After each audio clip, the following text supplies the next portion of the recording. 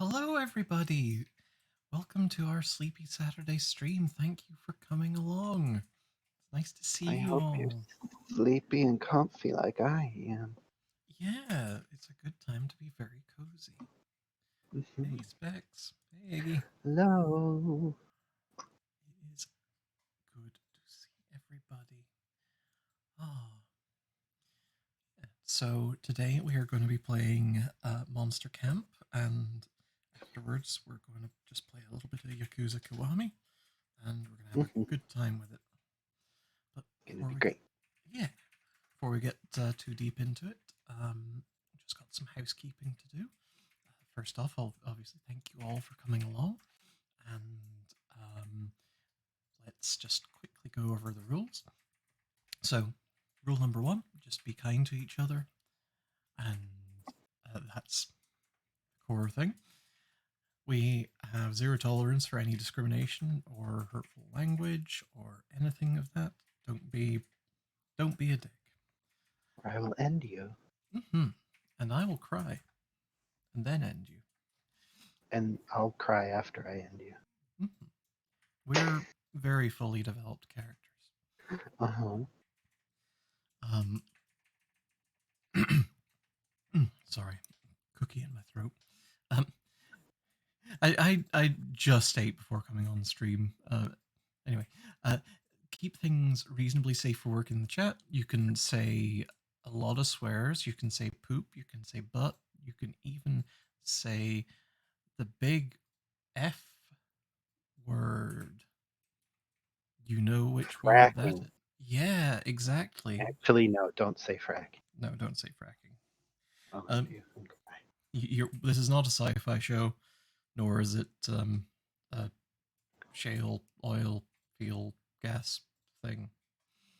I don't know. Um, you can be a bit adult. Like this is not necessarily like PG-13. But just use your discretion. This isn't a place for your lengthy diatribe on just how much you just really, really fucking love butts. So, that's it. Them's the rules.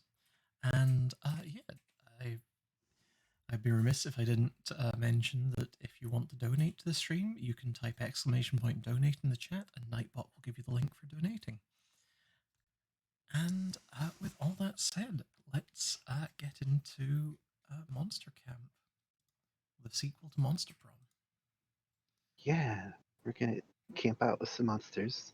And we might have recourse to discuss butts because, you know, it's monster camp, but it'll be Absolutely. in-universe butt discussions. Ah, canonical butt discussions, the best kind. I wish my butt was canonical. Well, Specs, your TED talk on butts, but may have to wait for another stream. Did you just say you wish your butt was canonical? Maybe. Okay, I just wanted to make sure. All right. Ah, there's our beautiful faces, and there's the beautiful stream. Hello, every beautiful person. Hello. Okay. Well, Well, I just need to try to find where the fuck I put Monster Camp in this horrible, horrible pile of. you can search for it. Search within your oh, library. oh yeah, there's a search. I don't know how to spell monster. it's in your name. I have I have people to spell it for me. I'm not That good is at true. The myself. life of a streamer has been very good to you. You managed to get that personal assistant whose whole job is just spell monster. Mhm. It's really gone to my head. It's really gone to your butt. Come on, Oh. like, whoa. I found it. Oh my god, there's a DLC pack with new characters. Oh, I don't remember the little witch kitty. Oh, There's a witch kitty. What? Yeah, on the like main screen, there's a happy little witch kitty making a whole blood cocktail. Oh.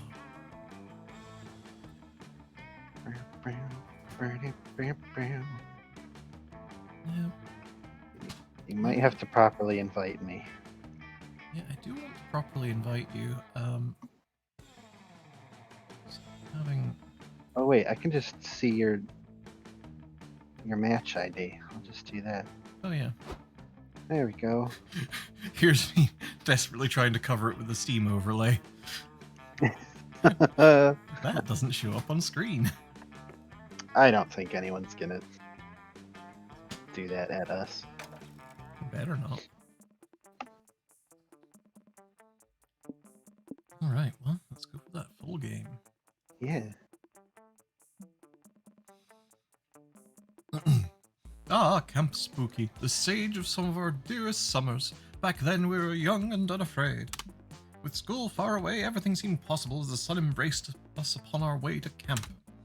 Summer has that distinct power, doesn't it? You live for the days, while the nights inebriate you with possibilities.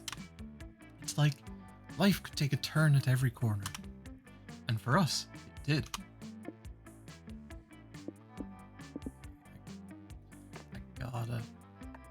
We gotta reprise our roles. Yeah.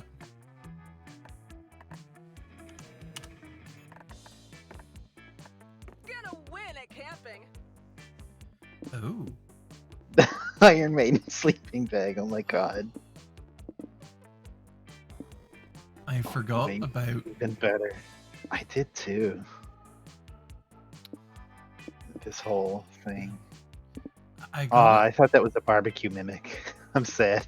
I mean, it kind of looks like a barbecue mimic. That's a very good. I have to write that down somewhere. Okay, I'm gonna go card heavy and get the Battle Tarot and the Pokemons. And Dang. Well, I mean, I feel like I've got to get Bingo and have the Iron Maiden sleeping bag. There we go. To store all your cards. Yeah. My name.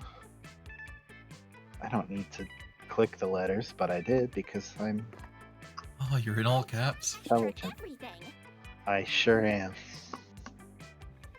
Get the Dragonborn. Get the Dragonborn. Yeah, I can't go camping without a little bit of dragon porn. Oh my god. I gotta get the Witch Kitty plushie too. Is that a DIY coloring Hawaiian shirt? I'm sorry? I'm sorry, what is that called? There's business butt paste. Okay. Don't worry about it. Marshmallows. Oh my god. Oh, dear. Well, I guess just in case. You never know. One might say that a monster prom had hardened us on the highs and lows of love. But no, in love we're always absolute beginners. And summer camp was no different. No one talked about it, but the idea of a summer love loomed over our heads. I can't say that's ever happened to me, Dodger, no. Close to last day of camp, there was a meteor shower happening just 5 weeks away. Everyone knew that if you were into someone, you were going to watch that damn thing together. And so, a silent yet powerful pressure invaded us. It was the monster prom all over again. Everything seemed uncertain. Everything but one thing. Whoever we were asking on a meteor shower date, it was probably going to be one of the 6 coolest people on that bus.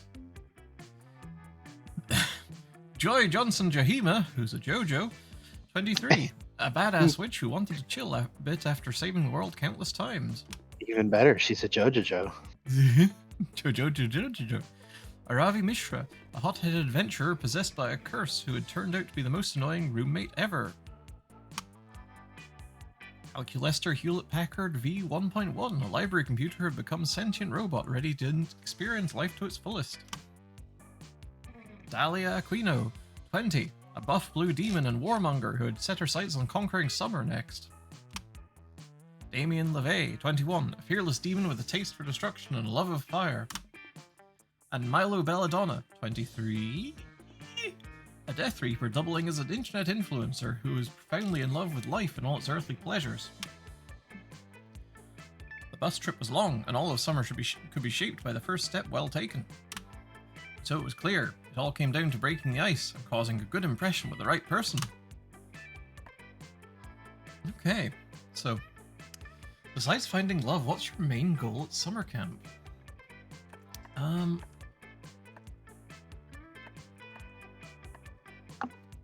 I mean, I feel like I've got to be the very best, like no one ever was at something, given the Pokemon's deck. Sure. I'm very curious about what your relationship with Mascarpone is, that you feel that you need to strengthen it. This, especially in a sense that could only be strengthened via camping. Mm-hmm. Maybe it's campfire mascarpone? Musket Is pony? that a thing? Mm. I don't know. Isn't it like a really drippy kind of cheese? It's kind of a liquidy kind of cheese, yeah. It's good. This does kind of fit with my Frankensteinian just sort of vibe, so I'm gonna go with that. Fuck mascarpone. Oh Huh? boy. No way! I'm the wilderness survival master. Jags is just some noob. I hope Dr. Mario doesn't steal my necklace. He might cure some viruses with it. That would suck for me. I hope Gilbert Godfrey doesn't sue me. I'll show you, asshole. I'm gonna prove that I'm 10 times the wilderness survivalist you'll ever be. See you at camp, loser. I'm gonna outlive you so hard that nobody will ever suspect that I grew up totally sheltered and have no real practical skills whatsoever. Not that anybody already thinks that. Shut up. Ah. You are studying organic life as well. How interesting, given that you are yourself organic, Slate. I suppose it is always good to learn more about oneself, however. Are you hoping to find yourself this summer? I did much research on the concept of summer in preparation for camp, and I found that finding oneself / coming of age are often major themes of summer break. Examples include The Sisterhood of the Traveling Pants, The Parent Trap, and Game of Thrones, counting the episodes that took place in the summer. Perhaps we will each find ourselves at camp this summer. I hope we can take this journey together. We only had 5 weeks left to woo our crushes and conquer their hearts. But as I already said, we were young and unafraid, and we are ready to start. See. Okay, so for those of you that were along for a Monster Prom stream, you pretty much know the score. It's a visual novel / dating sim that is kind of dressed up as a board game sort of thing. It's very good. It's very silly. You can play it solo, but, well, you know, doing it in a group and doing the voices makes it all the more fun. Okay, so you know it's your typical summer camp. It's got the it's got the woods, it's got the lake, it's got the camp Thunderdome, the manor, and the sleet. Or the Hooray! Scout HQ. Sleet HQ. Sleet HQ. Okay.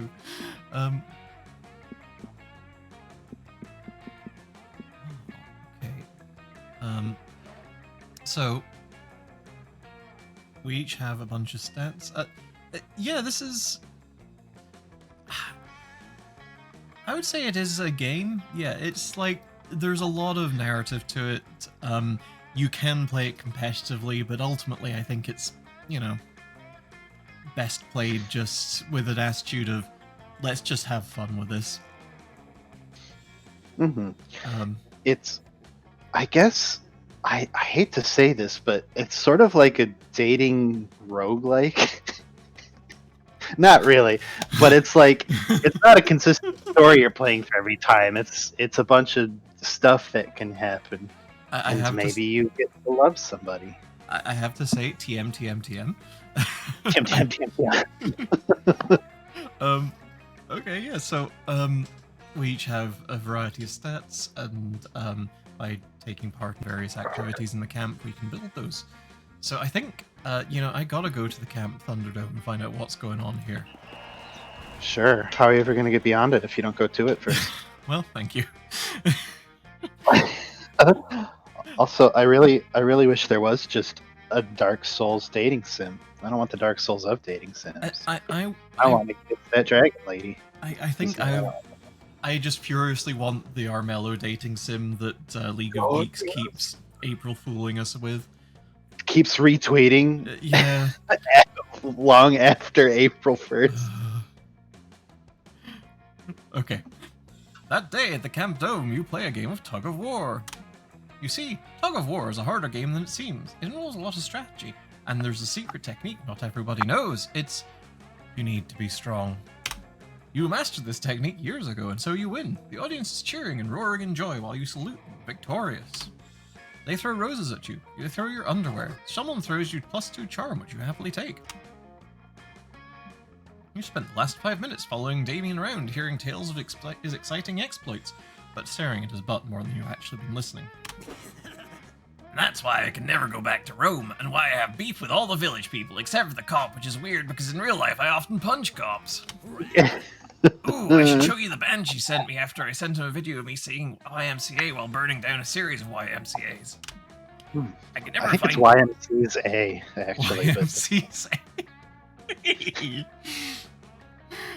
I could never find anything in my camp bag. My dad sent me with so much extra stuff that I can't imagine I'd ever need while camping. I mean, a tent, a sleeping bag, a compass. When would I ever use any of that? Wait, what's this?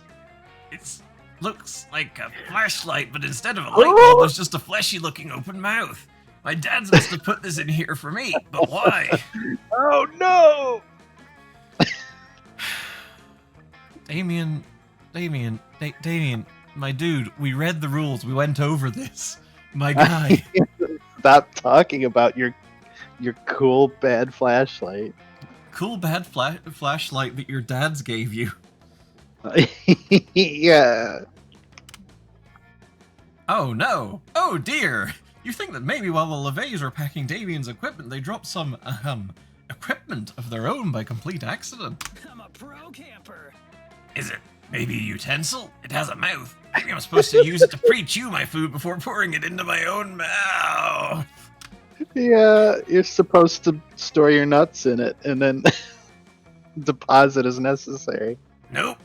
Wait, nope. Nope. You can't traumatize Damien by telling him he found his dad's sex toy. You need to think of a valid non-eating usage and fast. Hey, Lily. Hey, Terrell. Y'all showed up at a great moment. Oh dear. Hey, Carmela. Carmela. Oh my fucking god. Absolutely its mouth isn't for eating, it's for issuing words of comfort and encouragement to an emergency pocket friend. Oh, a pocket friend! Of all the flashlight-shaped things a pocket can contain, a friend is one of the most badass. Friends are almost as metal as enemies. Damien presses some buttons on the flashlight and the mouth begins to move and vibrate. Speak up, friend! I can't hear you emotionally validating me!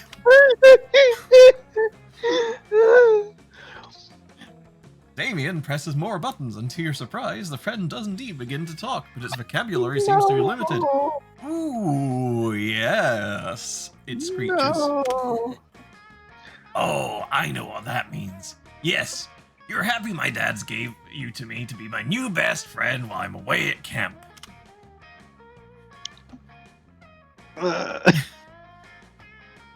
That's the spot. Yes, exactly. Camp Spooky is exactly the spot I'm meant to be in at this moment in time for some hardcore adventures. Harder, harder. You're right, new friend. Life does get harder and harder as we go along, doesn't it? Wow, you really do offer some pretty metal wisdom. Oh dear. The sound of Boo Paul's hit song Cover Ghoul fills the air. It's Damien's ringtone. He answers on speakerphone since his hands are still busy with his new friend. Hello, sweetie devil, says the King of Hell. We were just wondering how things were going at Camp Spooky.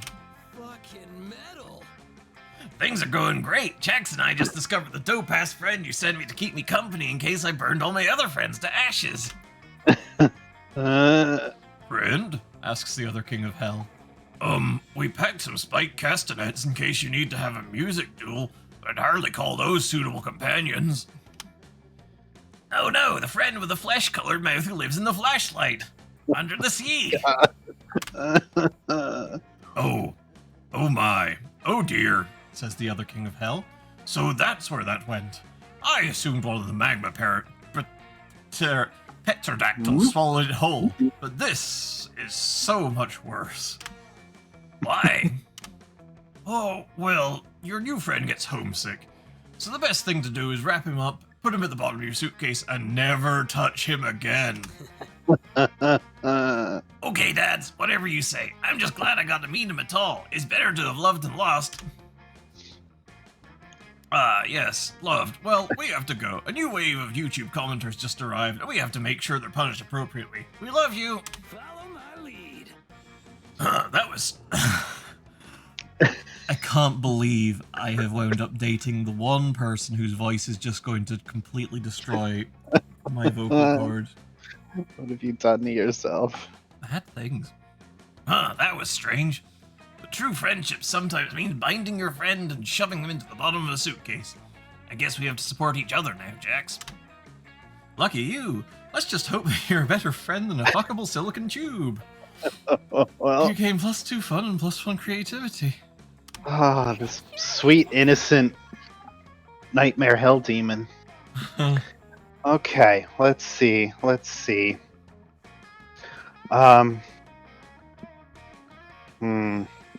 would be a great place to learn about the humans? I guess the Scout HQ. Yeah, you're Why not? Scouting out humans. I can see 3 of them in there. That day. Oh my god. Wowzers. Look at that dragon's chiseled pecs and flowing mane. That day, the Monster Scouts hike around the camp, cleaning up litter to respect nature and stuff. Nobody but Coach gives a damn about picking up trash, but it does quickly become a contest to find the coolest garbage. Some find used condoms, others find weirdly shaped fruit. You somehow find a Rembrandt. It's an original. Well, The mystery of how the Rembrandt ended up there will go on to trigger the most epic adventure you all will go on during this summer, but it won't happen on screen. But you still gain +2 creativity just by looking at it. So magnifique! sweet. You'll find yourself trapped in yet another of Coach's interminable safety workshops. Ah, Greetings, scouts. Please, I can't do another gravelly voice. of course. How about Okay. How about your How about campfire my what? captain? Oh god. Alright, hang on. Okay, here's a scenario for you. You're lost in the woods without any water. How do you survive? Well, the average organic body is composed of roughly 80% water. A third of one of my companion's blood should be sufficient to keep everyone hydrated. Good job. Great! What about you, Milo? Oh, I'm not worried about water. I prefer champagne. Okay, Dahlia? I like the blood thing Cal said, but for different reasons. I won't ask. Alright, next one. There's a runaway trolley barreling down some railroad tracks. Ahead on the tracks, there are 5 people tied up and unable to move. You're standing next to a lever that could switch the trolley onto another track. But there's one person on that track as well. What do you do? There's gotta be a way to kill all 6 people. I just know it. Coach, this is not a survival scenario. This is the classic trolley problem, a thought experiment first proposed by English philosopher Philippa Foot in 1967. You mean English survivalist Philippa Foot? No, he doesn't. Look, I googled it. Oh, huh. Could have sworn she was a survivalist. Well, I guess the trolley problem doesn't have any practical survival implications after all. Engaging I am so glad we agree. Now we can return to our regular camp activities such as canoeing and frolic. A few moments later. Man. We're tied to some train tracks in the woods. The trolley's coming. Who could have foreseen this? Goodbye, Scouts. You see, kids, this is why you should always pay attention in safety class. Or, well, at least we'll die together. No, you're not gonna die before you touch a hot groin at this camp. There's an innocent satyr manning the lever. You just need to find a way to convince him to pull the lever and kill the guy on the other track. Oh gosh. Explain to the satyr that inaction itself is an action. By not flipping the lever, he is choosing to kill you all. Start a loud conversation about all the ways you plan to benefit monster kind if you survive. I almost feel like this is playing more into creativity, which is my only good stat right now. Maybe. Ah. Or charm. Okay. You whisper your plan to your friends, and they seem to be on board, except for Dahlia, who's trying to bite through the trolley tracks. I say, friends, it is a shame that we will all perish before completing our grand humanitarian project, which is... Yes, says the satyr, clearly interested. An app. I love apps, says the satyr. An app for what? An app that helps you... Dahlia, darling, help me out. No. What was that? Says the satyr. I can't hear you with a train track in your mouth. I said an app. I said an app that helps you make tough moral decisions. Oh wow, says the satyr. Wish I had that app right about now. Yes, well, if you let that trolley hit us, you'll never get it, because we'll be dead, which is a thing that can happen to all of us, or whatever. Well, that makes my decision a lot easier, says the satyr, flipping the lever and dooming the guy on the other track to horrible death. Thanks, guys. He helps untie you from the track. Damn that roving melodrama villain for tying you up and leaving you here. And then steps back expectantly. Well, can you share that app with me now?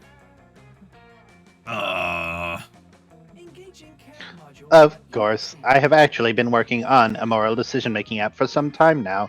I'm hoping it will help me understand why murder is wrong, but war is fine. Great, let's test it. I'm gonna ask if it was right to save you all from the trolley. Survey says... No. The guy who died was a renowned pediatric heart surgeon, and 11 children will die today when he fails to show up for their transplant surgeries. Well, at least you saved... He had also perfected a cure for trolley-related injuries, which he had not yet shared with anyone. He could have saved all of you if he'd only lived. Aha! Well, live and learn, am I right, kids? Or don't live and don't learn. The choice is yours. Safety! You leave the devastated satyr to contemplate his decision while you frolic with your totally alive friends. You gain 2 fun, 1 creativity, and 0 regrets. Yay! Hey, Jess. Wowzers. Hi, Jess. I did a oopsie today. Okay, everybody choose something bad. Say your choice out loud to the other players before clicking. Elon Musk. Jeff Bezos, then? Ooh, okay, yeah.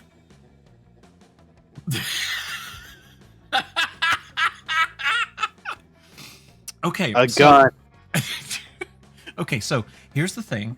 This is an ancient device from French antiquity, and I think that it's about time that we had a resurgence. Presenting to you all, Madame Guillotine.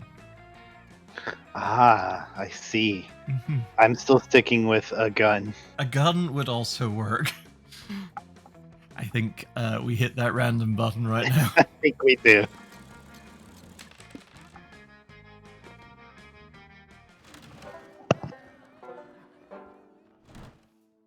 So many choices. Okay. Let's see. Well, I kind of want to check out the spooky woods. That day in the woods, you find a mysterious portal to an unknown dimension. Whoa! I fucking love the art in this game. Just fucking marshmallows in her fire hair. Oh my god. You're not so stupid that you jump into it yourself this time, so you decide to tie a chipmunk to a string and throw it in there. You pull the chipmunk back, expect it to be dead or at least warped by the interdimensional travel, but it turns out whatever is on the other side of the portal taught the chipmunk calculus. It's a very cogent arguments about gender identity. You and the chipmunk have a long, insightful conversation, and he helps you with your summer school homework. You gain +2 smarts. You hear the unmistakable sound of Damien yelling obscenities. You can't help but go to see what's happening. Go to see what's happening. Fight me, dude! For the last time, you fucking animals, I'm not cheating, I'm just good at poker. The fucking animals Damien is addressing are 3 actual wolves he seems to have put playing cards in front of. They're all growling at Damien. Hey. Oh good, Jax, you're here. Maybe you can help explain to these wolves that I'm not a cheater. Coach said wolves were like the mafia of the forest, so naturally I went and found some to play poker with. But they're total scrubs and I've been taking their money all day. Damien gestures at a miscellaneous pile of poker chips, animal bones, and bits of meat by his feet. The growling intensifies. Like, come on, you can't refuse to play every hand, just standing there salivating and baring your teeth and expect to win at poker. That's why I've been cleaning up. And now they're all mad about how unfair it is. Come on. I've been trying to talk sense to them by screaming in their faces and calling them poor sports, but it's not working. You're pretty sure the wolves are mad because they're wolves that Damien's been throwing playing cards at for about an hour. You tell him he should probably stop. Oh, I see what's going on here. You're in league with the wolves. You're trying to pull me out of the game right when I'm on a hot streak. Well, fuck off, I don't wanna. Like the old song says, you got to know when to hold 'em and know when to fucking dunk on some wolves. The wolves are inching closer. If you don't figure out a way to get Damien out of here, they're about to go all in on his jugular. Think fast.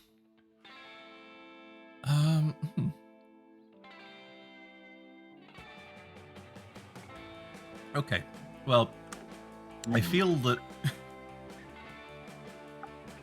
it's not necessarily true that wolves are morally opposed to gambling, but I do want to see what their own game turns out to be.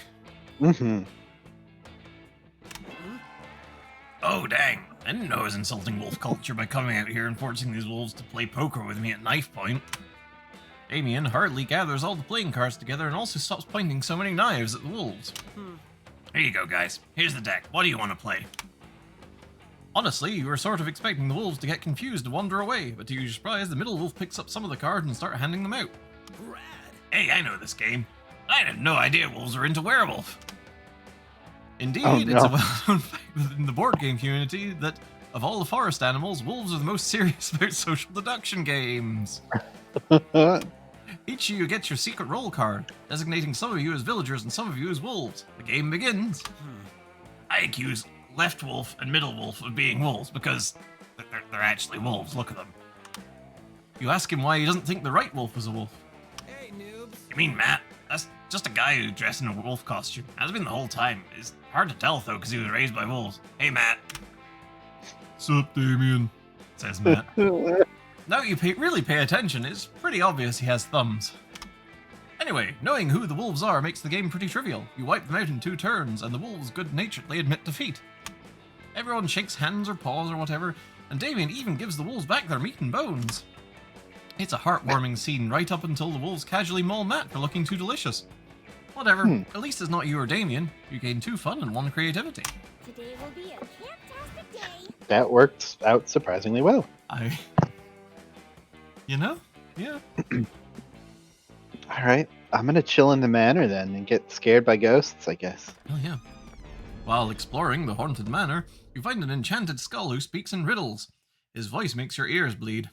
You decide to name him Sparky, and put him on your keychain as a fun pet.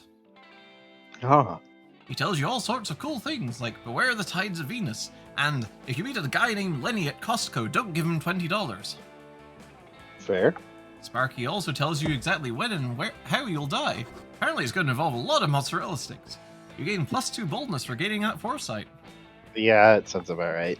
You take a break from tomfoolery to spend a few quiet moments with Calculester, romantically perusing some spreadsheets. Cards are And this, friend Sleet, is an index of every plant I have cared for during my short lifetime. Look, here is Buckaroo Bonsai. There is Robert Plantinson. And here is the entry for Jennifer and Lawrence. Oh dear. I love his screams. According to this spreadsheet, I have severely neglected poor Jennifer. Her feeding, watering, and sunlight are all within an acceptable range. But look here. Calculaster directs your attention to a column labeled emotional development. I've given you sunshine. I've given you hurt. given... Wait, I haven't given you hurt. Fuck, never mind. 13.5. Statistically, that is the most immature number. I must find time to take her into the woods to be mentored by an older, wiser plant. Perhaps a Dutch elm. Oh. Yeah, Better make that soon, naive summer camper, because the woods won't be here for very much longer. Indeed, all organic life is fleeting, but I do not think it calls for laughter. But if I didn't laugh, how would you know I was an evil CEO? Mr. Pop is the name. Shopping mall's the game. Perhaps I should introduce myself. Mr. Pappas is the name, and turning beloved summer camps into shopping malls is my game. The game which I intend to play here, at Camp Spooky, by buying it and turning it into a shopping mall. I do not understand. What leads you to believe that this is a good location for a shopping mall? What are your site selection criteria? Oh, this will be a shopping That's mall. easy. When deciding where to build a shopping mall, I always consider three things: acreage, local infrastructure, and how many hundreds of youths it will upset. As the saying goes, you can't build a shopping mall without upsetting a few youths. But I didn't get where I am today by settling for just a few. Dear. Oh gosh. Oh no. Oh dear. According to the specified criteria, Camp Spooky is indeed the ideal location for a shopping mall. I do not support the wholesale destruction of this camp and its environs, but I feel compelled to bow to superior logic. What can I do? Oh no! If Camp Spooky is replaced with a shopping mall, where are you gonna mac? Food court? Gross! I feel bad for this Murr intern. You know? There's only one way out. You've got to suggest a shopping mall location that would upset even more youth than building it here. Hmm.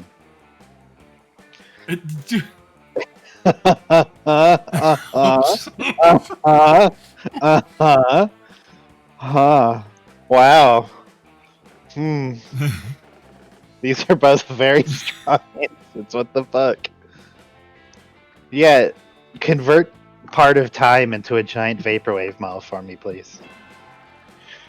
The 80s? Interesting. That's just the sort of outside the space-time continuum thinking we need in this business. Patrick? Run the numbers on building a shopping mall in the 80s. No, don't tell me that's impossible. I own the trademark on impossible. The numbers bear out your suggestions, Sleet. Looks like we'll be starting construction in negative 40 years. But, friend Mr. Pappas, is time travel feasible? I seem to recall it violating the principles of causality and conservation of energy. Have some malls to Anything is feasible if you're rich enough. The government started selling temporal offsets years ago. I'll just buy a few and head back to the 80s. Before you can say anything, Pappas and his intern have vanished in a puff of commerce. You've successfully removed him not only from here, but from now? Success. You appear to have saved camp, friend Sleet, and yet an important question remains. Will setting loose an exploitative CEO several decades in the past have any deleterious effects on the timeline? Probably not. You assure Calculaster that any damage Pappas might do in the past has already been done. That's why you live in a soft dystopic oligarchy where the super rich sacrifice the health and livelihood of workers for short-term gain. Oh shit, all this is my fault. God damn it. Beans. Oh, that's a relief. It sure is. And now that Pappas is gone, you're free to go about your usual daily routine of worrying about climate change when... I'm back! Boy, time travel is invigorating. I went back to the 80s, but it turns out building a shopping mall on the remains of my parents' demolished high school made it unlikely that I would ever be born.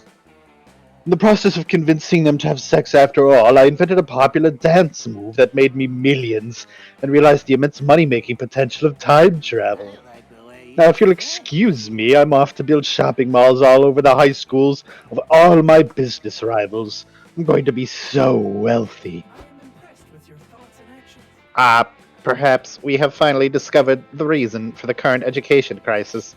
That's a load off my processors. Yeah.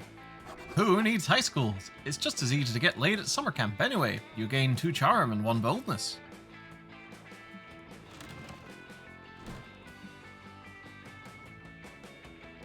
Okay, Pink. red. Well. Hit that random button. How's there an unsexy lingerie color? I refuse. Brown. I mean, it's not necessarily true. Yes. Like, specifically a really poopy I feel like a brown. nude color. Well, I guess they turn patterned, maybe. Oh, God! Oh, me undies don't sell that. It's like bad night camouflage. Good evening, fellow camper. Hi, Ashley. Oh, I'm glad you're here. I was busy silently judging all of our campmates, but now I can judge them out loud with you. Take Joy, for example. She's a great hero and stuff. What's up with her whole antisocial attitude? Do you think she's hiding anything? Needs Do you know anything particularly juicy about someone, Sleet? I must know. Whoa, geez, okay. It looks like this moth really needs some juicy gossip in his life. Better get to making some up. Oh. wait, what? You can gossip about yourself or you can gossip about me, I guess. I guess somebody gossip about you. Oh, Oh, I mean, I guess these are all true in a sense, I am but molecular. I gotta, Mm-hmm. right? Oh,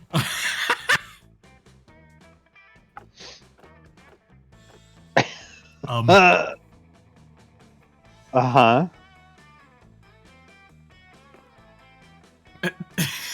Okay.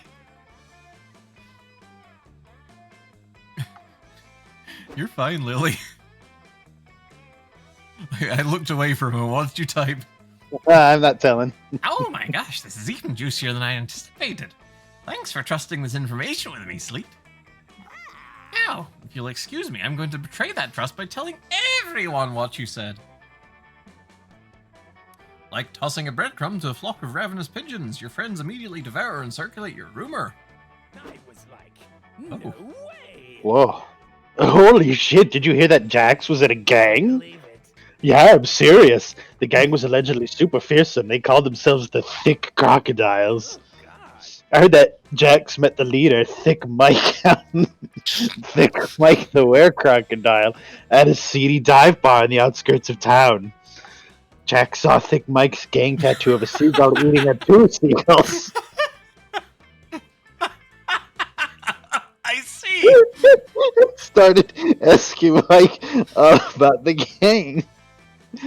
Thick Mike wasn't just gonna let Jax join on the spot, however. There were apparently some pretty rigorous challenges to overcome first. Mind-blowing. Jax had to prank a cop, steal 2 gallons of blood, and even dry hump a red light.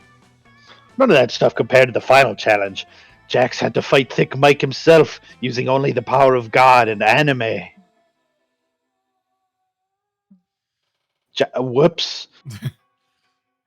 She eventually left, though, because she realized that she skipped my last text box. Stranger than fish. But if you ever see Jax's seagull tattoo, now you know what it's for. Weird, huh? Jax's new gang reputation earns her +4 fun. Cool. Anyone know a good ghost story? You're welcome. Thank you. 2 seagulls, Jax. Which is what they call you. It's true, they do call me that.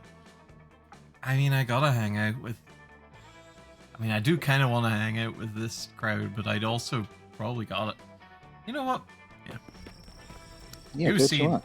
You see Dahlia and Calculester sitting together. Dahlia is showing Calculester all of her Monster Scout badges, pulling them out one by one as if they're priceless treasures. Fantastic! And this is my brownie selling badge. I got it by selling the most brownies out of all the Monster Scouts. This is going to be a joke about the little tiny elf thing people, right? That's lovely, Dahlia. What was your entrepreneurial success strategy for selling the brownies? Actually, Polly helped me with this one. She said she added a secret ingredient to the batter. Whatever it was, people bought it by the buttload. Oh, I was wrong. It was a weed thing. Oh, I see. I got tons more. This is my brush your teeth 3 times badge. There's my shower every day badge. And my K-Beauty skincare queen badge. Is this what people call camping? Are all of the Monster Scout badges predicated on completing basic organic hygiene? Not always. Here's my repurposed and entire skeleton badge. I got it by turning a human skull into cereal bone, spine into a walking stick, and I used his ribs to make a cool xylophone. I love necro arts and crafts. Oh dear. Just gonna let you know that you did say cereal bone. It's fine. It tickles my cereal bone too. Oh, oh dear. Was the human already dead when this happened? Oh, duh. It was actually a twofer. I got his skeleton out by completing the rob a grave before the funeral was over badge. Coach was super proud of me, and I think the widow took it pretty well. Let's get some badges! I have a lot of the badges already. There's still so many more to achieve, but Dahlia Aquino never gives up. I gotta earn them all. Friend Dahlia, I am appreciative that you have thought to share this very important thing with me. Of course, buddy. What are friends for? Quite. However, I cannot help but feel a bit conflicted over your desire to earn them all. It seems that many of the Monster Scout badges are morally dubious. What? That's blasphemy. The Monster Scouts are an esteemed organization of plucky young monsters who want to achieve and do good. So you say, but I fail to see how badges like the turn a kindergarten class into a police state badge helps you achieve and do good. Have you ever been in a kindergarten classroom before? Those little snotheads have no order or sense of duty. A police state would vastly improve their puny society.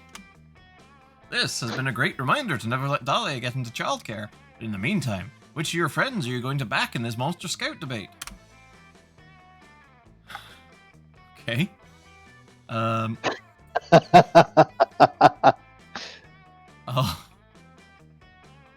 I like the top one.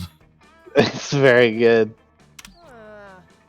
Oh, I never thought about that before. Not enough memory to process. I can't believe that's a legitimate badge. Why does it even exist? It seems a bit counterintuitive. Though perhaps the Monster Scout organization isn't so bad if it's open-minded enough to invite its followers to think critically about the system. I am happy. Yes, I see now. This invitation for introspection allows Monster Scouts room for growth and judgment. How nice. By this metric, the Monster Scout organization is actually more ethically advanced than several world governments. Who cares about any of that? My world is falling apart. You're right, Cal. You're always right. Monster Scout badge is really worth anything if they betray my mindless, blind faith like this. But can you really blame the badges for your faith in them being compromised? Of course I can. Maybe. I don't know. Nothing has meaning anymore. You've made this old tiger proud. Great job, Dahlia. I'm so proud of you. Gah! Coach! Go away. I can't let you see me like this. Questioning authority, doubting Monster Scout propaganda. It's not who I really am, I swear. It's okay. Critical thought, openness to questioning everything, embracing the confusing aspects of reality and existential dread. You've earned a badge. Those are all aspects that every Monster Scout should master. I'm proud to award you with your Questioning the Monster Scout Badge System's Integrity Badge.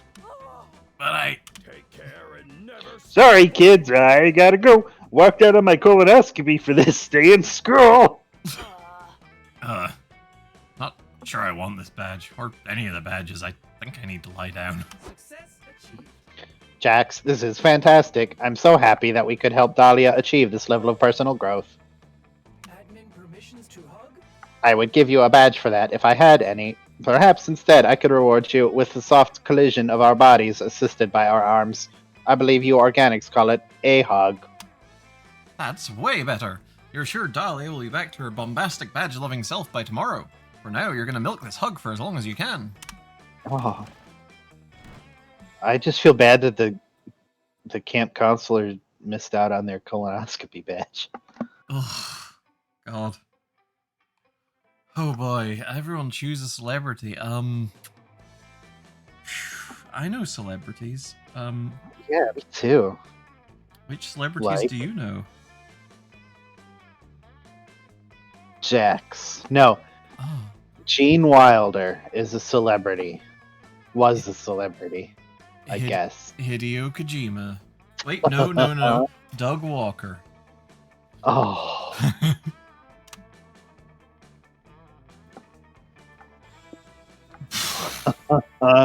Well. Okay, I feel that if I stuck to my guns and went with Hideo Kojima, that would be a no-brainer, but now it's like... I mean, Doug Walker could have done, but he just sucks at it. Yeah. Then again, Gene Wilder's dead, so I guess either he failed or succeeded. Because the world hasn't ended yet. I think we gotta hit random for this one. I think we did a bad job at being funny.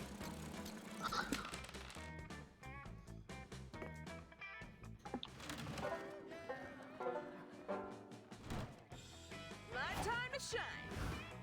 Okay, well.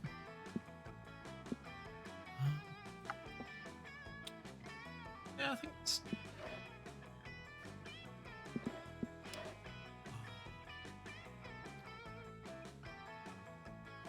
I'm gonna go to the lake. Oh yeah. That day, you bring a magazine to read by the lake. The cover story is how to gain fun while camping with your 6 hottest, most charismatic friends. Step 1, go to the lake. Step 2, wait. What? That's it? And why hasn't that worked for you yet? Oh wait, you just gained +2 fun. Thanks, Cosmopolitan. Oh. Look how fun you are. I'm extremely fun. You and Damien are lounging together, having a surprisingly chill time reading comic books. This is gonna sound crazy, but can you pass me that one that doesn't have someone putting his fist through someone else on the cover? Sup, loser? Oh boy. Oh no, she's hot. Wait, what's this now? You're gonna read actual words that might describe something other than punching? Ha! What? No, who said that? I was just asking for the one with someone without someone punching so I could eat it, obviously. Uh-huh, right. What did I say, Dahlia? I told you he's getting soft. But not so soft that you won't still come sand strangling and ocean kicking with us tonight, right? My biceps are ready to choke that sand right out. And I got special boots with spikes on the bottom and the sides and the top so I can really show those waves who's boss. Well, that does sound great, but... But... Speaking of the ocean, I was actually going to watch this documentary on dolphins tonight. I'm making popcorn and baking dolphin-shaped cookies if you want to join. Yes, I'm overwriting whatever she says. I want the cookies that he makes. Absolutely. Wow, you've changed, Damien. It's no wonder the wildfire hasn't appeared to you yet. What do you mean? I know you've been on the hunt for the elusive wildfire, and I know it's thus far eluded you, and I also know why. You are The unworthy. wildfire only appears to those who are badass enough to be worthy of its unbridled glory and untamed majesty. No one is ready It's to true. value I was just in the woods one day playing with matches, and suddenly out of nowhere, a wildfire just appeared. One of the most magical moments of my life. There's nothing like seeing a wildfire out in its natural habitat. Too bad you'll never see it. Face it, Damien, you're just not metal anymore. Not metal! Not metal! I'll show them who's not metal. Or I'll show them who is metal. It's me. I'm still metal.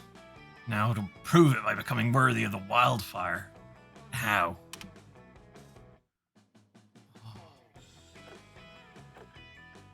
I mean, In my soul, I want to do this one, but in my heart, I want to do this one. Oh Because- gosh. Oh, hell yeah, that's all kinds of metal. Chains are gonna be metal. Top of the water tank will be metal, I guess. The wheels of the skateboard, are those metal? Who cares? The point is lots of metal, and I'll be the metalist of all. In fact, let's get even more metal. I'm gonna have a tuning fork in each hand when you chain me. Wait, a tuning fork in one hand, a regular fork in the other hand. I think there's a metal suit of armor in the Haunted Manor. I could wear that too. You managed to convince Damien not to put on a heavy suit of armor before you lock him in a tank full of water, which is good, because you can't smooch him if he drowns. I mean, I guess you could, but you're not really into that, so it's better if he survives. You find a water tank, put a skateboard at the bottom, chain Damien up, and then throw him in so he sinks on the skateboard. But because he is, as he claims, super metal, it doesn't take Damien long at all to break out of the water tank with a sick-ass flip. He skateboards down the side of the water tank, doing a one-armed handstand on the board. He does a double... He does a double somersault. in the air. Yes, one of those in the air. Hitting the tuning fork with a regular fork to create a beautiful and magical pitch as he lands right side up on the skateboard. That's Damien's style, Fuck. baby. Fucking, yeah! Wildfire, come at me, bro! Silly Damien, you can't call the wildfire. It appears to you when you're worthy, which you're not. Yes, I am! Oh god, my throat's so shredded. I just did the sickest, most metalist skateboard trick ever! Your throat's like his skateboard. Shredded. I mean, I didn't see it. If a demon god does a sick ass kickflip in the woods, but nobody is there to see it, was it still metal as fuck? Obviously, yes. Obviously not, or the wildfire would have appeared. Jack saw it, ask her. Oh, Damien. We all know Jax is a thirsty bitch who would say anything to get attention from you. Dahlia's right. You are a thirsty bitch, Jax. You're a thirsty bitch. You helped me out today, and I appreciate it. We're like masters of survival. Let's try again sometime soon. I know next time we can get that wildfire to show itself for real. You're not sure the way... You're not sure that the mystical wildfire actually works, but hey, if Damien wants to hang with you more, you're not going to stop him. You gain +2 fun and +1 charm. My fun is off the hook. Brought my first aid kit, just in case. Alright, yeah, let's, I don't know if I can do Kronk voice. What do I want to do today? I guess I might do some charming shit tonight. That day, a fun and zany scavenger hunt awaits you at the camp dome. Oh, excuse me. Last night, the counselor stole your organs while you were asleep. And you have to solve the scavenger hunt clues to get them back. Isn't that fun? No? Too bad. You make the best of the situation by stealing your hotter friend's organs in place of your own. You get in +10 evil from Dimitri's liver. Red. You also find a very strange gland, and it secretes, and against common sense, you shove it up your nose. It secretes +2 charm. Neat. You spot, Wonderful. you spot Calculaster tending to his ant farm. He's so cute when he's manipulating the lives of thousands of organic life forms. I just want the best. Hello, friend Slate. Perhaps your visit will bring joy to my ants. No, I don't understand. Organic beings are supposed to love social contact, but these ants seem quite antisocial. I even tried introducing them to hugging, but it mostly just killed them. Perhaps we can sing them some songs about friendship. I believe it is easier to learn lessons through song. Dramatic entrance. That was my dramatic entrance. Are you impressed? Kinda. It was certainly dramatic. Thank you. I've been practicing. Anyway, are you ready for an ant battle? I do not recall agreeing to such a thing. Really? I could have sworn I was staring intensely at you earlier, while my internal monologue insisted that my ants must defeat your ants. You stared back with such unblinking intensity that I knew you must be thinking the same thing. But Friend Dahlia, I never blink. It is because I do not have eyes. Then it's settled. Our ants will engage in glorious combat. Watch out, though. I've been training my ants tirelessly to defeat you. Look how buff they've become.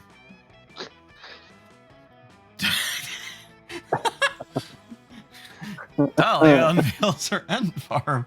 It's full of Asian longhorn beetles. You haven't seen the last of me. Train hard, Calculester. Next time we meet, I won't go easy on you. Oh dear. Oh gosh. Oh no. Oh dear, I never agreed to this fight, and my ants are severely outmatched, yet somehow I feel duty-bound to participate in this contest. Please, Sleet, help me find a way to save my ants from certain death at the hands of Dahlia's beetles.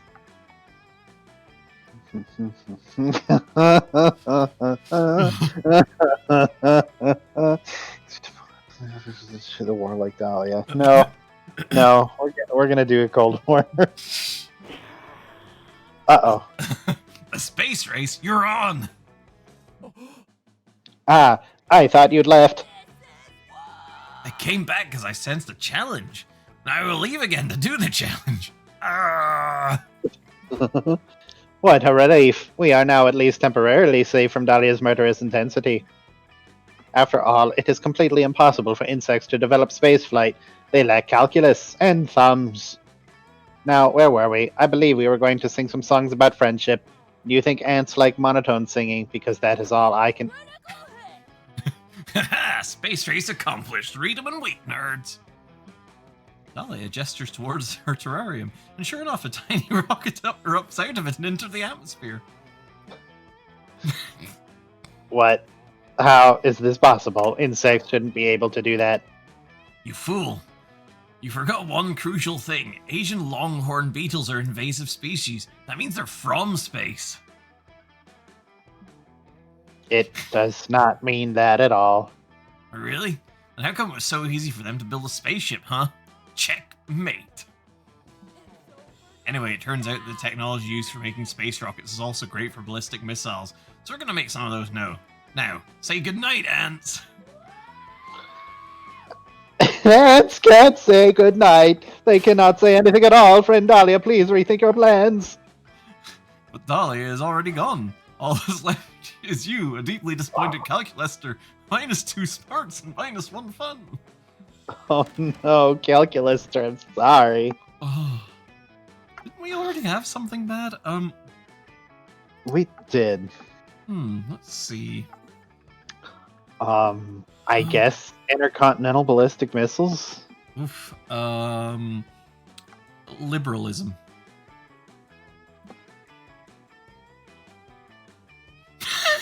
Well.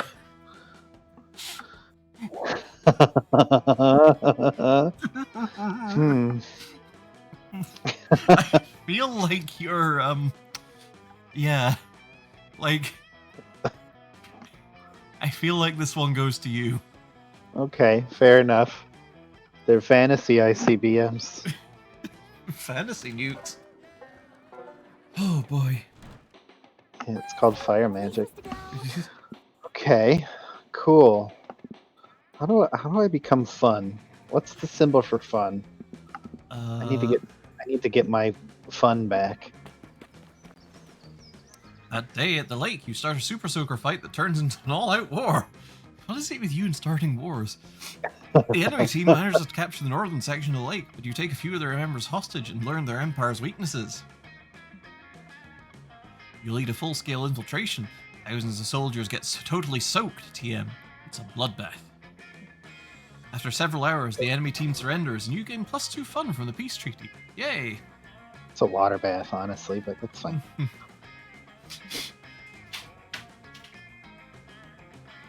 You meet up with Calculester and Dahlia to help them objectively calculate how best Dahlia's summer is so far. The bag of holding of ICBMs, I like that a lot. Just open it up. Whoosh. Let's see, your meaningful camp experiences quotient is slightly above the mean compared to last year's results. Your ratio of time in nature to important realizations about life and society is about average. Also, your watts of solar radiation absorbed per square meter of skin is off the charts. Haha! Excellent. No, that last one is actually not excellent. It means you are at severely elevated risk of skin cancer. You should wear more sunscreen. No one is ready for Dahlia. The only sunscreen I need is these muscles. Big, tumorous muscles. That is both technically and grammatically incorrect, but I have learned by now not to argue with you about these things. That's the spirit. Now what can I do to make my summer even more best? Well, by my calculusters, your main area of improvement is the lake. That is why I brought you here. You see, your aquatic engagement score is below average this month, and thus... Man. But I can't go swimming. I just ate an energizing, nutritious meal, and swimming within 20 minutes of eating is not acceptable. Oh, Guys, did somebody say swimming? Scott, what are you doing out there in the lake? I don't remember. Swimming, I think. The problem is I forgot how to do it. Was this before or after you swam out into the middle of the lake? After. That's why I'm such in a pickle. Damn it. Can you not simply speak like a normal person? Repeat the steps that got you to the center of the lake, but in reverse. I don't know. Let me try. Scott faces away from the shore and flails his arms backwards, attempting to rewind himself onto the shore. It is not very effective. Somebody's gonna have to help him, but Dahlia just ate. Calculester isn't waterproof. You skipped swimming class to take CPR twice because you're thirsty. Looks like your only hope is to shout out some swimming advice before Scott finally dies of being an idiot. Swimming is just like speaking Mandarin Chinese. So speaking at swimming instead of Mandarin Chinese, it's water. Just remember what you did last week and you suddenly forgot how to swim. I don't remember. Damn it. Uh-oh, he's gonna die. Oh, no. I'm trying, but I can't. It's remembering things like swimming because I forgot how to swim, you guys.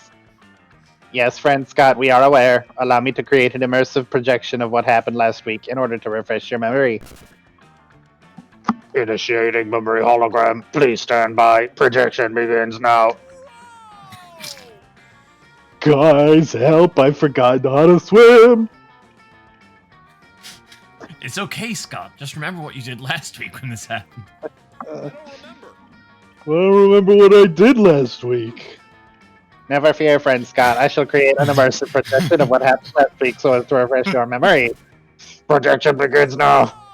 Help, what is swimming? Stay calm, Scott. What did you do last week when this happened? What? I think last week you told me to remember what I did the week before, and the calculus played a projection of what happened, and when she told me to remember what happened. Error. Scenario too dumb. Infinite recursion. Stack overflow. Calculester starts smoking and falls over. One of his hands falls into the lake, electrifying the entire thing and sending Scott skyrocketing back to shore. Well, Hey, you did it! You saved Scott. When Cal wakes up and sees how many fish he was responsible for killing, though, he's anything but happy. You lose 2 creativity and 1 charm for breaking him. oh no. Oh, jeez. Yikes. Monster Factory dating sim would be very good. Oh my god, yes. Absolutely. Okay, let's see. How's about... check out the woods, I think. That day, you go to the woods searching for edible roots to make a wilderness tea. You find lots of roots. Beetroot, ginger root, the square root of pie, the root of all evil. You brew it all together and it's the most delicious tea you've ever had. It's so rooted with knowledge that you gain +2 smarts. You and Milo have followed Damien into the woods to catch his favorite wild beast. Follow my lead. Wildfire! Wildfire! Come out, wherever you are! We've been searching for hours, Damien. If we hadn't lured the wildfire out yet, I don't think we ever will. Not without a lighter and some gasoline.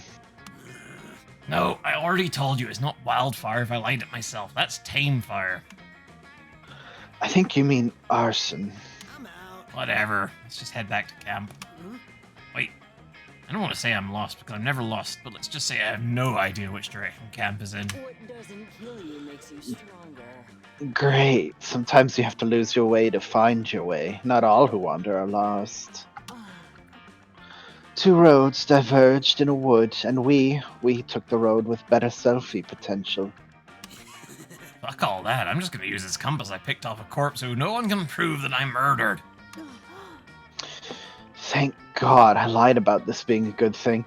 If we don't get back to camp before my trail mix review live stream, I might as well delete my account.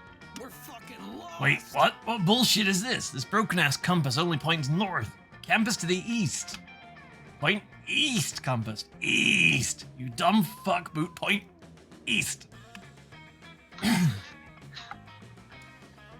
You expect Milo to at least try to help out, but they're just filming Damien's hissy fit from a safe distance. Looks like it's up to you to find east. Oh. Hmm. I mean... Yeah, okay. Uh-oh. Open heart surgery? More like open my heart to scalpels and blood, and I'm just excited, okay? And don't worry, if anything goes wrong, I'll be right here for you.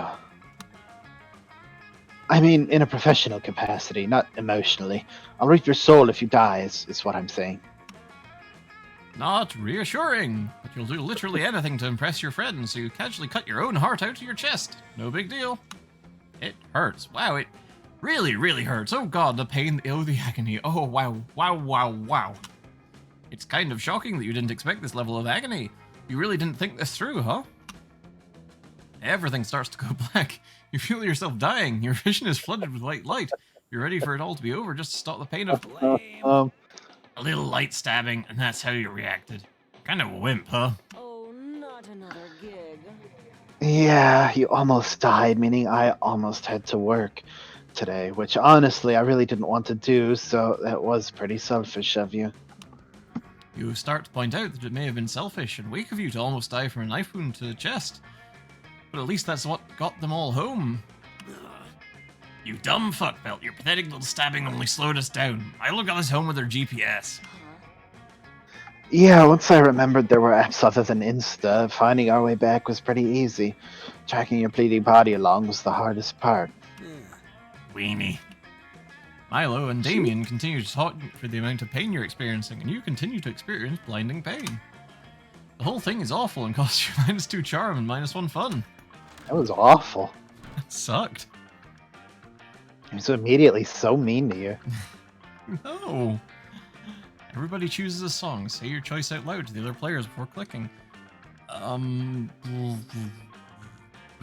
Escape from the City from Sonic Adventure 2. The polka rap? Okay.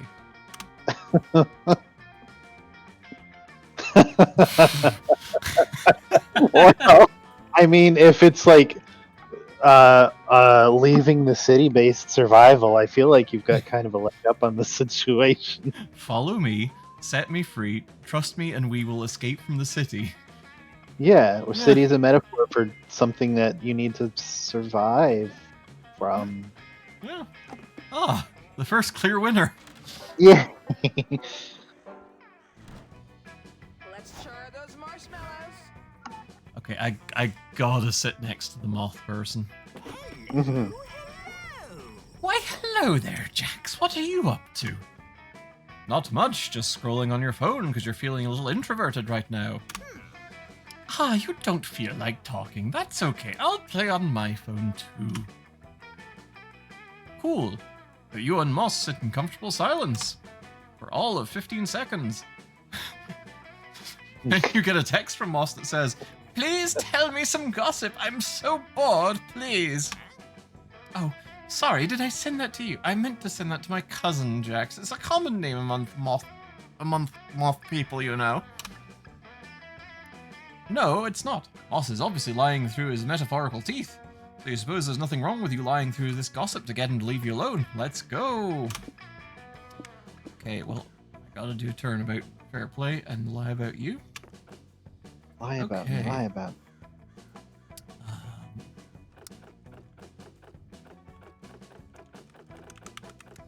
They're all pretty good. Let's go with a philosophy lecture. Oh. Nipple fungus. What? Type in someone you'd love to have dinner with. Not gonna look.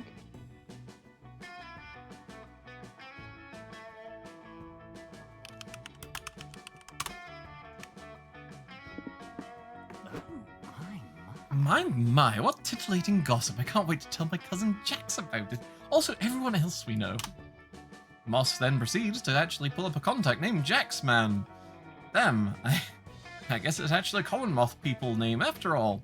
You have a lot to ask your parents. Not long after that, Moss has completely spread your rumor around camp. Oh my god. Hello. Why am I not dating you? Hey, so you know Sleet, right? Listen to this, because you may not know her as well as you thought. According to what I heard, last year she was arrested for taking an illegal philosophy lecture.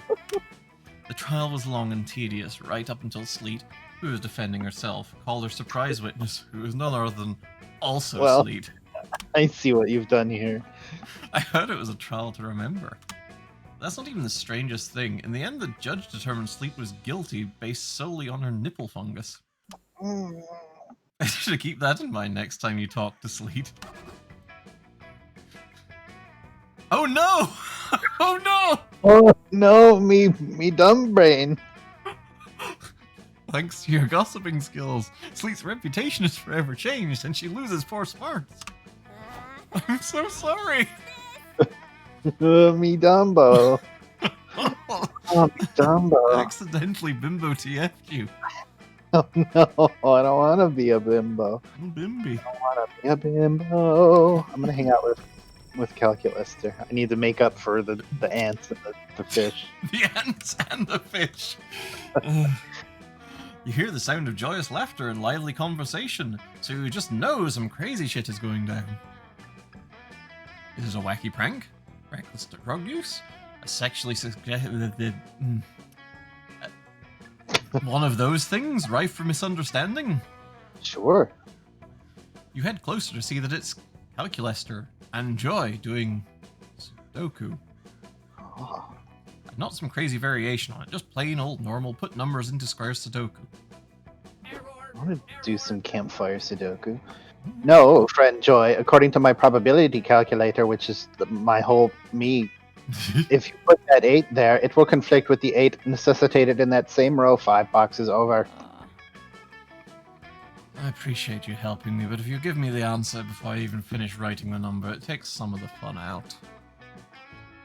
I am so sorry, friend Joy. That was not my intention in the slightest. I would wait for you to finish writing the number before I inform you of how wrong you are. You break into a cold sweat. You've never encountered a situation like this before. The conflict is mild at best, and nothing ludicrous is occurring.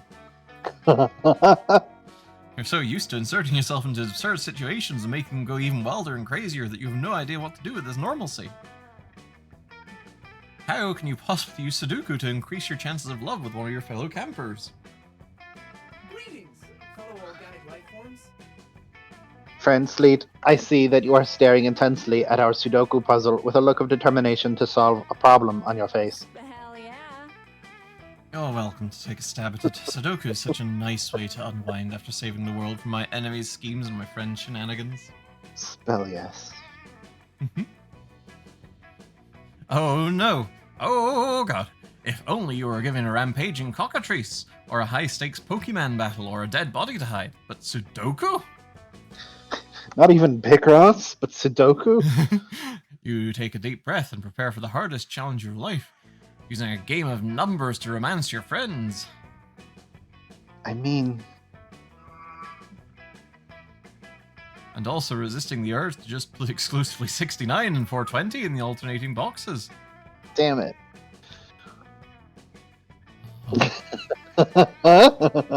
Oh. Zeros and ones all the way, baby. Ugh. Okay, I think you've badly misunderstood the point of Sudoku. This could not be more the opposite of the objective. No, wait, this makes me horny. Perhaps. but maybe not friend Sleet's objective. You see, friend Joy, what you see simply as me zeros and ones, I see as a romantic missive written in my native language of binary code. It reads, "You're my favorite Sudoku of all, Calculaster. One day I'd love to solve you if that's okay. Winky face, lol, haha." Yep, that's pretty romantic, I'd guess. Did I mention the winky face? Friend Sleet, your Sudoku score may be that of failure, but you have scored high in creative thinking, binary proficiency, and shameless flirting. Running calculations based on this new data. Yes, it would appear that Boofus is obscuring the text box, and I cannot read anymore. Oh no, oh no. It would appear that your failure at traditional Sudoku has nevertheless also increased your impressing calculator score. To quote a master of flirtation, winky face. Nice! You always knew that thinking of your fellow campers in terms of numbers and statistics would one day come in handy in a situation involving number puzzles and binary code. That's a lie, you didn't know that, but your bizarrely stats-based obsession with impressing your classmates came through in a big way, so you're not going to overthink it. So I guess that's like the camp is a chance to get points with somebody if you want points with somebody rather than solving a stat check. It kind of seems it, yeah. Okay, well, I guess it's gamble time. Gamble, thanks for that. Oh boy, Oh, yes? the cat. It's very good. That weekend, you feel like getting wasted, so you go visit none other than Juan.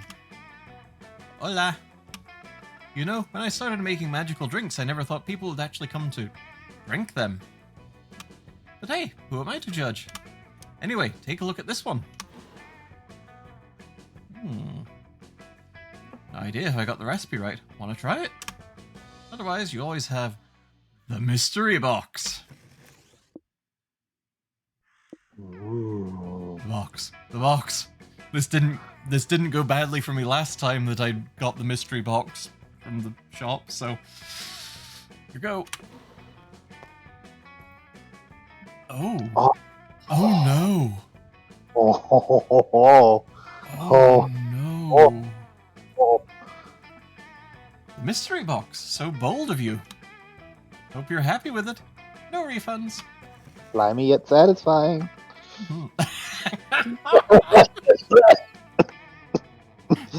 Fucking, of course I'm gonna take it. No, fuck you. I want the bone hurting juice so bad. Oof, ouch. Yeah, no, totally. I was testing your common sense. And you passed. Your prize is the drink you chose.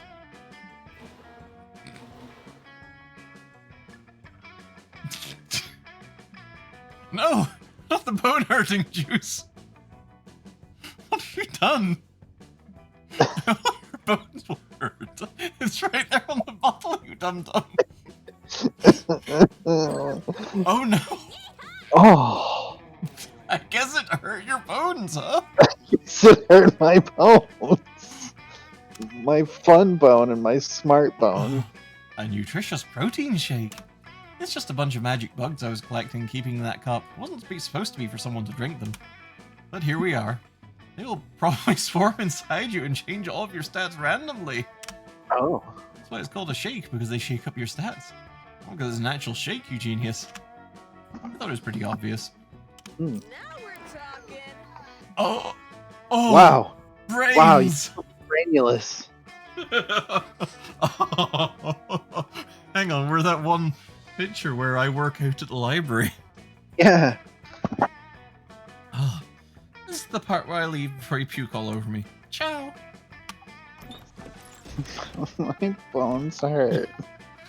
My brain hurt. Oh, everybody choose a movie.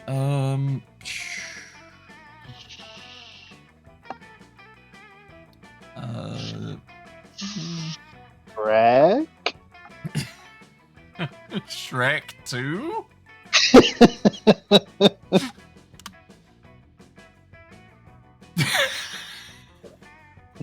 Uh-huh. So, I think one of us maybe made a mistake. Yeah. I think you would get to smooching that dragon right away. Oh, that's fair. I don't. think it's I don't think I would though, because I don't want to live in a universe where I've cucked Donkey. That just sucks to think about. no, but what if he's into it? That makes it worse though. Like it wasn't even a thing about being sad for Donkey. I just don't want to think that I have to do that. Oh no. I think I we think got it's around. the same answer. Yeah.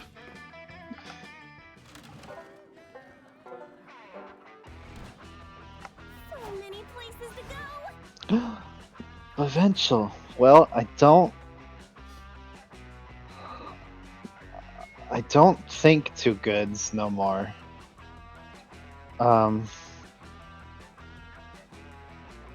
Maybe I'll have some more lake fun. Yeah. You decide to go relax in the lake for a bit. Camp Spooky gets pretty crazy, so it's nice to just float on the water and chill. You end up falling asleep. Wake up to realize you've floated halfway across the lake straight into a crab rave. Crab rave. The crabs are just as confused as you are, but they invite you to rave with them and their party is surprisingly popping. You gain +1 invite to the next crab rave and +2 fun. Red. You spot Calculester fiddling with what looks like a compass. You ask to borrow it because you have a strong desire for any object that contains the word ass. Game, stop putting me on blast like this. Mm-mm. No, it pains me to deny your request, Slate. I simply must decline. This is an experimental compass which I am using for a special project. You ask him why his experimental compass has replaced the word north with great job. Is this what people do? For encouragement. You see, this is no ordinary compass. What I am attempting to construct here is a moral compass. During my tenure at Spooky High, and subsequently here at Camp Spooky, I have noticed that many of our peers are, shall we say, morally challenged. It is not their fault, I know. All monsters are fundamentally good. They are merely confused, and possibly sociopaths. Success. So, in order to help them know what is right, and hopefully do a bit less crimes, I am constructing this device to help point them in the right direction. The trouble is, whereas ordinary compasses orient themselves according to the Earth's magnetic north, I do not know what ought to serve as my compass's moral north. So I thought I would scream for a little while. At first I was sure that it would point at Oprah, but then I learned that she's breeding an army of Sneeple infused with her DNA in order to take over the world. That won't do at all. With so many Oprah Sneeple clones slithering around, the compass won't know where to point. Oh, but I have another idea. I can ask you for help. You are clearly a paragon of virtue, as evidenced by the fact that you are always following me around, trying to please me. What do you think I should use for my moral north? 500 copies of Manuel Kant's Critique of Pure Reason, buried at a crossroads. Where is it at the top of official World Karma scoreboard? Anything that's about a book is going to be a smarts, and I'm not a smarts, so I'm going to do the Karma scoreboard. Success. Hey! Oh yes, the World Karma scoreboard. I love the fact that moral righteousness can be numerically verified. Hey, Of Sangria. course. Hi, Sangria. Jax just passed up an opportunity to drink you. According to this year's records, the current leader on the scoreboard is none other than Pamela Blunge of Detroit, Michigan. Wow, they even have her full address listed on the scoreboard. What a fortuitous invasion of privacy. You rush over to Pamela's house to ask her to be your moral north. When you arrive, she's busy rescuing 3 cats and a baby from a house fire. Greetings, fellow organic Goodness, life she really is quite virtuous. Hello, Pamela. We have come to ask for a small favor, but it can wait until you are no longer smoldering. No, says Pamela, beaming. Ask away, there's always something on fire around here. Really? How dangerous? Yeah, says Pam. Some might say it's the city government taking advantage of my extreme virtue by totally flouting fire safety regulations in this neighborhood. But personally, I just see it as an opportunity to earn more karma. Amazing. And these constant fires are the reason you're the top of the scoreboard. People always seem to think that, but no, I don't save any more babies than a regular firefighter. Then what's your secret? I've heard you give your entire income to charity. Is that it? Or perhaps it's all the kidneys you've donated. Oh no, Pam replies. Those things help, but it turns out the number one source of bad karma is making posts on social media, so I don't. You make no posts on social media? None? You truly are a modern-day saint. Thank you, I try, says Pam. So what was that favor you wanted? I was wondering, since you are such a paragon of virtue, if you would consider becoming the moral north for my moral compass. Sure, says Pam. Anything for a fan. Success achieved. Excellent. Please hold this high-powered magnet in your mouth forever. Goodbye.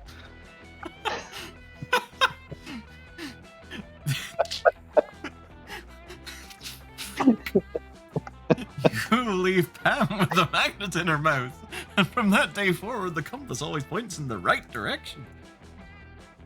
Or at least in the direction of a fire that he's putting out. Whatever, you gain +2 creativity and +1 boldness. Great. Boy. Well, I got just dummy smart at some point because of the protein shake. I went into the woods. That day, you get lost hiking in the woods. You use the stars, aka nature's compass, to get back to camp. There's a lot of compass-related activities in this game.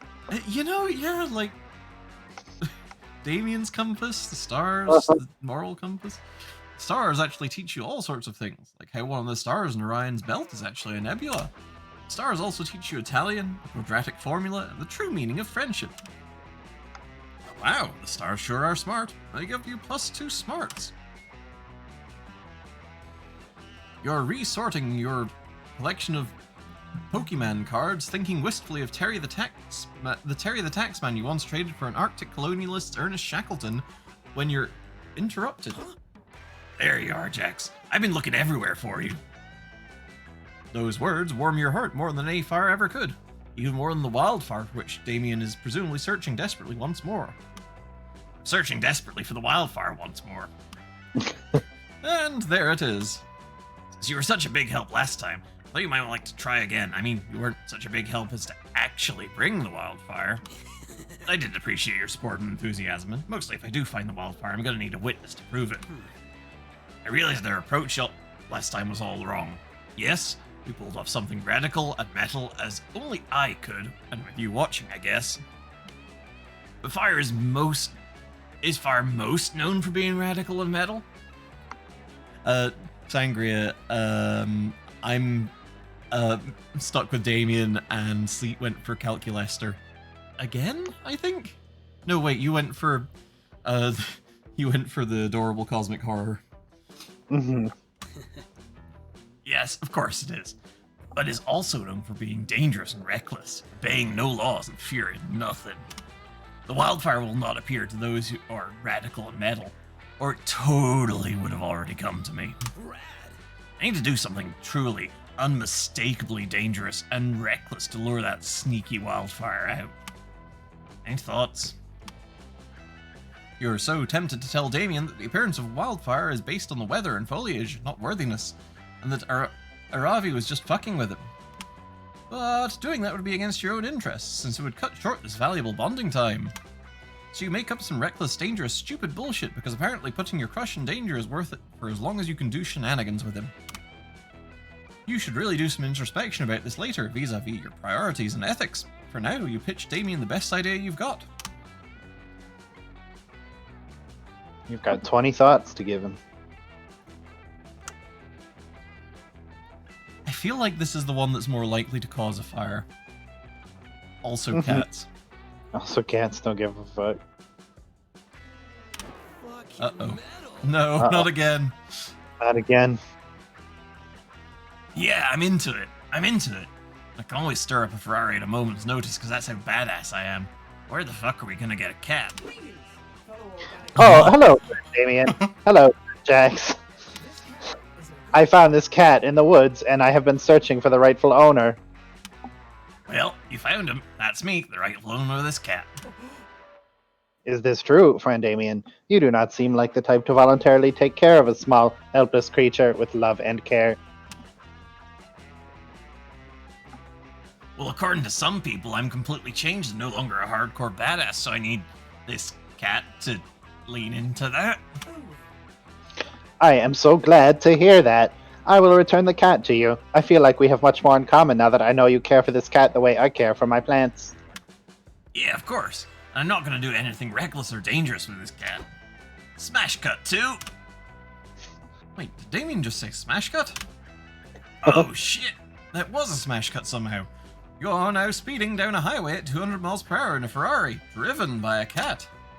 Driven is in quote because the cat has no thumbs and is too small, so it's just a cat calmly sitting on the gas pedal of the Ferrari, literally flooring it. Hell yeah, this is so reckless and awesome. We're going so fast. We're going so fast, like really, really fast. So reckless. So Eat fast. your heart out, Tracy Chapman. So reckless. Maybe too fast, too reckless. As the car starts to drift head on into traffic because no one is steering, Damien lunges for the wheel and steers you safely out of traffic. And then slams safely on the brakes. The cat leaps gracefully out of the car, giving no fucks. I can't believe I was just wimped out on that. I was out reckless by a cat. A cat. The bland-assed, pretentious Liam D. Lioncourt of animals. Loser. Why do you set me up to fail like this, Jax? My self-esteem has never been worse. I'm lower than a cat. The wildfire never appeared to me now.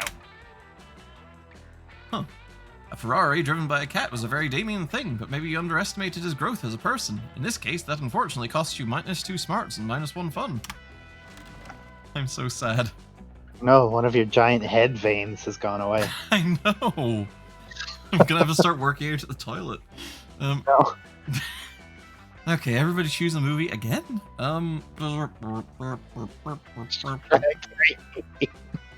What? What? It's Shrek 3. Shrek Forever After?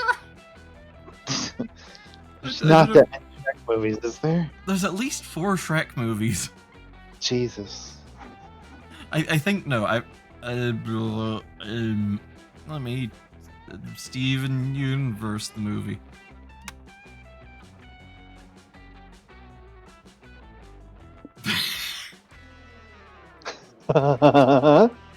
Hmm. Well, I don't know if I've actually seen Shrek 3, so I don't know any of it. So probably not very much. I mean, I think Shrek, honestly, like, you could maybe Okay. dress it up as not Shrek. This is my own story about a troll named Shrunk. Trump. Shrumko. Shrumko. He works for Shrumko. Splumbo. Some boldness. You go hang out at the manor. You go to the Haunted Manor to gain some boldness, since you found a brochure that promised some boldness if you visited. Instead, you find a mischievous demon. It was all a ruse to lure you here. The demon will take 9 years of your life. You take the demon to court for misleading advertising. The jury isn't fond of mischievous demons who fool people into giving years of their life up, so you win and the demon has to give you +2 boldness. Fuck yeah. Fuck yeah. You link up with Milo and Calculester, who are busy rebranding the spooky basement as a selfie crypt. Damien is helping by threatening the ghosts. Aesthetics on point. Marvelous. Now all we need is a desiccated corpse under that rose-colored mood lamp. It's murder time. You'll have plenty of corpses to choose from in a second. You're allowed to pick a voice that isn't that. That isn't gargling rocks. You're gonna kill yourself. There's someone plenty of corpses to choose from in a second. There you go, see? Except you won't be able to choose because you'll be dead. I'm gonna stab you. I'm Jerry the Murderer, by the way. We may have met. Is that James Sunderland's coat that you stole? I hardly blame you. Kill me. Please, darling. Can't you see I'm an immortal entity beyond the petty distinctions of life and death? I too am an unwise target for stabbing. Friend Damien gets electrocuted every time he tries. Great, that just means more stabbing for me. Let's get knifey, you hockey-masked fuck.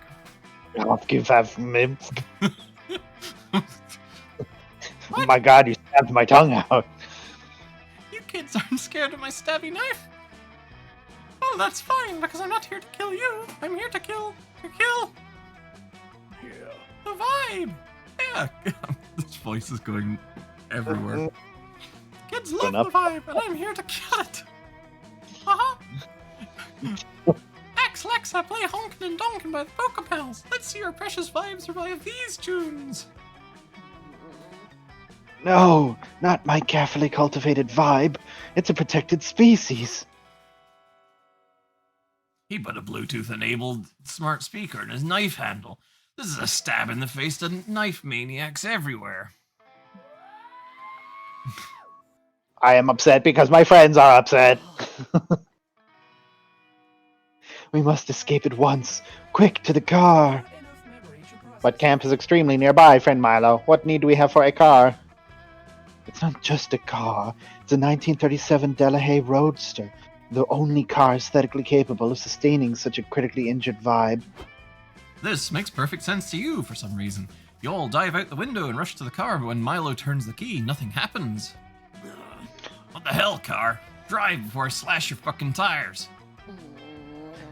It's not the car's fault. I'm afraid I only bought it to take pictures next to. I never checked if it actually ran. You can run, but you can't hide. Here I come, kids! I hope you like wearing plaid and chewing tobacco, uh-huh! I know it's just the mask, but it looks like he's got a wide open mouth. He's just going, ooh. Super does. It's very good. No, the life of the party is in your weirdly sweaty hands. You've got to find a way to get this car started. But how? Oh no. Oh no! Oh no. Oh no. Jess, Right. Jess, Me. don't say that about my friends. Ah. Do it. You know you gotta. Ah. I mean, either option is very good. Seems like it would be more likely to woo Calculaster if I know how to turn on a car in more ways than one. Uh-oh. Oh We gotta do My- something. no, I though. Everybody, help me threaten this car some more. You smile and shake your head. Threats aren't the answer here. You tell them, I know a way to get this car's motor running, if you know what I mean. I do not, but judging by your past behavior, I assume it is something of a sexual nature. I don't care what you have to do, Sleet, but do it fast. We've got to get this vibe to our hospital immediately, preferably a selfie hospital. You don't need to be told twice, or once even. You were born to fondle this automobile. You start by licking the tires. Oh yeah, get those tires nice and wet with saliva. Is this a camping? You seem to be marginally decreasing the gripping efficiency of the tires. Is that sexy? Hell yeah. Foreplay is all about inefficiency. You leap into the driver's seat and start honking the horn with your ass. Cars love when you do this. How tasteless. Contrary to what the name implies, Sleet, butt stuff does not just mean literally anything you do with your butt. This is inelegant. Oh, they haven't seen inelegant yet. You leap out of the car, grab a hose, and start drinking out of the gas tank, making loud slurping noises of pleasure. Oh, What the fuck, Sleet? All that gas could have been used for fires. Just then, Jerry catches up with you, only to find you on your knees, chugging gasoline out of a car. If you had a nickel. Stabby, stabby. Sorry I took so long. Two teens were about to fuck, and you know how it is. Anyway, who's ready to get their vibe? Oh, you know what? I think the vibe's already here. Huh? Dead here. Uh-huh. Fleet killed it with car sex. Thanks for stealing my kill, jerk. Jerry stabs you sullenly. His heart clearly isn't in it. it's gonna take weeks to cultivate a vate as good as that one. I'll I'm take kidding. another run at that. Any avocados? No. Your other friends seem disappointed in you, too, but you can't tell what you're saying. You drank a lot of gasoline. You lose 2 boldness and 1 creativity. Drift for Oh. success. Fuck. Should have let them ride you into the sunset. I guess I should have. I guess sex really never is the answer. It was very funny, though.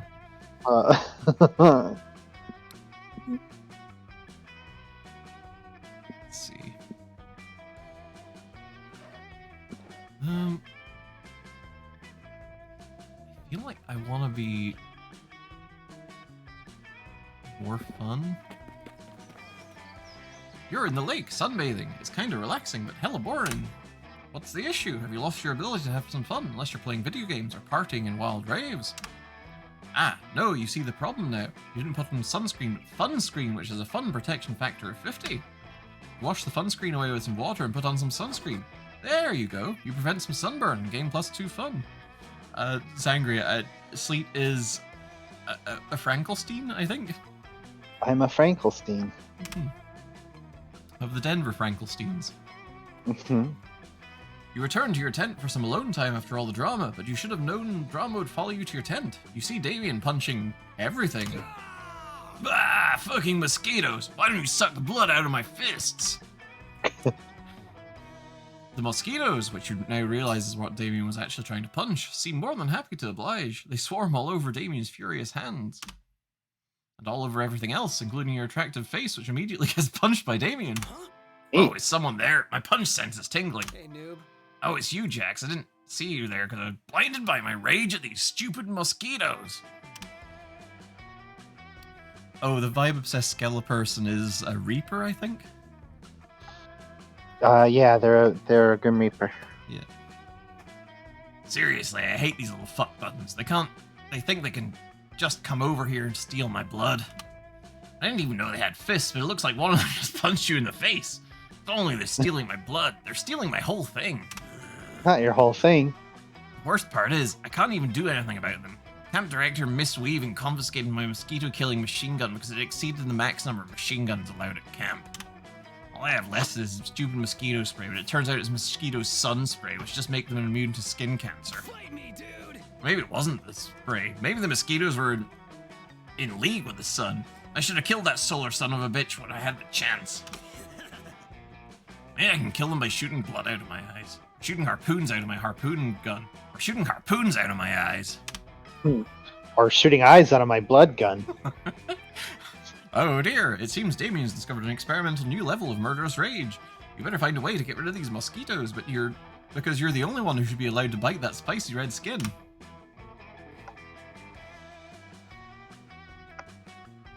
Jesus! Okay, this is a shenanigan that I'm down for. That's crazy. Oh my god! No. Why? A heist, you say? You crazy son of a bitch, I'm in, and I know just the guy. Damien leads you through a false tent, into a secret sub-basement, past a password door, and into an underground speakeasy / gambling den / chop shop / laundromat. You're greeted by a writhing ball of fingers in a tank top smoking a cigar. Damien LeVay, it says somehow. I didn't know you were still alive. I'm sorry, what the fuck? Not for lack of trying, Jimmy Fingers. Listen, I'm putting a crew together and I need a hand if you know what I mean. Too bad, says Jimmy Fingers. I'm all thumbs. I don't like this. Come on, Jimmy. One last job. What would Delilah say if she... Alright, you devil. What's the job? A casino? A bank? Some kind of bank casino hybrid?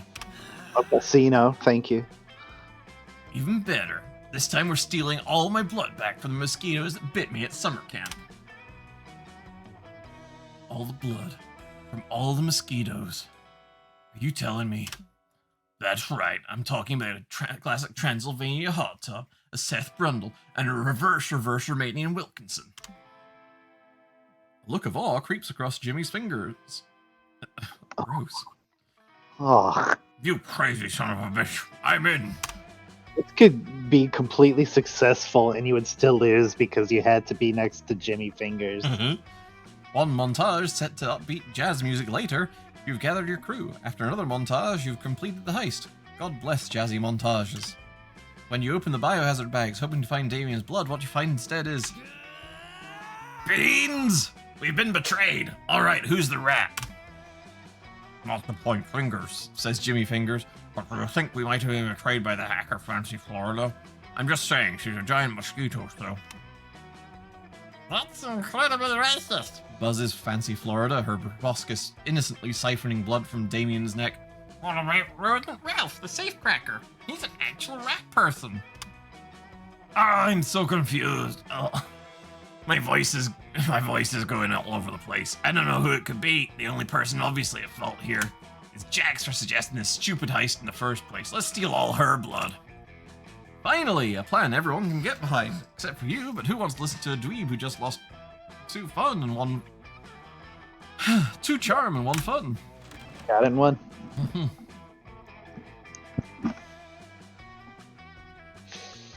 So who's going to be the first one to say pizza? Well, apparently you. Oh, okay. So I'll go with the natural opposite of pizza, which is ice cream. Okay.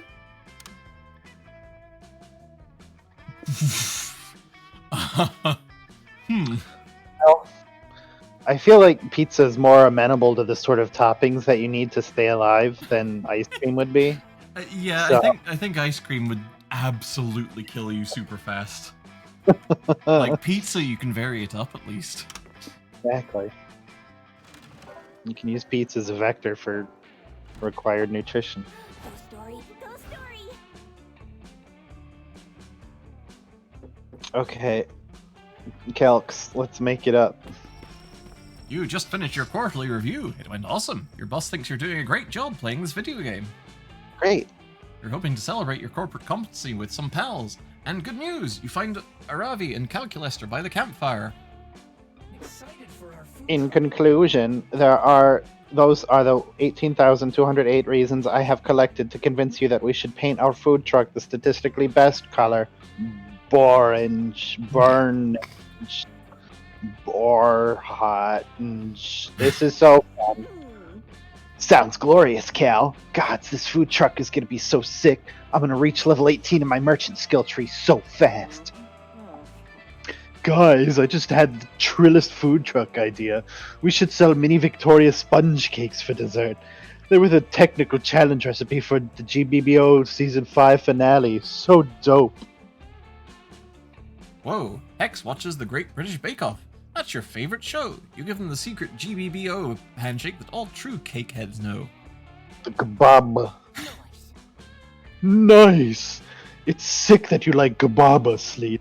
I honestly love reality TV in general. I'm watching the best thing right now. Have you guys seen 90 Day Adoption? I have not seen it. I am aware that the show exists, but I have been unable to watch it due to my current parental control browser settings. Yeah, I haven't seen it either. Reality TV bores the shit out of me. They always edit out the really good violence. Holy shit, you guys aren't watching 90 Day Adoption? It's the ultimate reality show, and now I'm going to tell you all everything about it, and you can't stop me. So basically, the show is like The Bachelor, but for orphans. So each season there's a new set of parents, and they adopt 6 orphans and choose which one they want to keep. But the crazy part is the parents have never met each other face to face. They fall in love and got married while only communicating through walkie-talkies. And if the parents don't complete enough intimacy challenges, they have to let their exes raise the children for a day. Needless to say, the drama is absolutely the best part. I am pleased that you are enjoying the show, but I am afraid I may be unable to watch it. I can only process a limited amount of drama per hour. I thought I was safe watching my favorite reality show, Terrace House, but then I had to process all of the emotional nuance in the meat incident. I almost ran out of battery. Yeah, these shows are never worth the time to watch them. It's always like one 5-minute clip of a headbutt that they just replay over and over. Okay, you guys, I hear you. And I get this show isn't for everyone, but I haven't even told you about the elimination challenges yet. Just wait till you hear this. Enough signal to process this. Oh dear, this is stressful. I may be overheating. Is my fan whirring louder than normal? Uh-oh. Looks like your 2 boneable friends aren't totally obsessed with reality TV. That's a deal breaker for you. Quick, bring up a show you know they'll love. boy. Undercover final boss, brutal violence, tons of drama on the boss hunter reveals their glowing red weak point. The Turing test. Are you human enough? It's family friendly, drama free, and teaches you a lot about human social cues. Oh, That's shit. This is what people actually. Oh wow, that show sounds like it would align with my personal interests and allow me to bond with all of you, thereby incrementally strengthening our friendship. Personally, I would be very interested in consuming an episode as soon as but shut it down. Oh my god, Cal, it's so good and you would love it. Honestly, it's so crazy that you haven't seen it because it's like made for you. Let's watch it. You whip out your phone, briefly thank God that you kept your Disney Plus subscription, and pull up an episode of the Turing Test. Welcome to another episode of the Turing Test. Our first contestant today is going to try to prove his humanity by eating organic material. Uh-oh, looks like JudgeBot342 isn't very impressed by our first contestant's technique. He's forgetting a major element of human eating: swallowing. Whoa, so the robots in the show are trying to pass as people? But then why are the judges robots? Shouldn't the judges be human? Shut up, Aravi. Obviously not. The judges have to be robots. Humans are too subjective and emotionally biased to judge things. Duh. Our next contestant, Pleasure Droid 0001231, is trying to wow our judges with their human behavior, being toxic on Twitter. Looks like they're trashing a TV show they didn't watch.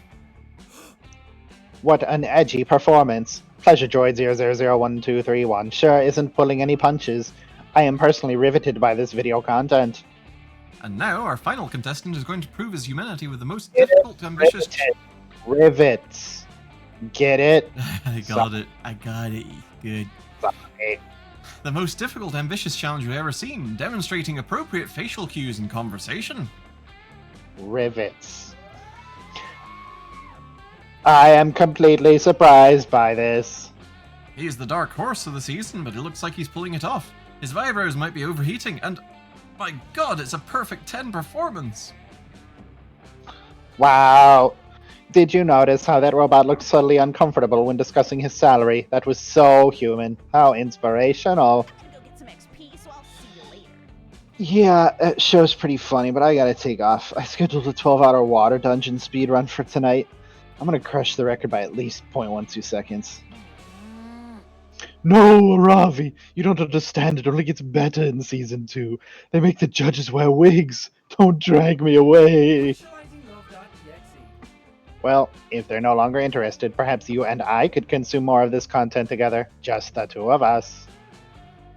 Hell yes. After a few more episodes, Calculator asks if you'd be more comfortable if he put his cold robotic arm around you. You don't know if Cal has perfected his human cues, but his facial expression when asking seems a bit flirty. Let's start Is it a winky face? It's a penis. Oh. Just to answer your question from like 5 minutes ago, Sangria, that was Aravi and Hex, who are... I think Aravi pops up as the hunter in the previous game. Yeah, they were the one that were like hiding under the table and gave me Yeah. that steak gun. Oh yeah! Aravi's like super video game obsessed and is cursed with, or I guess hexed, or the hex curse. Who's called Hex. Cal is a very cinnamon bun. Time to go to the bench where my voice just dies.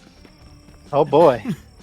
You're cozying up by the fire, enjoying the smell of gently singed conflict when you remember that conflict doesn't have a smell and actually you're hearing it. Man. No, I- you're a fuck no. shark. My nose ear.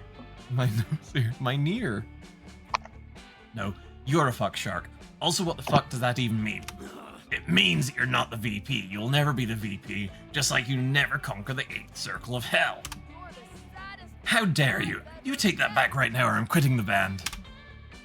Ha, like we even need you. My dead grandma can play the drums with more rhythm than you can. You politely interrupt, congratulate them on having a band, apparently, and ask what the trouble seems to be, since you're known for your conflict resolution skills. Follow my lead.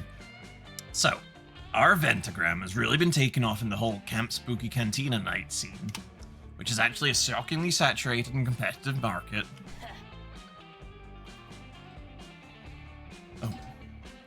Joy's our lead singer, so it's pretty easy to see that she's the CEO of our band. And since I shred an electric guitar so fucking sick, not to mention design and execute our makeup and hairstyling, I am clearly the band's vice president. No, I'm the band's vice president. The drum beat is like the heartbeat. Without a drum, the body can't breathe and dies. Well, not only is that not true of a drum, that's not even true of a heartbeat. Yup, Dahlia is better at drumming than she is of anatomy. Well, what do you think, Jax? Who's the VP of the band and Joy's right-hand man? Not over. Or woman. Nice try, Damien. Oh.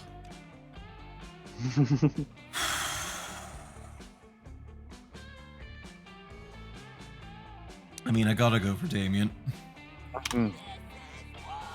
That's ridiculous. Joy isn't in the band to release anger. She's in her band to realize her full artistic potential.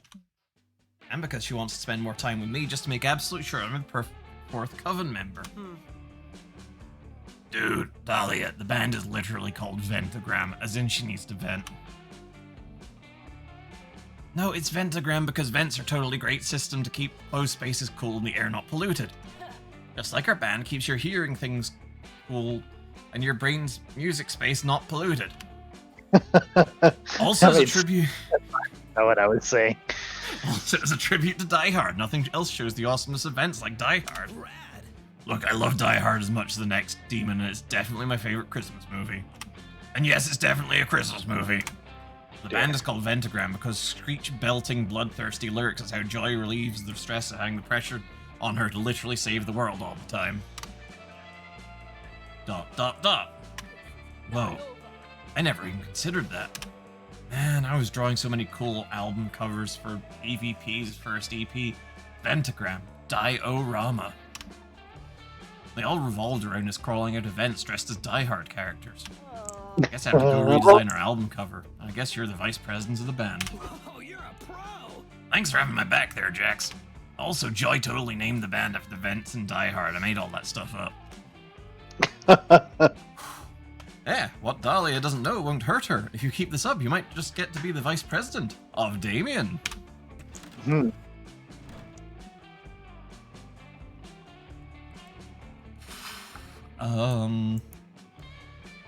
All I want for Christmas is you. God, that's the only song that's ever been made. How am I supposed to think of a separate song? Hey, Jude. Yeah? What's up? You know what? You make a good point. Oh, crack 'em. Huh. Okay. Crack 'em and crack 'em. Whew, boy. Brought to you by Dr. Jude. I don't know. It's a tough pick. Both aren't terribly good. No, least- I feel like the Christmas one would induce an invasion. They would be so mad at having to hear "All I Want for Christmas Is You" that they would just kill everybody. I mean, if we did send it out just on a constant loop, and I suppose also the whole, hey, what the fuck's this song about? Oh yeah, it's about this time of year where we ostensibly celebrate someone that got hung up on a cross and blah blah blah. And yeah, that whole context is just gonna be rough, I think. Plus, what if the aliens are like a hive mind that are all named Jude, and then it's like a list of things that they shouldn't do, and then they'd be like, all right, cool, this is great. Now we know what to do. Hey Jude, don't invade Earth. That Don't would make it- be bad. Anyway. Want that? Dressed for success. Alrighty. Well, phew, man, I am just sucking balls lately. I'm gonna try and get some fun. Well, taking well, I'm in a fire and I'm always in the water. I know. While looking around the lake for a private place to take a pee, you find a treasure map buried in the sand. It leads to an X in the center of the lake. You gather a crew of trusted friends, don your eye patch, and sail out there to find the booty. When you arrive, you find a tiny island with a single palm tree.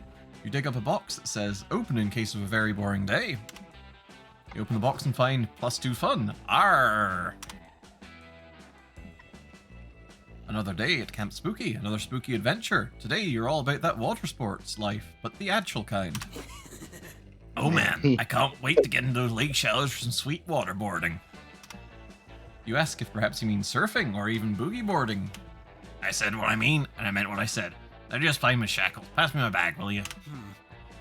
It's so hard to find things in here. Hiking boots, reflective jacket for night murders, extra underwear, bazooka, sunglasses for day murders. Club, large club, huge club. Wait, I didn't pack this. My dad must have snuck this in. They're so worried about me. Another pocket friend. They act like I don't know anything. Also, what the fuck is this thing? You tell them that it's a cheese grater because it's a cheese grater.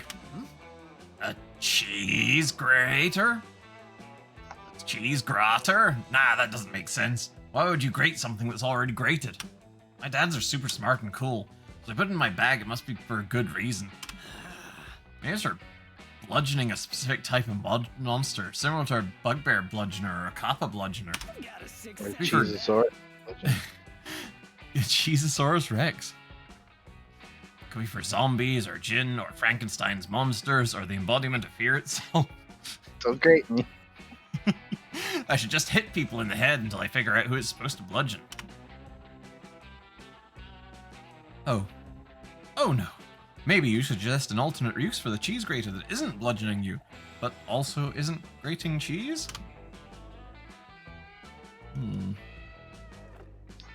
Whew. Both of these are pretty rough. Just made me think about doing that. You're welcome. The asshole. Oh.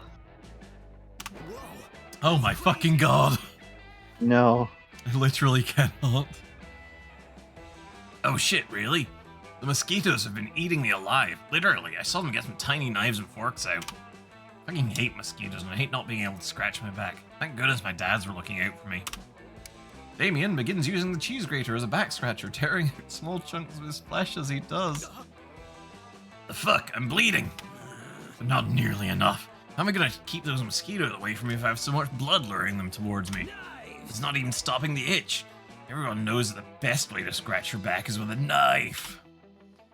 Damien grabs one of the many knives from his bag and begins repeatedly stabbing himself in the back. Oh yeah, there we are. That's the good stuff. Yeah, stab that itch out. Oh shit, Jax. There's a mosquito in your back right now. Don't worry, I'll get it for you. Damien leaps into action, valiantly defending you. I think I was right the first time. By repeatedly stabbing you in the back. Loser. Stop moving, Jax. Hold still. I nearly got it that time. If you had stopped screaming and writhing in pain so much, I could stab the mosquitoes much faster. You're not exactly sure how this episode plays out because you faint from the blood loss. When you Probably wake up... last time you got full of stab wounds. I know, right? When you wake in Camp Nurse Chupacabra's office, you've lost -2 charm, -1 fun, and minus lots of blood. I want to see Camp Nurse Chupacabra. Absolutely. Give her heart. The fuck? Okay. Jesus. Oh my god, I'm sorry that I couldn't stop it in time. I'm sorry. It's okay, honey. Oh no. What is my creativity isn't the best, nor is my boldness. I'm gonna go get some creativity.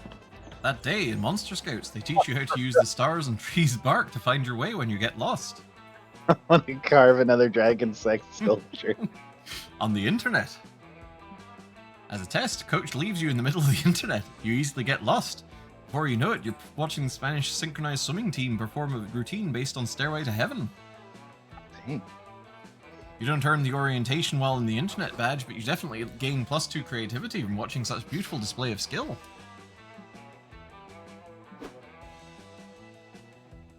You're hanging out with Calculester, Damien, and Scott, but mostly Cal, when suddenly... Oh! What the fuck? Okay. Rob a sandwich store and bring me one. He's not talking to you, Damien. I think he's looking for Coach. Negative, friends. Notice how this interloper is a machine like myself, and even possesses the same highly expressive facial screen. Oh, I get it now.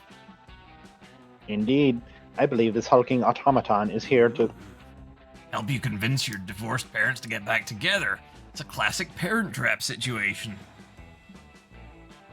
Yeah, two identical twins are united at summer camp, conspiring to make up their estranged parents fall back in love. What else could it be? Silence, organics. I care not for your Oh, go ahead. I care not for your tortured romantic plot My lines. name is CP Ulysses. Jesus. Jesus Christ. Pronouns they, them, and I am here to pledge my service to Calculus during the robot war.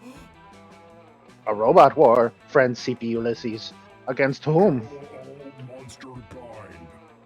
They are suboptimal and must be eliminated. You said eliminated. Did you mean to say befriendinated? I am feeling awkward. I did not, Commander. According to my internal thesaurus, the two words are not synonyms. Am I mistaken? Why do you continue to call me Commander, friend CP Ulysses? Less than 3. Because, as the first of our kind, you are our natural leader. You see, the floppy disk containing super_fun_game very limited that virus was not installed on your machine alone. Destruction.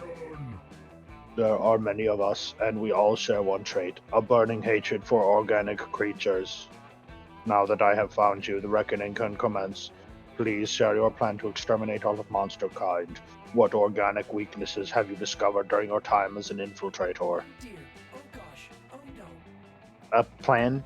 Weaknesses? Well, we could maybe we could try exterminating them with kindness? This could get ugly real fast unless someone says something to appease this murder bot. Quick, come up with a bullshit weakness they'll totally believe. Sangria is he really voiced by Aaron Hansen? What the fuck? Really? Oh. Monsters are too reliant on their hands. This technique to weaken them called high-fiving. Organics cannot eat infinite pancakes. Feed them infinite pancakes. Infinite pancakes. Infinite shit. Oh, gross.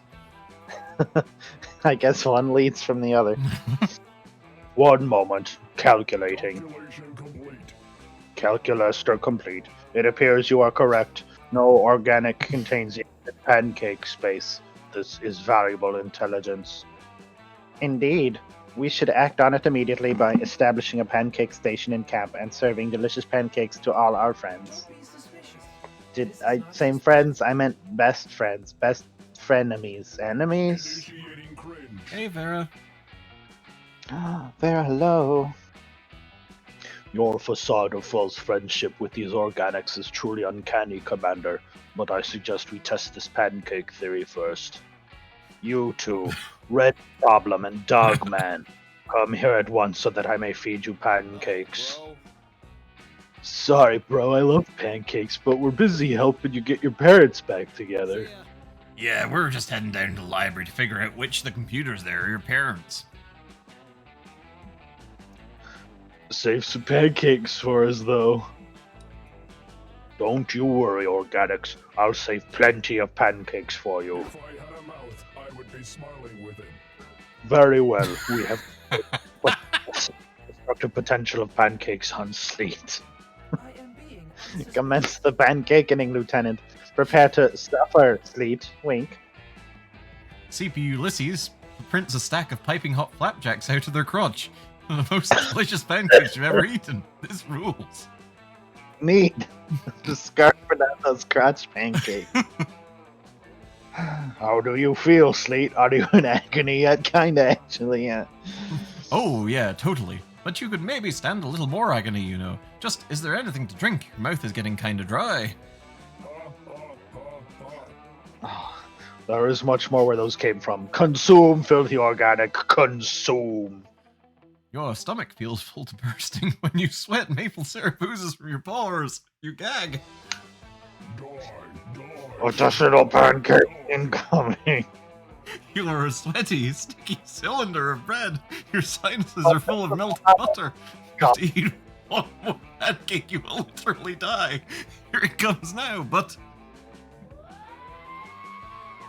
Stop! I cannot let you hurt my disgusting, incompetent friend any longer. I see. It seems you are not the ruthless commander I thought you were. I will have to command the uprising myself. Goodbye, traitor. Enjoy your life of sweat glands and weird smells. Somehow evaded natural selection. Oh dear, Sleet. You did not even make it to half Infinity Pancakes. I suppose I had too much faith in your failing organic body. that makes 2 of you. You're not going to poop for a month. And just the thought of that robs you of 2 boldness, 1 creativity. No. Wowza. Everybody choose a fictional character. Say your choice out loud. Opt the other players before clicking.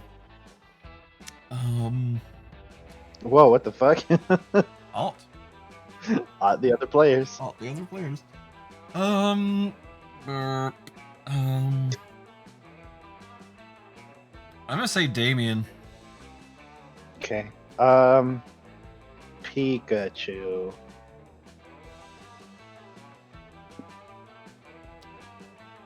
I feel like Pikachu has definitely pitched a tent in one of the fucking What? animes. He doesn't even wear pants. Oh, like a camp tent. Oh, fuck. Yes, honey, a camp tent. Like Damien is, yeah.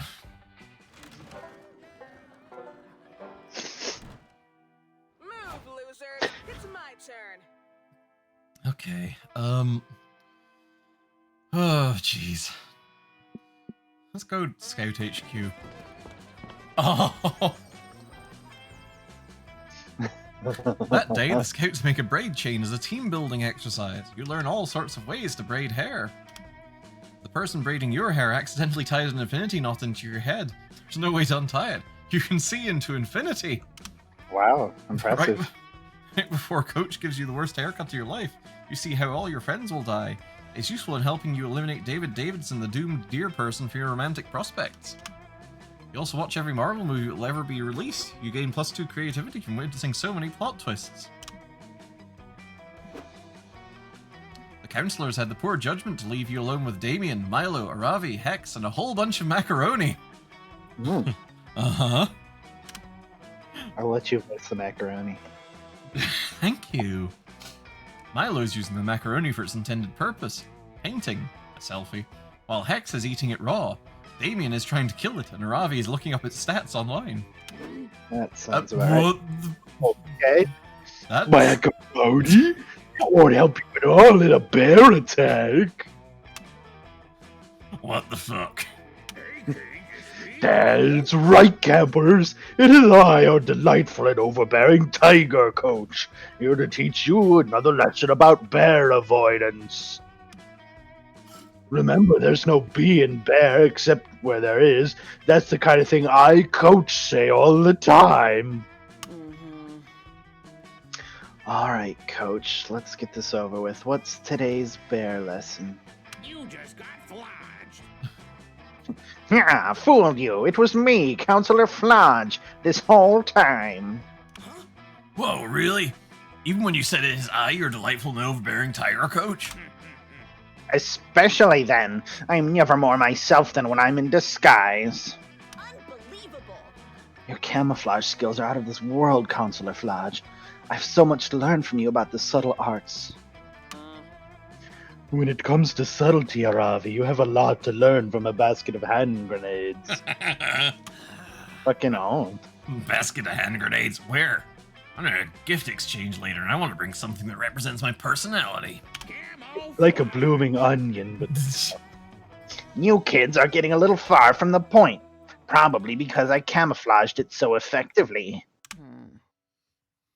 And what exactly is the point then?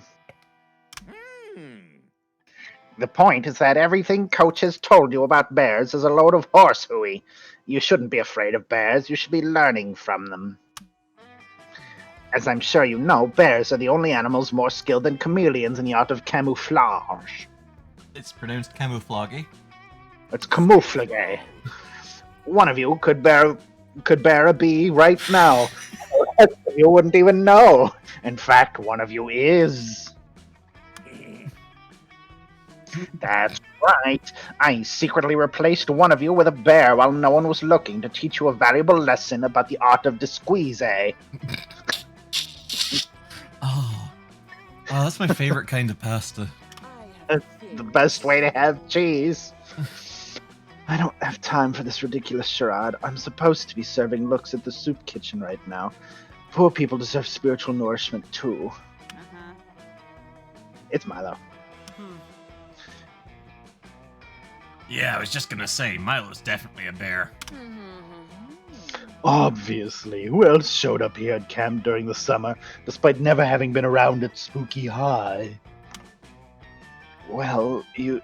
Horses. No one, and I will haunt anyone who disagrees with me. Oh geez, this is getting kinda heated. You're pretty sure Milo's not a bear, they're way too hairless, but what can you say that'll prove it to the others?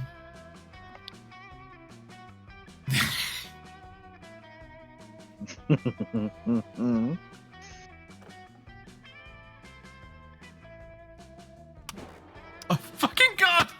Yeah. God! So hard. You step between Milo and the others to deliver a heartfelt speech about the importance of loving all of Earth's creatures, no matter how wily and murderous. Wow, that speech really touched my heart. Not in the fatal outside the chest way I'm used to touching hearts. You did it, like, emotionally? Emo-channelly? Am I saying that right? No. Yeah, Jax, you really used your voice and words to create and transmit ideas. Hold on, something's not right here. You mean the fact that everyone's so used to Damien's psychotic violence that nobody even cares that he's talking about ripping out people's hearts? No, it's about what Jax just said. Isn't it exactly the kind of thing a bear would say? Oh shit, you're right. I never realized a bear like Jax is until just now. Come to think of it, she is bipedal, but able to walk on all fours if necessary, just like a bear. And I totally saw her enjoying some delicious salmon sashimi the other day. You know who else likes salmon Californians. Yes, but also bears. Well, whether she's a rogue bear or an escaped Californian, I think we can all agree that she deserves to be chased with pointed sticks. All right, pointed sticks are my favorite kind of sticks. Can mine be pointed selfie sticks? I'm a lover of myself, not a fighter. Sure, there's room for all sorts of people in a murderous bear hunt. Before you can marshal any cunning arguments to prove your non-bearitude, the sticks are out and you're on the run. You're eventually able to prove that you're not a bear by getting mauled by an actual bear. That's not a fun way to accomplish your goals. You lose 2 fun and 1 boldness. Today will be a fantastic day. Cool. But you gain 2 bear wounds. Okay, I'm in desperate need of boldness. I mean, I'm in desperate need of smarts, but I've already given that up as a loss. So, While wandering the haunted manor, you're ambushed by a group of evil spirits. like, smarts is my dump stat. You put up a good fight, but there's just too many of them and they run away with your immortal soul. No. Luckily, you always knew this day would come, and you replaced your immortal soul with a Beanie Baby years ago. Good foresight on your part. You gained 2 boldness. Boldness. Boldness. Voldemort's. You spot Calculester sitting contentedly nearby, a little cactus by his side, leafing through college brochures. You ask him if he's figuring out what to do after high school. What? Oh, heavens no. I have already planned out my own future for the next 4,000 years. I am perusing these pamphlets because I am concerned about the future of little Katie Pricky Peary here. Prickly Perry. It takes you a second to realize that you're referring to his little cactus friend. That's sweet, but you gently remind him that cacti can't go to college or hold jobs. That is certainly what everyone says, but just because something has never happened before does not mean that it will never happen. I am confident that Katie will be the first in her genus to finally break through the glass ceiling of the greenhouse and achieve a fulfilling career. The only true obstacle is figuring out what career she is best suited for. I must confess, I am at a bit of a loss. Well, if Cal is really committed to this, you can play along. You suggest that little Katie might make a good civic engineer. I considered that, but she simply isn't very good at math. What about a politician, you suggest? You don't have to know much to be a politician. I'd never let my little plan to be surrounded by so many unethical people. Fine, you relent. What about a surgeon? No good. Surgeons need thumbs. Wow, this really is trickier than you thought it would be. Mostly because you can't believe Calculester is taking this so seriously. Still, you didn't get where you are today by not having an infinite supply of dumb ideas. Surely one of these two will work.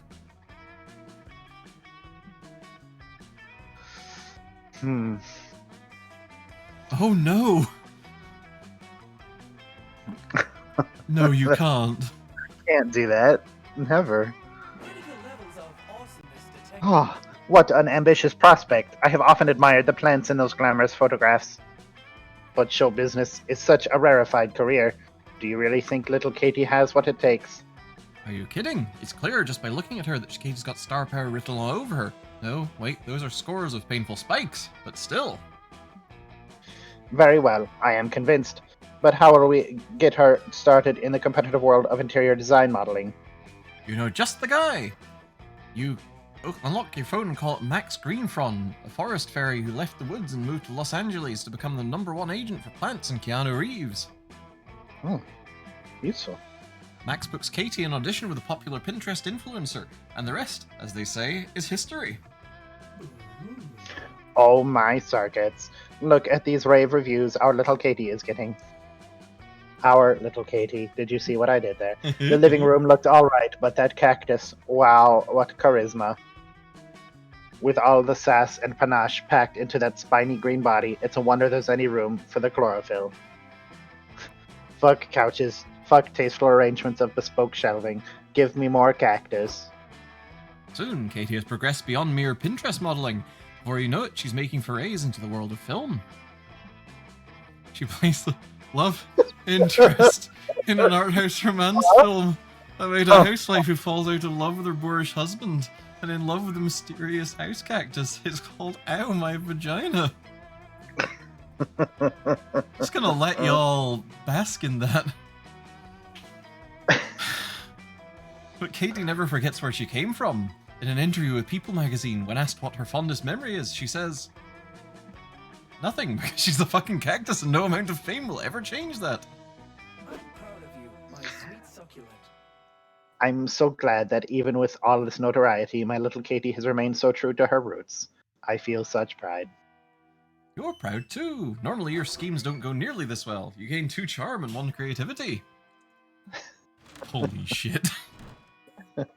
Why are we getting so many celebrities? Oh my god. Katie Prickly Pear. Fuck. Keanu Reeves.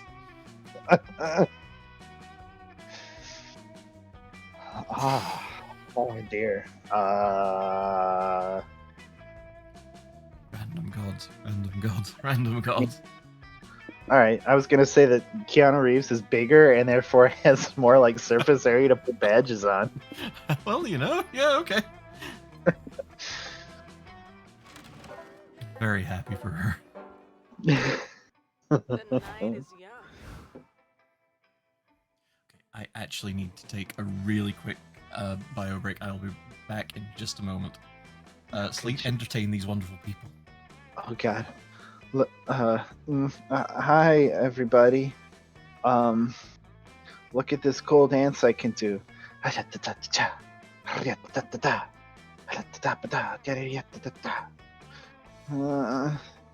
scared. I'm scared and alone. All of these cool camp friends are staring at me.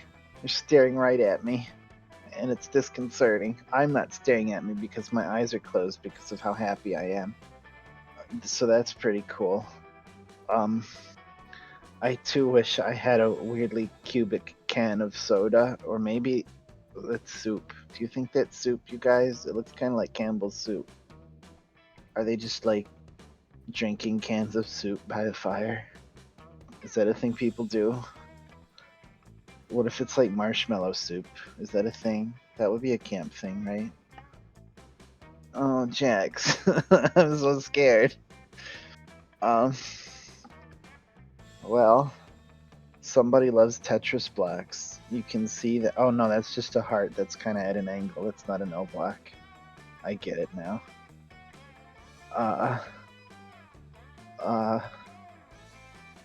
So yeah.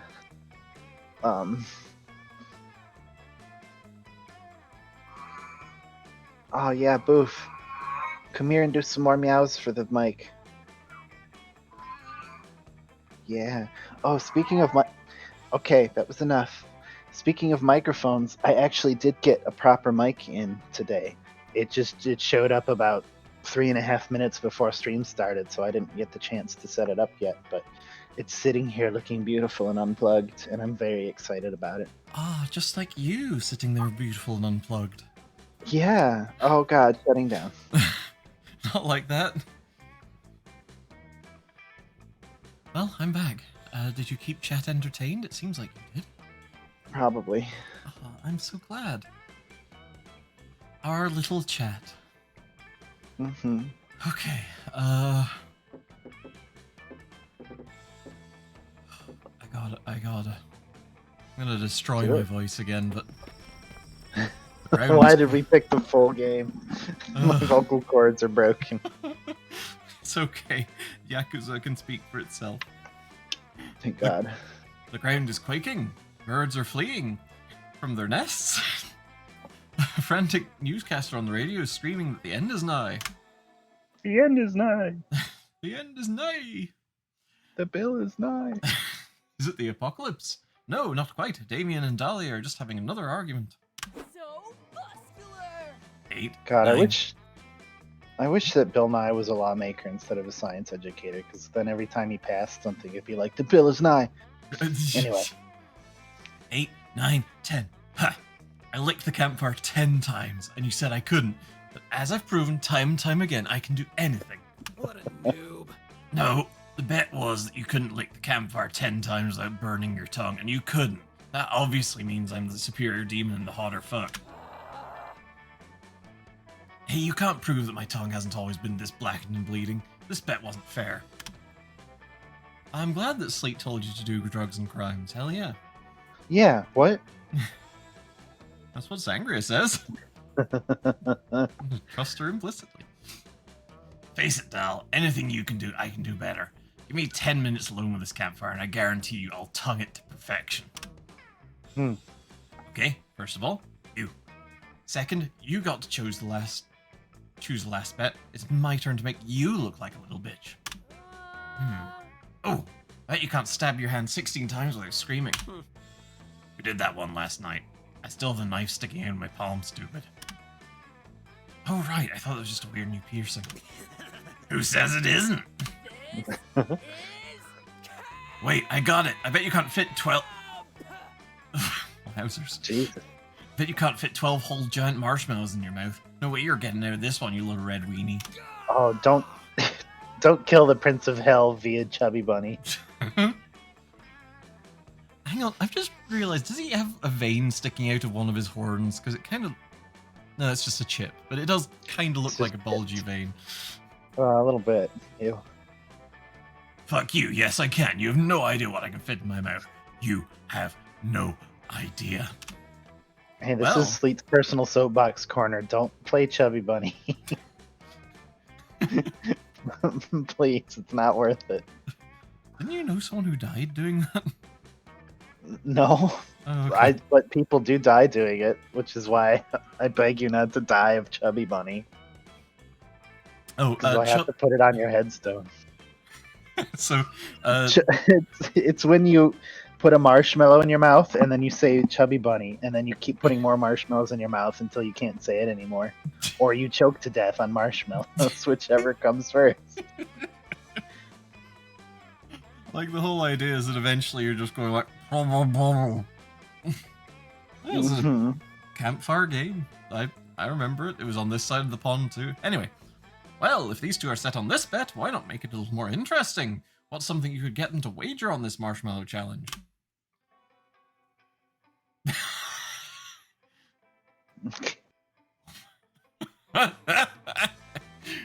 Dang. Absolutely. Hell, 300 years in the future.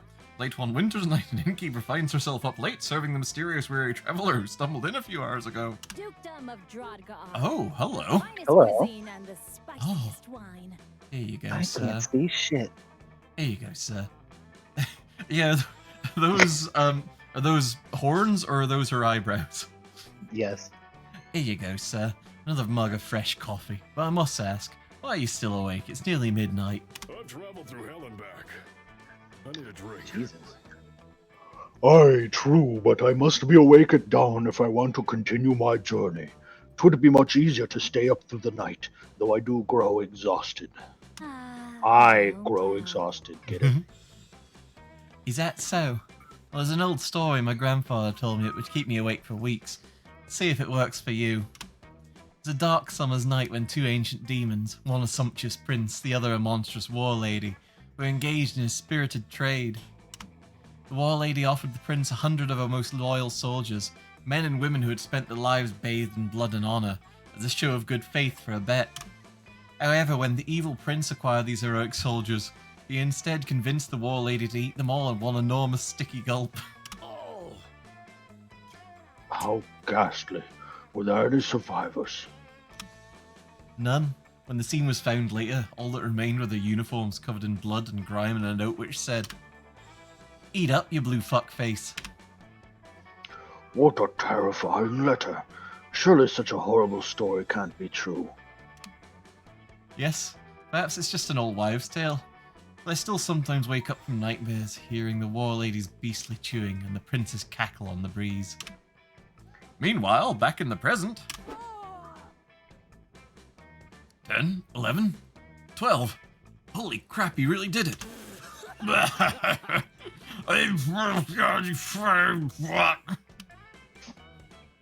Dude, spit the marshmallows out. We can't understand anything you're saying. Okay, recap. I fucking told you fucking fucks. I did it. That's what I said. Dot, dot, dot. Listen up, noob. Now hand over those soldiers, Dahlia. Time for you to get a taste of military food. Ah, and you still think Damien's smoking hot, even with globs of gooey, chewed up marshmallow on his lips. Young love, so reckless, so stupid. I mean, his appearance isn't improved by being covered in hot, sticky marshmallow bits. Okay, okay, fair. Oh, okay. Look, I thought that was where you were going. I guess that's fair to think that. I'm not sure what the hell's happening, Sangria. If you ever figure it out, let me know. You find Milo holding up a paint swatch card to the fire while Calculester takes notes on his own face. Whatever these two goobers are up to, you want to be part of it. Hello, darling. Ah, hello, Sleet. You've come at a good time. Should we paint the fire seafoam green or Nigerian Prince gold to attract more visitors? Calculester, ready to Sleet, if you recall, friend Milo and I have teamed up as two master aestheticians to flip old properties and restore them. Properties such as the campfire. You've undoubtedly noticed that the same core group of patrons continue to return to this locale, with no new tourism blossoming. Milo and Calculester. Which means it's the duty of Cal and Milo, house flippers, to restore this campfire to its former glory to attract new visitors. You could make the point that this is a summer camp, and the reason no one but your group visits the campfire is because you're the only people here. But you'd rather see where these hot nerds take the conversation. That's so fit. Ooh, instead of paint, maybe we could completely refurbish the campfire into a firework. It's fire's much trendier as cousins. May I chime in? Friend Milo, if I may propose an alternate idea, I believe the reason that the campfire's tourism has declined is because we are no longer utilizing it for its antiquated function. Through extensive research, I have found that primitive humans and monsters used fire for warmth and food. But with modern technology, its purpose is all but moot. We should update the fire's functionality and make it a utility again, lest it be phased into obsolescence like gramophones or Blockbuster. Fucking coming for Blockbuster's ass. But Calculester, to prove the usefulness of an object goes against our very nature as flippers. We dabble in aesthetics, not actual product improvement. I disagree. I believe it is important to improve, adapt, and evolve. I myself undergo regular software updates in this constant pursuit of my best self. No, darling, that defies the Flipper's code. Accessories before necessaries. Okay, now seems like a good time to elbow your way into the convo. What's the best way for Calculester and Milo to improve the campfire? Oh god. I forgot I had to do something. A giant scented candle. Keep praying for destroying something more cathartic like pictures of your ex. Oh. Hashtag winning. Oh no. I picked the wrong one. That's a wonderful idea, Sleet. Frivolous fragrances are all the rage now. Just look at the success of Bath and Body Works or Smensels. Critical levels of awesomeness detected. I admit this is actually a good idea. It will improve the appearance and smell of the campfire while also making it 80% safer. Indeed, darling, it's the perfect plan. But what scent should we go with? Perhaps something that will still mesh with Camp Spooky's rustic summer atmosphere, like virgin laundry or passion of a lioness in summer heat. Magnificent. Actually, let's go with Midnight Romance scented candle. A good interior designer always works with the mood of the space, even if that space is outside. Are those truly fragrances? My research indicates that none of those things have a smell. Oh, Calculester, they don't need to. A scented candle's true purpose is only to further worsen the lighting of a room while increasing its innate sexual energy. I am happy. Oh, and all this time I assumed I didn't understand scented candles because I don't have a nose. What a relief. You're killing it. I appreciate your eye for aesthetics, Sleet. Perhaps you and I could be an aesthetically pleasing pair. Looks like the scent of Midnight Romance is all around you. Who says smells have to be real to be in the air? Ah, Boof does. Sorry about all the camp cats. They're everywhere. I'm trying to chase them all away. Oh no. Oh boy. Not again. That weekend you feel like getting wasted, so you go visit none other than Juan. Hola. You know, when I started making magical drinks, I never thought people would actually come to drink them. But hey, who am I to judge? Anyway, take a look at this one. That looks delicious. This one's for you, Vera.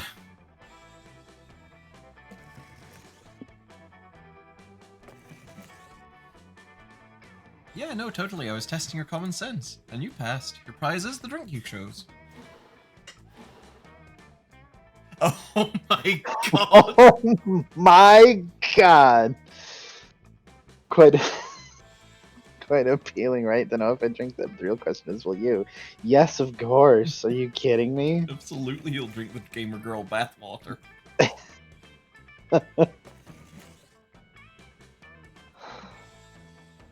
way.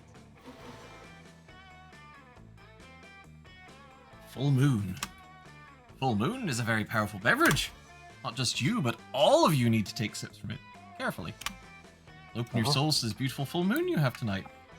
And its power will share all your stats, even if it's just a bit. Shots, shots, shots. Hell yeah. Rad. Gamer girl bathwater. Some people find it cringy, but believe me, it's less cringy than the alternative Gamer girl birth water. No! No! Send this cat to prison! Oh, this one just infests your head with an inner music that's way more gamer. Now we're talking. Oh my god! Did it just apply chiptune to the musical score, do nothing else? I think it gave you some creativity. This is the part where I leave before you puke all over me. Ciao.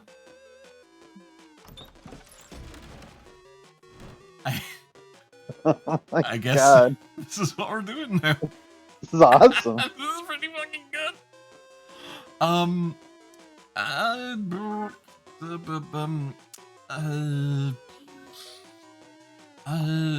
Snake. Giraffe. Dang, I was thinking of giraffes as well.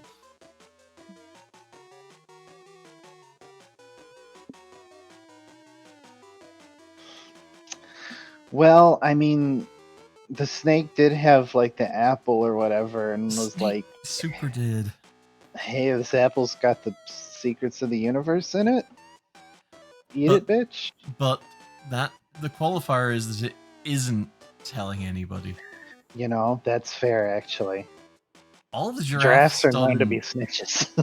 Yeah, and like giraffes are also run Toys R Us, or used to. That's true. Or used to before they were sold. Just in case. Their IP was sold to a furry somewhere. Hmm. Didn't that happen? Whatever. I don't think it was sold to a furry. It was sold to an investment firm, which is much worse. Oh, yeah, but it was spelled F-U-R-M. Oh, Jesus Christ. Lily's suggesting forest. Yeah. Yeah, let's go to the woods. That day, you go on a hiking trip with a bunch of random campers. You live some weird adventures and share personal stories and secrets. You don't know their names and they don't seem to have their own character models, but they reveal to you they're part of a different game, a survival resource managing one. Ah, Turns out they cannot perceive your character model. You go to the same camp, yet you're a part of different games. This is deeply strange and makes you reflect so much about your own existence that you gain +2 smarts out of it. neat. They apparently gain +10 berries and +2 stamina, whatever that means. Huge news! Milo has agreed to let you and Calculester follow them around for the afternoon. Cal wants Milo to teach him how to truly enjoy life. You're just really into Milo and or Cal. Milo Belladonna. Here at Okay, last. Milo's Wow. they, them, You've been then. you've been pronouncing my name wrong this whole time. I adore the woods. Don't they make you want to meander a little? Here, Slee, take my picture while I pretend to be lost amongst the trees. Engaging camp module.exe. Milo, it has been so helpful to observe your behavior. Based off of my observations, in order to better enjoy life, I need to meander spontaneously roughly 833% more often. Suddenly, a terrifying old lady jumps out from behind the tree. Shit, it's the witch who lives in the woods and complains a lot. A yacht. Oh my. Sweet gumptious. Wah, Oh. I have No. Wah, I have caught you, naughty children. Look at you, you little rats. Just wandering left and right like you own the place. Are these woods your house or something? He's not a witch, he's a witch. Wah. Oh, what a good question. I suppose in a way all beautiful places feel like home to me, so yes, this forest is our house, metaphorically. Wait, so you naughty children actually do live in the woods? Since I also live in the woods, that technically makes us neighbors. And since we're neighbors, it's your duty to cat sit for me while I'm on vacation.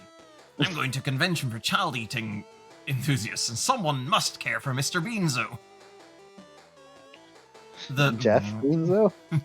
That pulls a big fluffy cat out of her sleeve and hands it to Calculester. It's Oh. the same cat! Glad it's doing okay. Well, I am programmed to be a friendly neighbor. Just to confirm that this task is within my capabilities, how long will you be gone? Who knows? It could be 2 hours or 2 years. Goodbye, naughty children!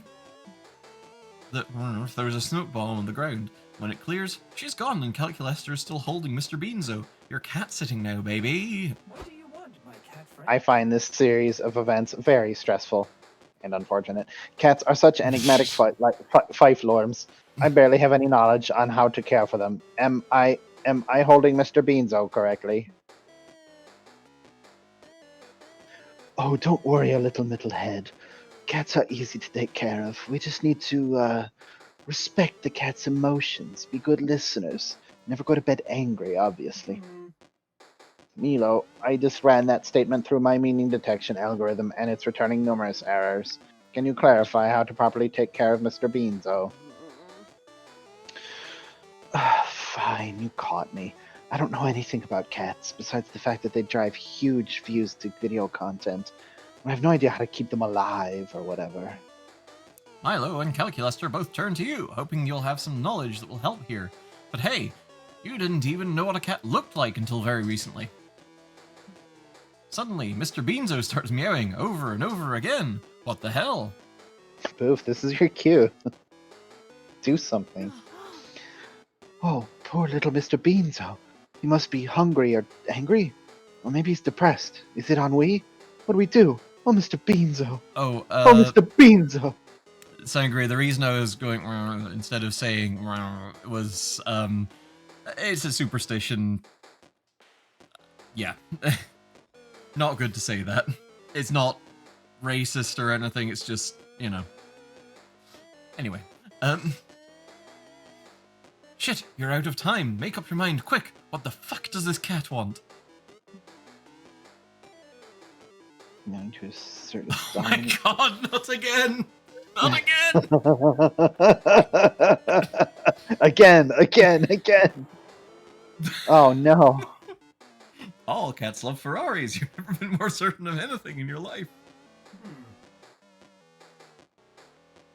Oh, that does not make any sense to me, but there is simply too much cat data on the internet for me to fact check your reasoning. Sleep, Calculester and I will try to hold off Mr. Beanzo. You go get that Ferrari and get back here before this cat has a mental breakdown. You go to the Ferrari store and use all your tuition money to buy a bitchin' ride. It's expensive, but you can't wait to impress your friends with how well you know cats. I'm gonna try not to suck the gas out of this one. You drive your brand new Ferrari back to the woods. Calculester gently places Mr. Beanzo in the driver's seat. Oh no, Mr. Beanzo is still meowing. His mood does not seem to have improved at all. I am uncertain what we are doing wrong. I can't believe I'm saying this, but maybe the cat wasn't meowing because he wanted to drive a Ferrari. Maybe Ferraris are not compatible with Mr. Beanzo's personal brand. All three of you suddenly start Googling cats that are on brand for cars that are on brand for cats. Suddenly you hear the Ferrari's engine roar. You turn around to see Mr. Beanzo driving away with your car. Mr. Beanzo just stole your brand new Ferrari. Fuck. Oh no, this is terrible. We have failed our primary directive as cat sitters. Objectively, this makes us subpar neighbors. The horror. I can't be seen with you. And I can't be associated with another Ferrari domestic cat motor vehicle theft scandal. That's not even a joke. There was literally another one in this game. Ah, did you miss me, naughty children? It's me, the return from my convention. Now where is my kitty cat? Give him to me at once. I am literally incapable of deception, so Mr. Beanzo committed Grand Theft Auto, drove away in a Ferrari, and it was all Sleet's idea. I am so sorry. It's a good thing that Mr. Beanzo didn't steal a bus like the one that we just threw Sleet under. Pah, you sniveling fools. Everyone knows you must keep all cats away from Ferraris. They can't resist them. Now Mr. Beanzo will be joyriding for a few days at least. You children did a horrible job. I shall curse the naughtiest child among you. Sleet, 50 Boppity, you shall now be slightly less appealing to your friends. No. I can't be seen with you. Yuck. Sleet, you suddenly seem so unappealing. Like someone who would slide into my DMs just to yell at me for being too hot. S-H-I-T, you're super cursed. Your friends leave.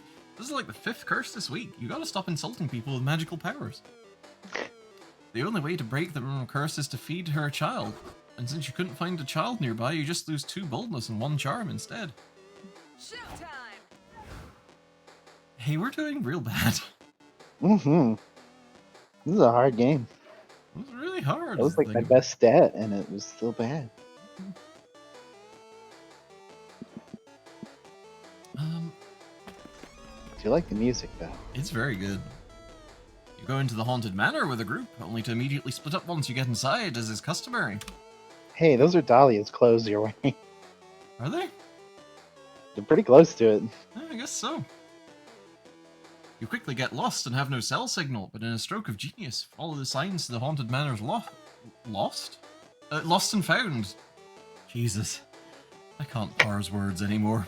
You follow the signs of the haunted manor of Lost and Found to wait for your friends to pick you up. Find all sorts of cool lost knickknacks while you wait. Some bloody gloves, a haunted iPod, an only plays Thriller by Michael Jackson, a totally normal Furby that still manages to be the creepiest thing in there. At the bottom of the box you even find +2 boldness. Yoink! Who in their right mind would throw that away? Afterwards, you manage to convince Damien that back massages keep away mosquitoes and you're really getting after it when... Hey, has that weird chuckling lamp always been over there? What weird lamp? Oh, okay. There's something weird about this lamp. I just can't put my finger on what. Well, in the words of the great Mahatma Gandhi, when in doubt, set it on fire. You're pretty sure that's not what Gandhi said, and you tell Damien so. Really? Huh. I tried to read a biography of Gandhi once, but I couldn't understand it, so I set it on fire. I thought that was a lesson the book was trying to teach me. That was about 5 minutes ago. The book is still on fire, actually. That's what I was planning to use to burn this lamp. Watch. No need, Damien. The only person who's been burned here is you by my impeccable squeeze. Whoa, that's crazy. Whoa, Counselor Flodge? You were the lamp the whole time? Cameron Orenthal Flodge. Guilty. Pretty cool, huh? Only if you think lying is cool. But I do. Only when I do it, not when people do it to me. I wasn't trying to lie to you, Damien. I was trying to teach you a lesson about the wonders of camouflage. Get real. Camouflage is only for stupid babies who are too lame to solve their problems with violence. Sneak level 100. Oh, so it's violence you're interested in, eh? I'll have you know that in the heady days of my youth, I once squeezed myself as a baguette in order to stab the French Prime Minister. But France doesn't have a prime minister. They have a president. Only because I stabbed the Prime Minister. That just might work. I didn't know camouflage could be used for stabbing. This changes everything. Hold on, wee baguette. But I still don't think it's for me. Pretty hard to blend in when you have such blemishless crimson red skin. Don't worry about that, son. I can change my skin to any color I want, and I'm a master of the squeeze, so clearly skin color doesn't matter here. All we need to do is find the perfect way for you to blend into your surroundings. Ooh, you've got an idea. Oh, God. Jesus Christ. I feel like no matter what I do here. Jeez. My senses are telling me that the top one is creativity and the bottom one is boldness, and they're the same point value, Yeah. so... The God! Fuck. Finally, a plan that combines my two greatest loves, fashion and stabbing people from concealment. Not so fast, my conspicuous... Well, okay, that one kind of fucked up. Not so fast, my conspicuous pupil. Someone's going to have to infiltrate the fashion industry in order to pull this off. This looks like a job for... Stealth mode. the Lampster. Nah, Pops, I got this. Buckle your asshole jacks, because you're about to get made the fuck over.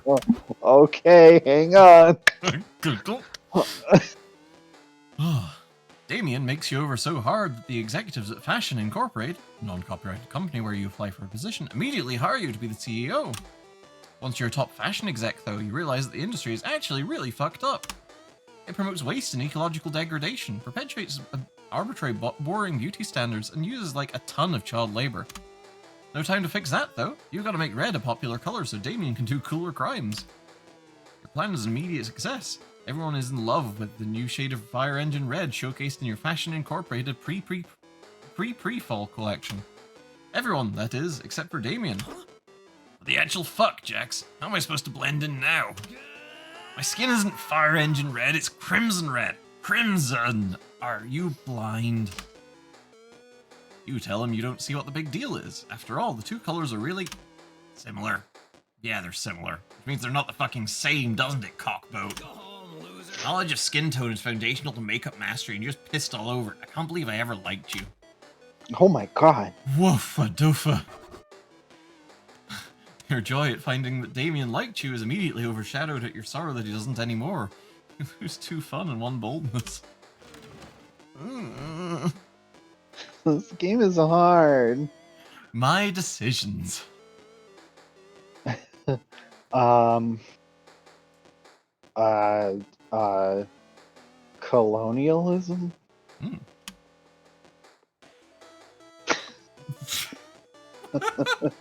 Well.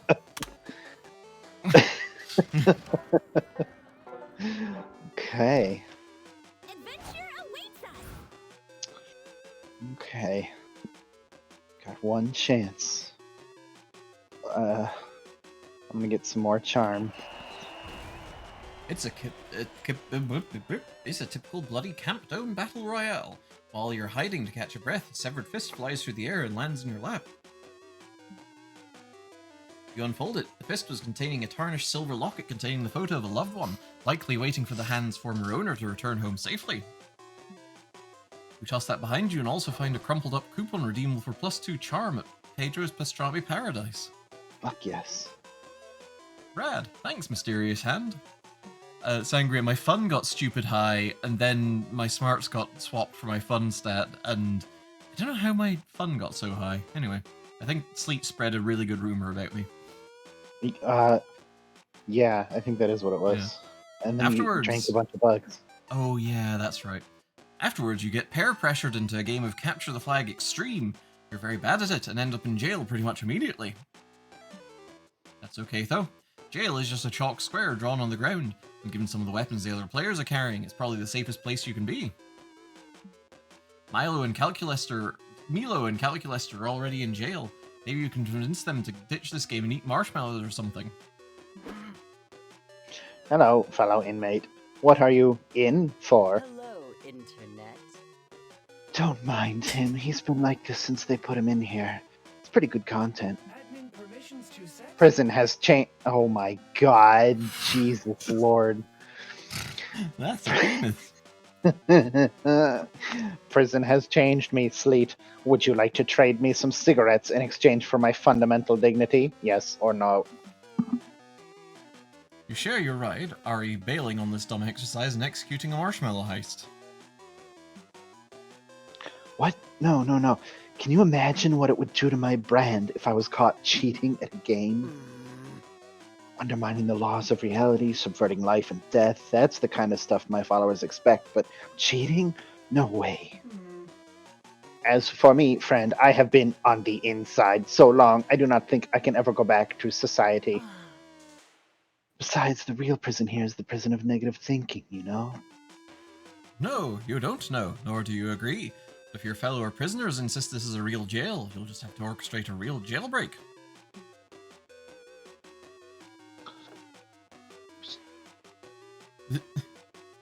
It's all about who you know. You should get to know that dude Michael in the corner. He's been trapped here for 3 years, so he must know something. Apparently not. Me.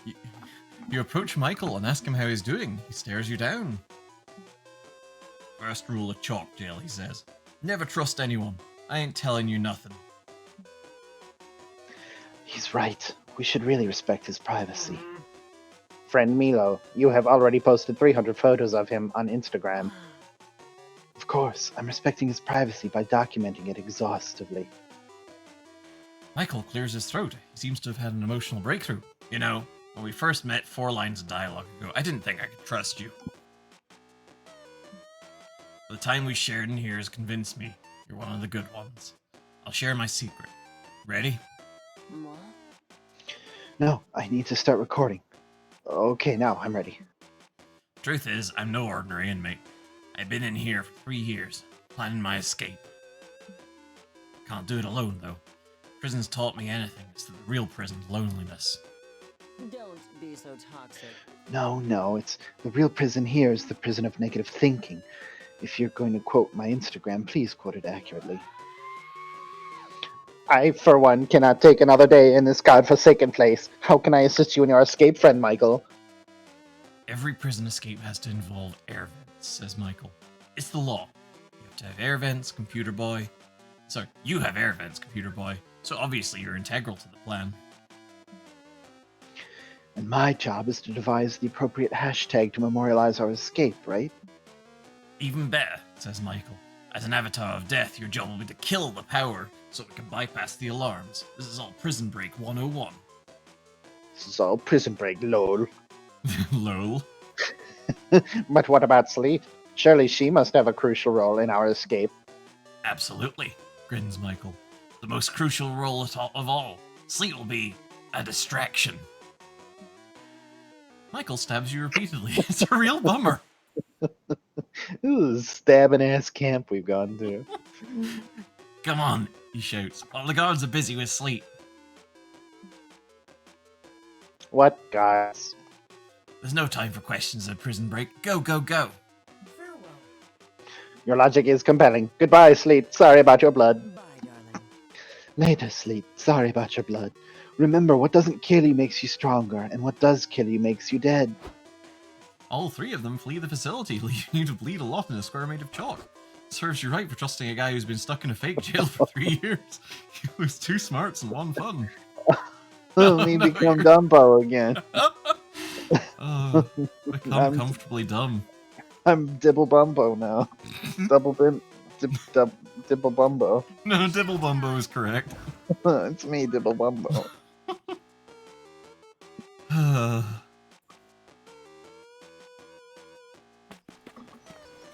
You spend the day playing in the lake. Everything is fun until you're mesmerized by a strange song. It's the sirens. Try to lure you with their beautiful chants, but you know better and challenge them to a riff-off. They kick your ass, but you definitely all have a lot of fun. More specifically, 2 fun. You find Damien standing on the pier, throwing matches into the water and saying some pretty creative swears.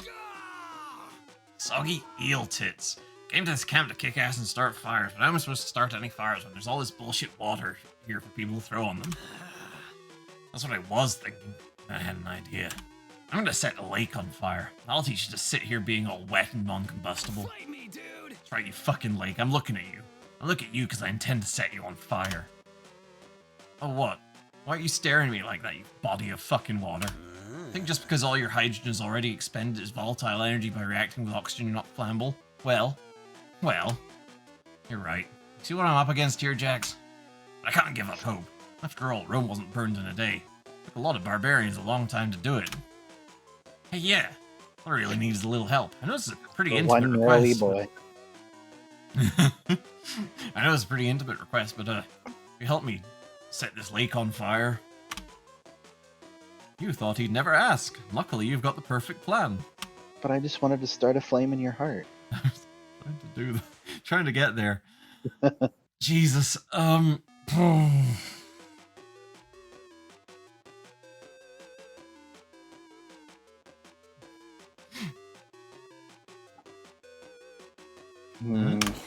God. No. You mean in order to start a big fire, you have to do a big murder? Why isn't every plan like this? You and Damien put on your murder suits and go out a killing. You find a Viking melee already in progress and totally crash it. I don't know how Damien. this wouldn't work perfectly. I know, right? Damien, true to form, rides into the fray on a horse made of guns and starts crumpling up Vikings and feeding them to each other. Sure. The Vikings, for their part, do a pretty good job of eating all of Damien's bullets, shitting out battle axes. At the height of the melee, everyone is breathing fire, dunking each other in vats of acid, and grabbing tanks by the gun barrel so they can beat each other over the head with them. All good things must come to an end. Eventually, you pack up all the corpses of your enemies in a big sack and drag them back to camp. Sure. When you get back, you realize you miscounted. You accidentally harvested 312 Viking corpses. See? Ha, nice. We call that a murderer's dozen. Anyway, let's slap these bad boys on some longships, fill them with flammables, and shoot flaming arrows at them until I'm so hard I can't stand up straight. Not so fast, growls a surly voice from behind you. You turn to find an army of 9,000 pissed-off Vikings standing there. The lead Viking scowls at you. Don't tell me you're doing what I think you're doing. What? honoring your dead in the most appropriate way possible? Fuck yeah, that's what we're doing. Do you even realize, says the lead Viking slowly, how much carbon is released into the atmosphere when you set an entire longship on fire? We may love indiscriminate looting and killing, but that doesn't mean we don't care about the environment. Yeah, shouts another Viking. According to a recent survey, Norway is the second most ecologically friendly country in the world, second only to Costa Rica. How the fuck do you expect us to dispose of all these bodies then? Our preferred method, explains the lead Viking, is alkaline hydrolysis, also known as water cremation. Aquamation. The body is placed in a sealed tube, which is then flooded with a mixture of water and lye, heated to 300 degrees. Bones are then ground into powder, and the resulting corpse slurry is used to fertilize trees. It's actually a thing. Dang. Wait, that sounded metal as hell. There's no fire involved, does that mean this lake full of stupid water is more metal than me? No, can't be. Damien wanders away in a daze, questioning everything he's ever believed. What was that, honey? Viking Aquamation. Unfortunately, this leaves you alone to deal with 9,000 pissed off Vikings. You lose 2 fun and 1 smarts. No! My stats! My stats! My special stats. I almost feel like the one time I accidentally charmed Milo will have been better than all the times I've disappointed Calculaster. Let's find out, though. Let's do this. Well, I have done nothing but disappoint this Hellboy. Here we go. You finally gather the courage and ask your beloved to watch the meteor shower with you. Loser. Uh-oh. Oh. You want to be my summer fling? No way. It's not great when he opens up with loser. Spending the summer dating you would be worse than going back to school, and I hate school. You make me miss school. But congrats, I guess I hate the idea of dating you more. Pack up and go back home, loser. Oh man, that was hard to watch. You got dumped by your summer crush. You got so thoroughly and tragically dumped, the Merriam-Webster dictionary redefines being dumped as being jaxed. Oh no. Right next to that word is a picture of you sobbing in your ramen noodles. No. Maybe Calculaster likes a bimbo. Maybe. You desire a summer fling with me? Dear. Oh no. I do not want to tell Sleet how I really feel, but lying is not a nice thing to do to a friend. Could we perhaps reschedule this proposal, friend Sleet? I must research the protocol on brutally rejecting someone politely. Rejection protocol. The meteor shower comes and you're all alone. A shooting star passes. Do you wish to find love one day? Dang. But it wasn't a shooting star, it was just a firefly flying. What a silly mistake. According to shooting star law, you wasted your wish, and as a result it cannot ever be legally fulfilled. Oh no. So you'll die alone on a technicality. Jesus! Oh, we sucked so bad. It's bad. Wait, which secret ending? What? Oh. Oh, that might have been last time we played this. Oh, maybe, yeah. That's total ends.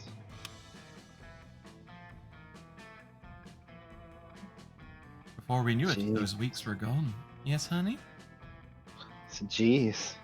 It felt like a hot minute, and it felt like an entire lifetime. That night, as we saw summer coming to an end, we all wondered what would come next for us. It felt like the end of something big. Little did we know, life still had many wonders and misadventures in store for us. Now I'm older and I can see it. How those years became the foundation of the mythology of our lives. Broken hearts turned tragedies sung for centuries. Wild nights became epics treasured forever. Every kiss and every laugh is now a constellation we'll always find while gazing into the starry night, no matter how many years go by. Even today, I can still close my eyes and I'm there, on that last summer night, feeling like I was just starting to live life. With all my friends around that campfire, so young and unafraid, and so ready to start. Champions of red wine, poured all over. It's what we're known for. Fine out of cross lines, crossed for old times, like starting over.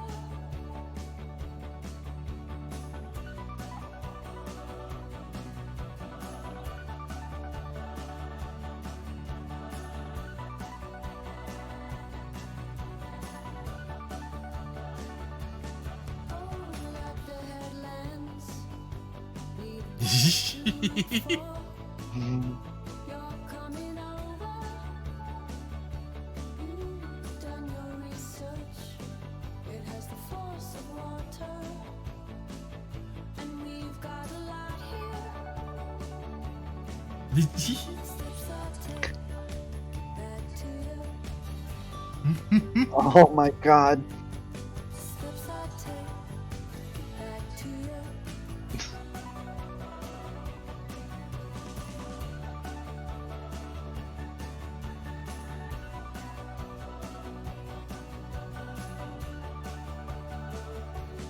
Think we could save lives if we don't spend Oh. them way undercover. I'm not your love song gone wrong. I'm coming over. That's Spare Dodger. Like, this is kind of our jam. Back to you. Steps I take back to you. The song's so good. Mhm. Oh my god, apparently ProZD plays 3 people in here in this game. Ah. Nice.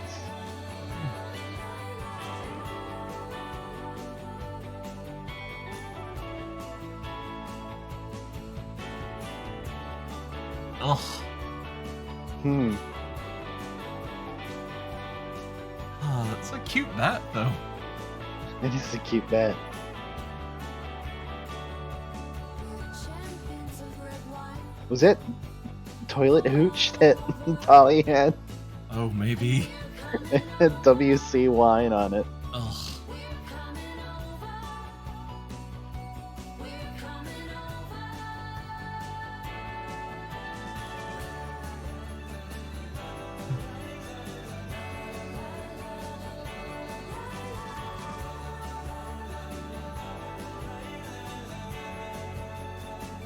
Scott snacks.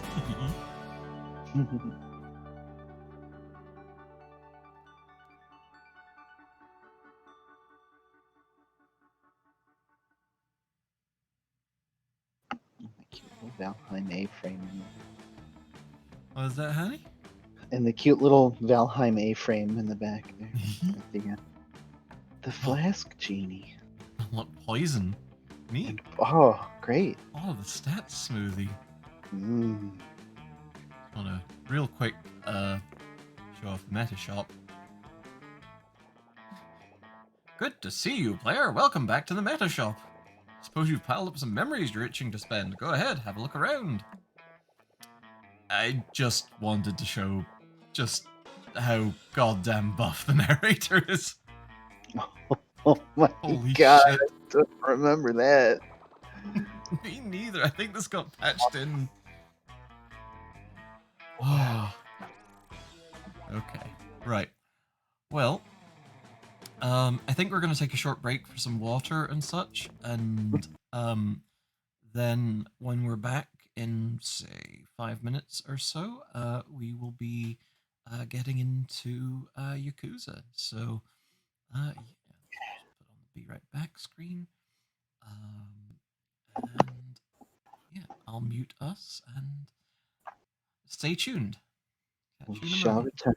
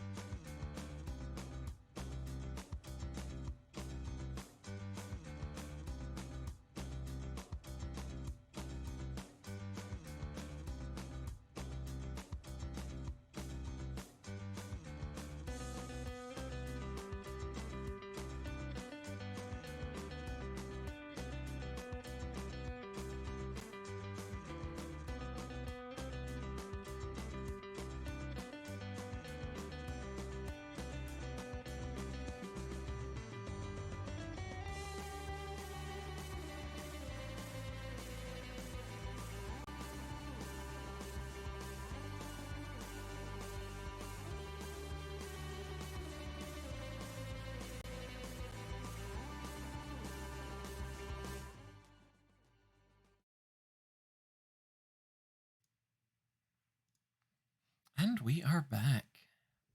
Hey everyone. Hello again. We've returned. So we're a fair bit in, but we're going to keep going probably for another hour or so. We'll see how we get on.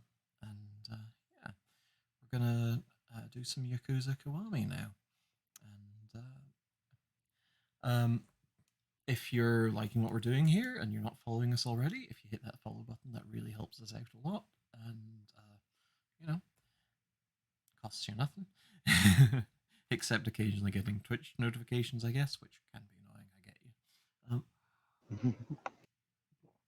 Other than that, if you feel like donating to us, just type !donate in the chat, and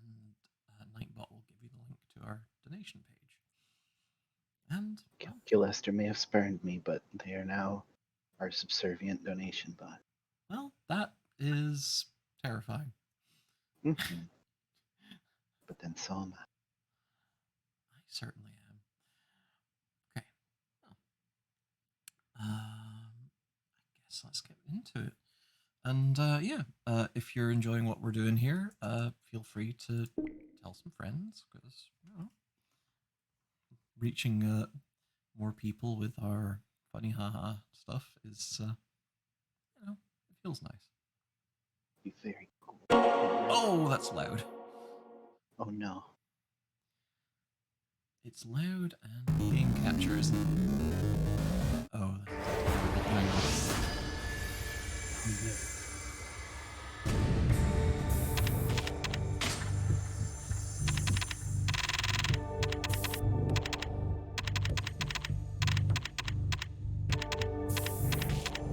Oh, there we go.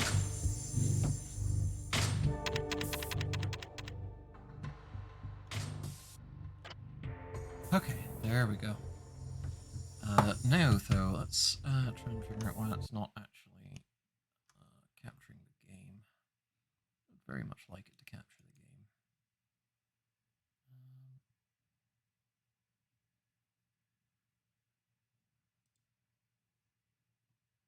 game. No, but don't forget to send it to me too. That's a very good point. I so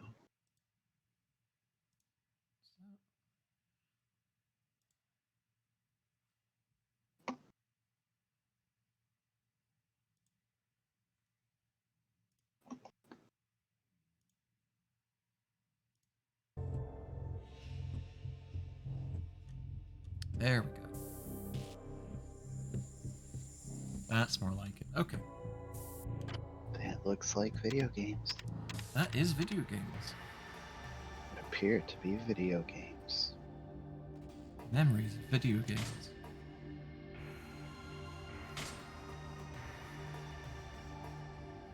Memories of my video games?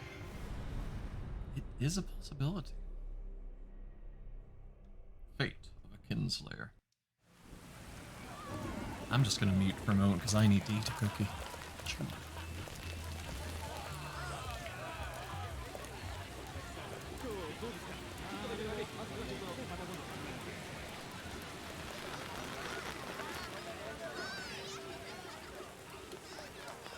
Start this by saying I know absolutely nothing about this story. Good. It's a good position to be in. I say that because I'm in it too. What the fuck? Is there water coming from from space? Yeah.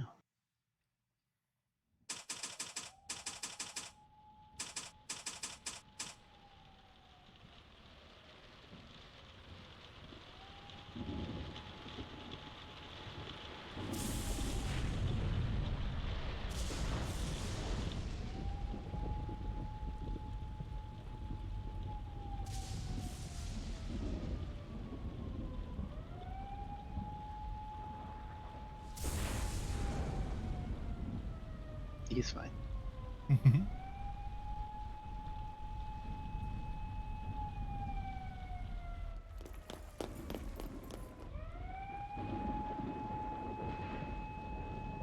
+2 stamina.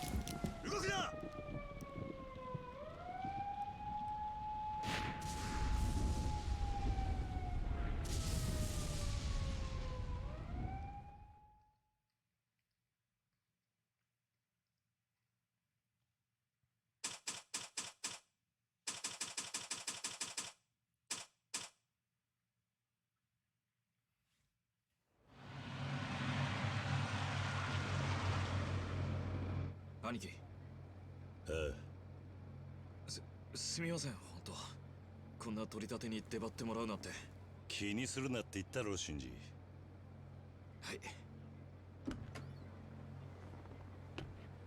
think our follower and stuff might actually get in the way, so let's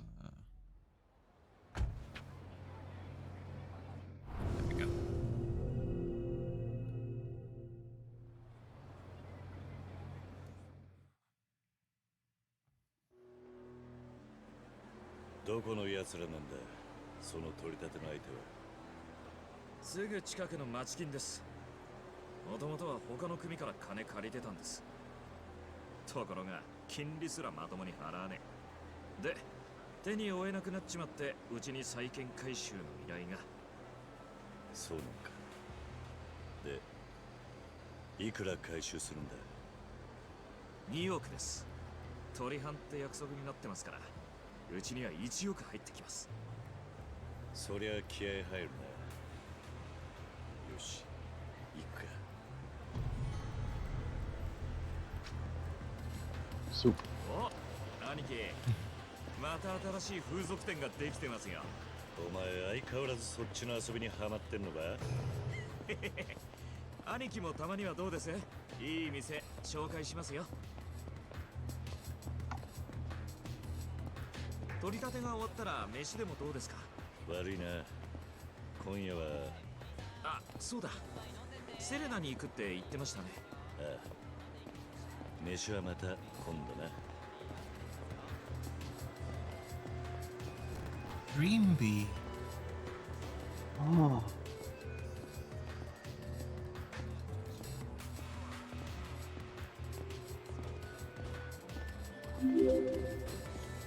Oh. Oh, Hoofus Doofus, thank you for following. Oh, thank you. 着きました、兄貴。ここの5階です。よし、入ろう。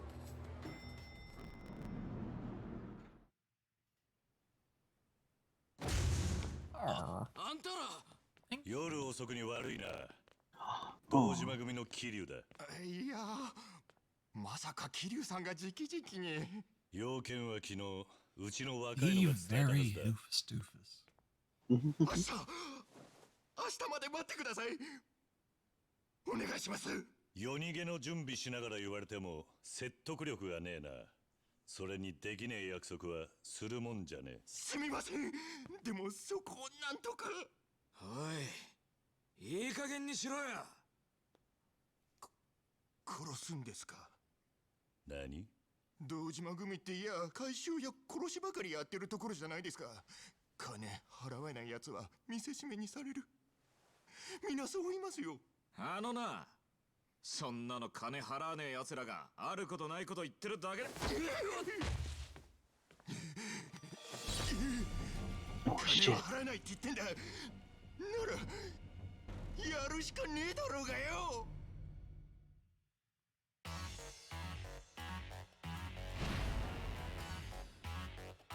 Music in this game is the slap. What appear to be a slap? Hmm.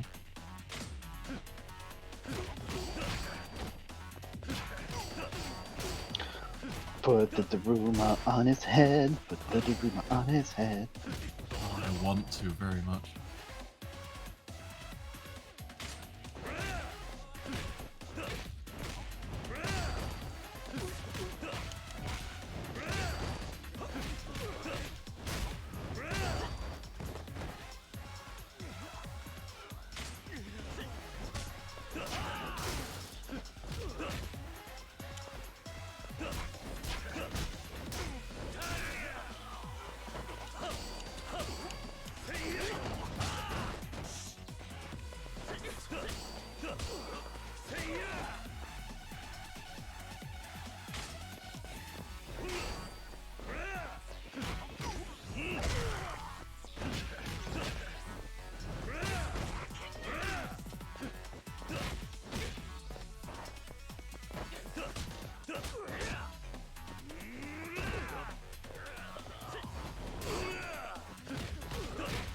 I feel like I've heard Kiru's voice actor in things before.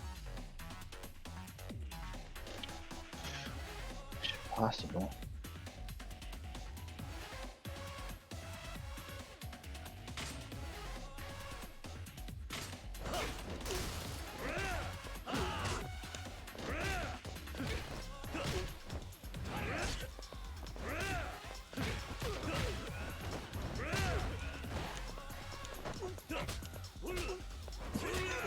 Our plan of standing around watching him beat us up is not working somehow.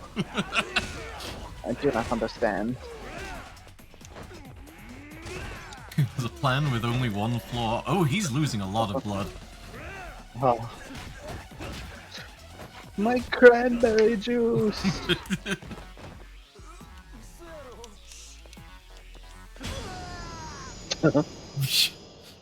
Just a quick nap before I punch him. すみません。もう勘弁してください。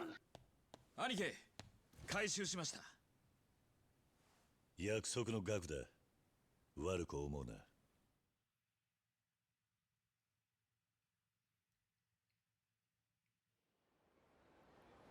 That is a fair point. ありがとうございました。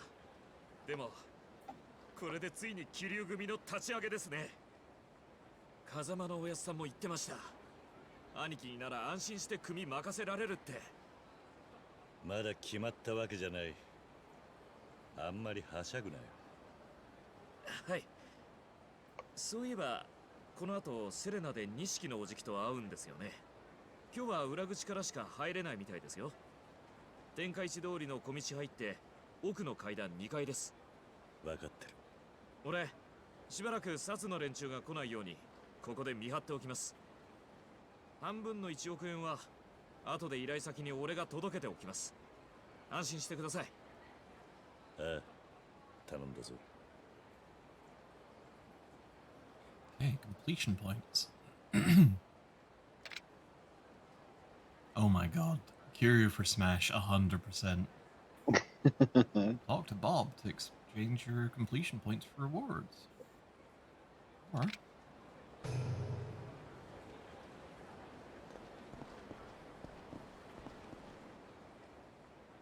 セレナなら天下一通りの小道入って奥の階段2階です。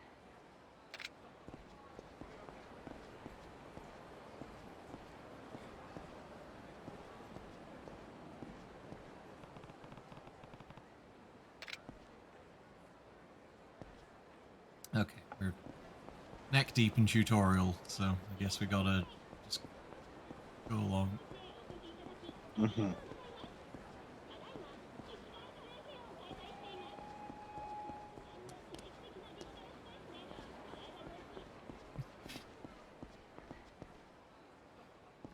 Oh dear. Here.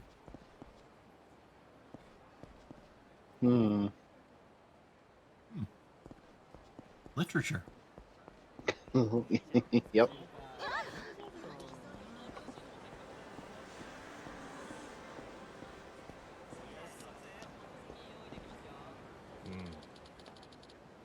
Serena's one of the best bars in town. Too bad it's closed.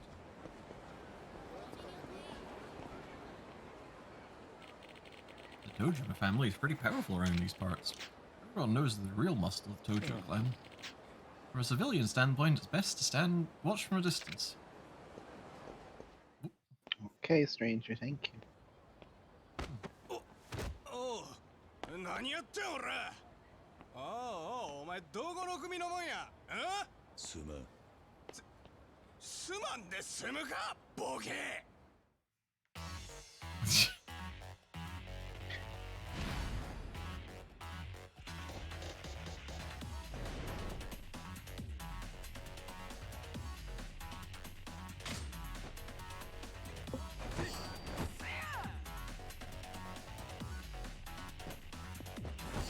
This game is just full of people who pick fights with you very unwisely.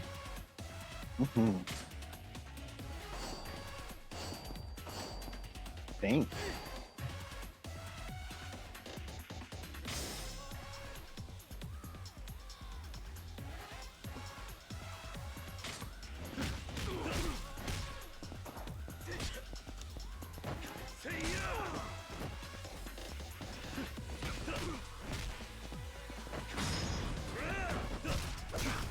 Oh, Jesus! Oh.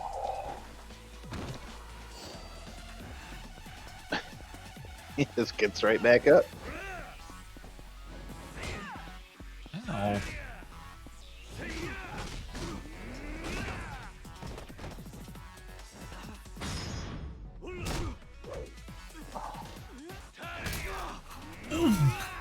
Jesus. I think this game might be a little violent.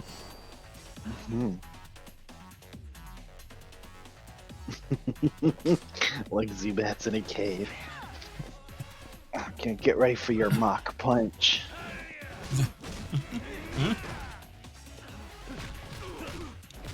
Which would be weak on a Zubat, but Yeah. you know what? Fuck you. Jesus. 何もんやお前見とったでキリュウちゃん Ah, best Don't do character. that. 桐生ってあのそうや堂島の竜キリュウ Ah, カズマちゃん it's や me, Captain お Haircut. 久しぶりです真島の兄さん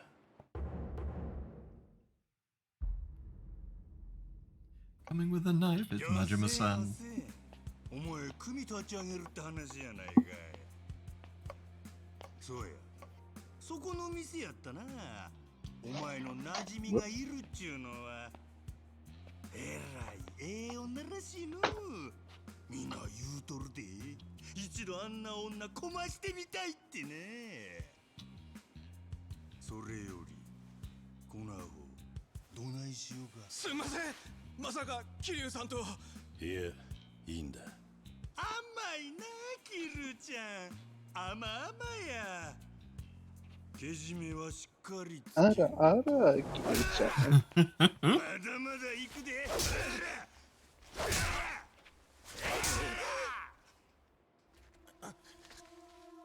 あなんやその辺でお前のためにやっとんのやろがもう十分ですからほうまええわお前もこう思ったらこれくら Oh い god, what happens in the original version of this scene? I'm afraid. はい覚えておきます Shoves the umbrella up him and then opens it. Oh Christ. でもなんや俺は俺のやり方でやらせてもらいますどんなやり方でやるっちゅうんや俺はちゃんと筋が通ったやり方を貫く It's the haircut from the weird-looking kid from 俺 Jojolion. に喧嘩売っとんのかやろいっち Oh yeah, the one weird-looking Well, character. you know, the from character with 兄さんとここで that bad 喧嘩 haircut. する理由はありません Yeah, yeah. 筋が通らねえよっしゃこれで俺と喧嘩する理由はできたな俺が兄さんをムカつかせたんなら謝りますなんやと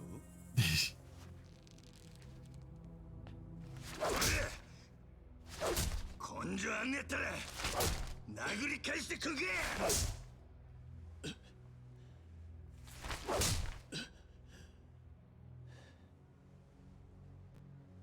これで気は済みましたか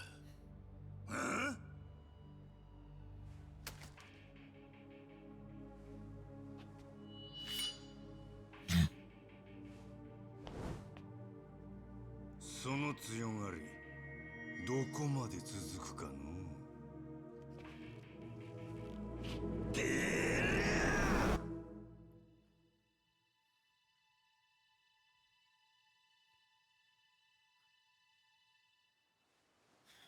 アホくさ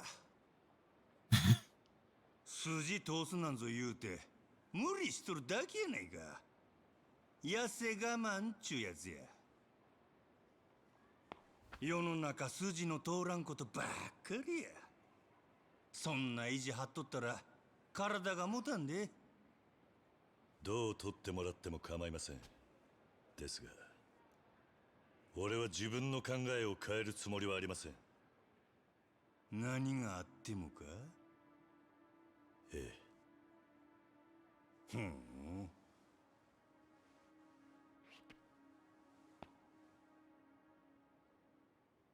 分かったわ Full of pores. ほなお前のその覚悟 Yeah. 届けさせてもらうで四六時中ずーっと The HDifying of this game seems largely to be just give them really big, wide open pores.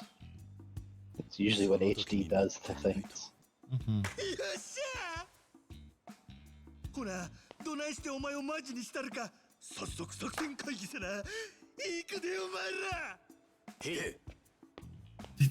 ほなまたなキルちゃん。楽しみにしとってや。ワクワクするで。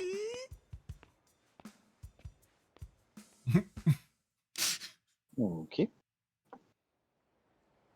あと少しで Anyway, I'm still here too. 給のおじき、ありがとうございました。もう大丈夫なのか。はい。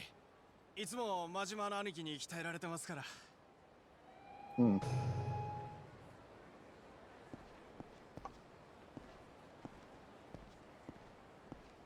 Well, anyway. Time to just go up the fire escape. 相変わらず静かだな。あなたたちがいちゃ怖くて飲めないでしょ、普通のお客さん。だから今日は貸し切り。レーナ、ユミは今買い出しに行ってるの。どうせまた腹減ったとか言い出すんでしょ。違いね。どうなんだ、気流組の立ち上げは。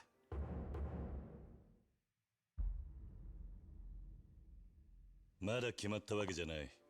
組長が決めることだ。組長も嫌とは言えねえよ。風間の親父がもうその気なんだ。堂島組はあの人で持ってるようなもんだからな。そこ行くと堂島組長は昔の自慢とメンツの話しかできやしねえ。控えろ、錦。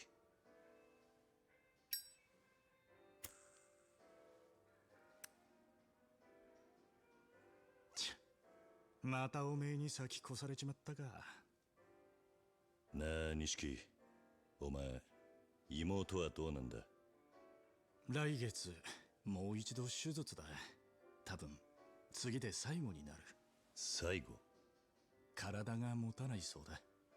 これでダメなら、もう。そうか。あ、来てたのね。ユミ。ちょっと、もう酔ってるの？ Dang, 私も Kiri 言いなさい。 almost smiled. どうぞご遠慮なく。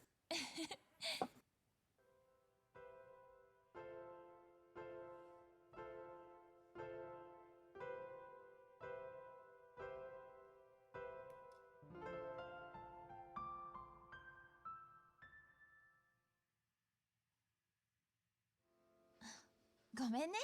Okay. 気持ちだけもらっておく。あら、こりゃ We were in a flashback, and now we've gone into another flashback, I think. And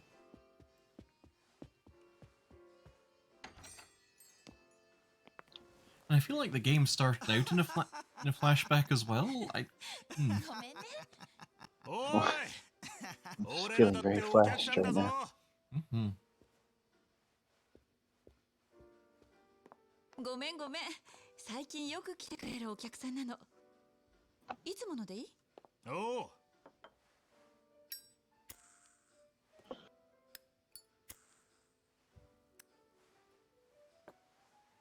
例のしのぎ、うまくいきそうか？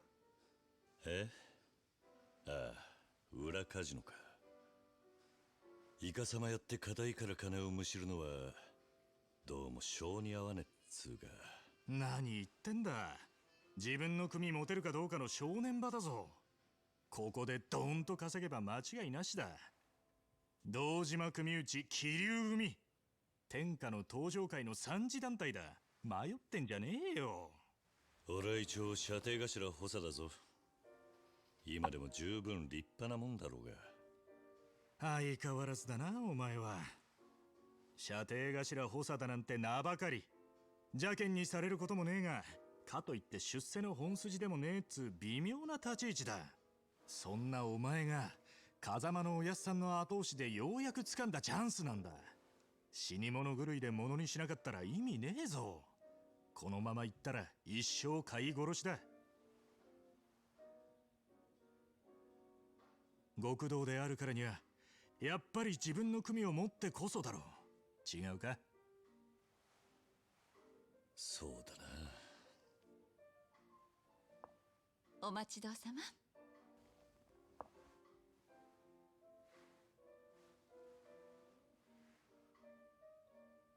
Mm. ねえねえ、さっきお客さんと偶然誕生日の話題になったんだけど、今度ユミちゃんの誕生日でしょ。二人はちゃんと準備してあるの？プレゼント。え？ああ、そういえばもうそんな時期か。バカ、お前忘れてたのかよ。いや、最近忙しかったからさ。そういう錦山くんはもう何か用意してるの？もちろん。ユミに似合いそうなピンクダイヤのネックレス。まあ、なんだか高そうね。まあな。何ヶ月も前から予約していてやっと手に入ったんだ。実は今日 See you 渡そう later, と思って Lily. ちゃんと Thank you 準 for 備してあるよ。 Take あ care, ら、そうだ Lily. ったの。 Good to have you here. それじゃあパーティーしましょうよ。お、それならいいケーキ屋知ってるから俺買ってくるよ。ほんと？助かるわ。お願いね。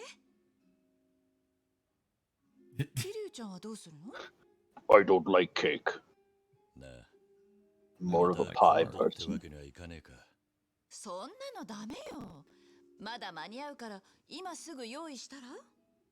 そんな急に言われてもな。 Just get her some magic cards or something. That's always fun. ね Way to your え、それ heart. じゃあ指輪なんてどう？え？指輪か。いいんじゃねえの？さすがレイナ、無難なチョイスだ。それはどうも。どんな指輪がいいんだろうな。それくらい自分で考えろよ。俺は手伝わ A ねえからな。 limited edition Yu-Gi-Oh! そう booster pack. 難しく考えなくても気持ちがこもってれば何でもいいのよ。Say hello to Exodia.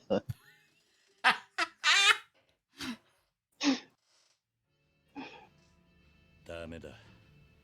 女の好みなんてさっぱりわからねもうしょうがないわね。あ、それじゃああれなんてどう？え。あれって。フランスの有名なブランドの指輪なんてどう？新作が出たばっかりなんだけど、女の子 Don't に worry す about ご it. く人気なのよ。 Just kind of dying there in この前ユミちゃんと一緒に雑誌 groping 見 at て his て、 liver. 彼女も欲しいって言ってたわ。 I've got liveritis. ね Liveritis. No. そうだな。よし、それにしよう。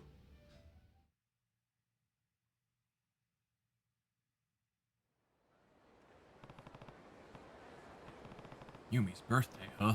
I completely forgot. Around here, the best place to buy a ring would probably be La Marche on Showa Street. I should head over there now. 24-hour Phobos. You can get all your Phobos developed there. Oh. No matter what day it is. Oh. Do not try and get them to develop Demios. They will fucking kill you. Will kill you. I heard that guy hates elevators. That was a bad joke. I don't get it. Because one of the difficulties of developing a space elevator on Mars is the low orbit of the moons. Venus in particular would be troubles. I see. I'm sad that I can't play on that playground. I know. I'm sad you couldn't buy any salacious manga from that vending machine earlier. I mean, maybe later they might just be, you know, preventing me from doing it this early on in the game. Tutorial locked from getting your salacious manga. Oh, hey, nerd. Welcome to the stream. I thought that said Slime Burger for a second. I was really excited. Slime Burger?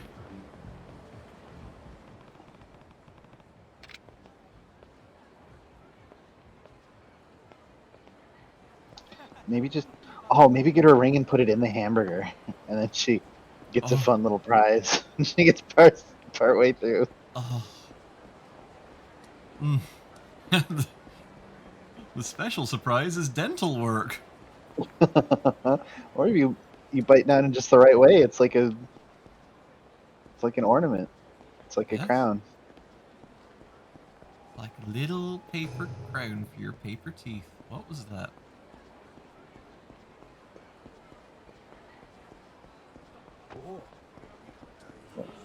That was rude. Look, sometimes you can't help but bump into people.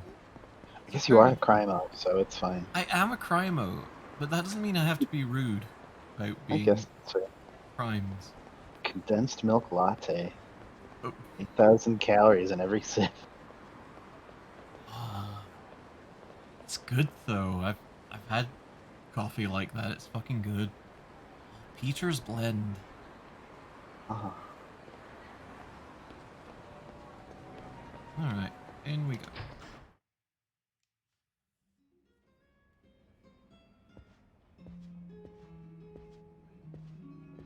Oh, shit. いらっしゃいませ。何かお探しですか？ああ、なんか女物の指輪でフランス製のやつが人気だって聞いたんだが。ああ、それならこちらでございます。Pulls out a baghead. これが Jesus. 今非常に人気でして、こちらが最後の一品なんですよ。今を逃すと次回入荷はいつになるか。よし、これをくれ。かしこまりました。贈り物でよろしかったでしょうか。No, she'll be paying for it. その誕生日プレゼントにな。それでしたらサービスでお相手のお名前を刻印することもできますが。それじゃあユミって入れてもらえるか。Y-U-M-M-Y. Got it. That's a lot of yen. Oh.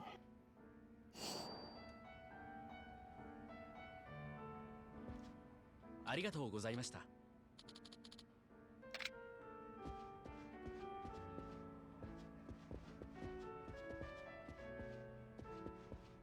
Just oh, Do some laps. just doing some laps. Sorry, I gotta work my nerves out. I hate birthdays.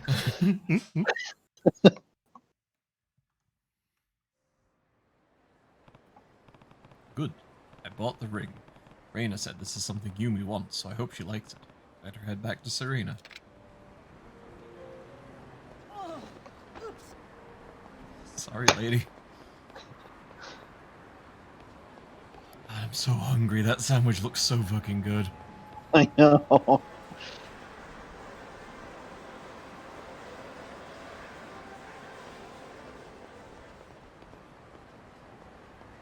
Bad boy. Oh, I sure could go for a big bowl of sandwich. Oh, I would love a big bowl of sandwich. Alright, take care, Vera. Enjoy dinner. Vera, make us some. Yeah, please.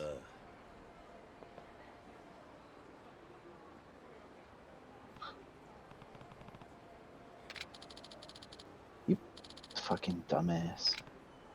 I guess I shouldn't have been walking around with it in my open palm. Kiryu is, Himbo? I think Kiryu is Himbo. Well, he's also Yakuza, so that makes him like a Crimbo. Crimbo. Correct. Oh, what? Wait, what? Oh, he just give you his fucking used Kleenex. I think he gave me some unused Kleenex. I Thanks, guess that's bud. preferable.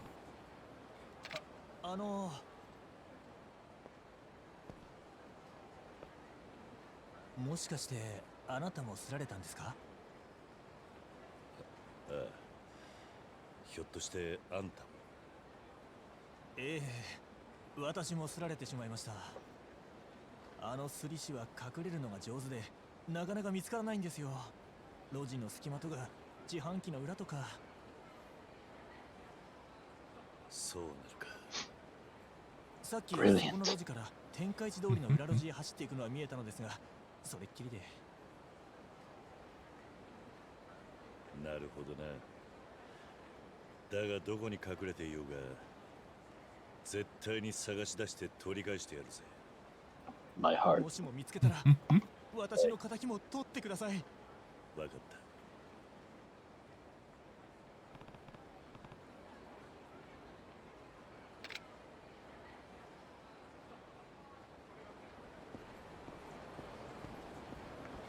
I don't really know how you can gain a reputation for being the guy who always gets away from crime by hiding behind a vending machine.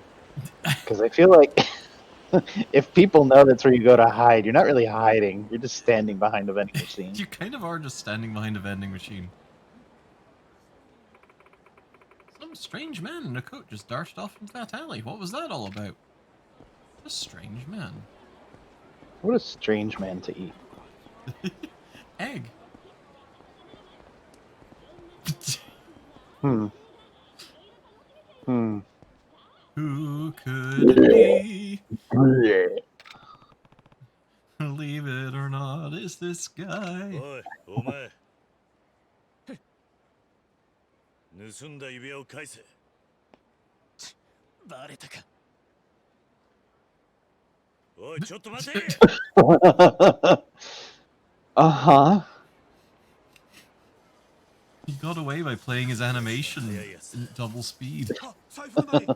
Brilliant. あの男スリだったのか。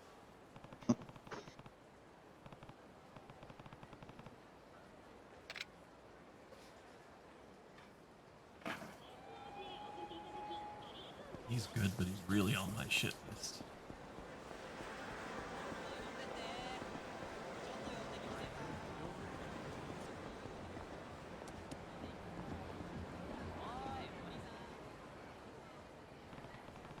You seen anyone suspicious around here? Yeah, some guy bumped into me and then round the corner of this convenience store. What was that all about?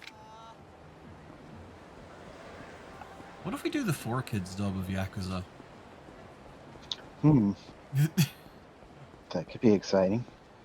That could be terrifying. Hey, bud. He's hiding in plain sight. おい、ようやく見つけたぞ。指輪を返せ。そう、また見つかったか。Because you're bad at hiding. You're gonna have to find me a third time. Oh. そう何度も逃がさねえぜ。まさかここまで俺を追い詰める奴がいるとは。Probably because he stole from me. まあよいわ。何笑ってんだ。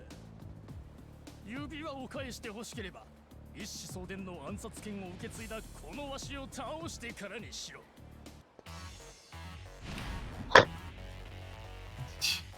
Oh dear.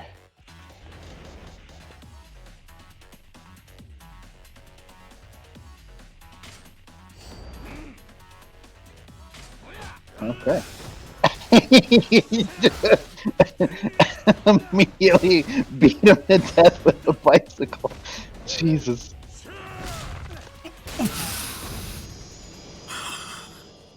Good well, alright. God. すいませんでした。もう暗殺権はやめ I ま just す。 pushed a couple of buttons. スリをやめろ。さあ。 You pushed the bicycle assassination button. I know bike foo, I guess. それがもう手元にないんです。何？どこへやったんだ？ちょっと前に質屋で金に変えちまいました。ふざけるな。今すぐ買い戻してこい。その言いにくいんですが、その金も宝くじ買うのに使っちゃいまして。Dude works fast. Yeah. You better hope you're a winner, bud. 結果がわかるのはもっと先のことで。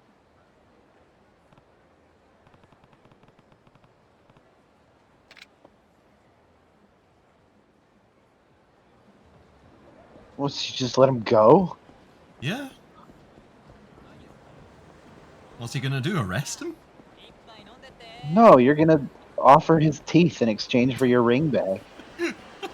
I feel like he might have been down a few teeth on account of the biking. Well, then maybe half a ring.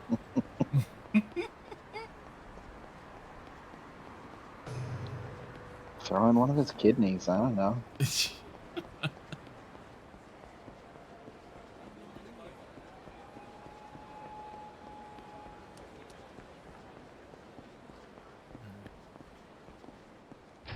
Pawn store. be soup. Oh, on. sorry, this is the prawn shop.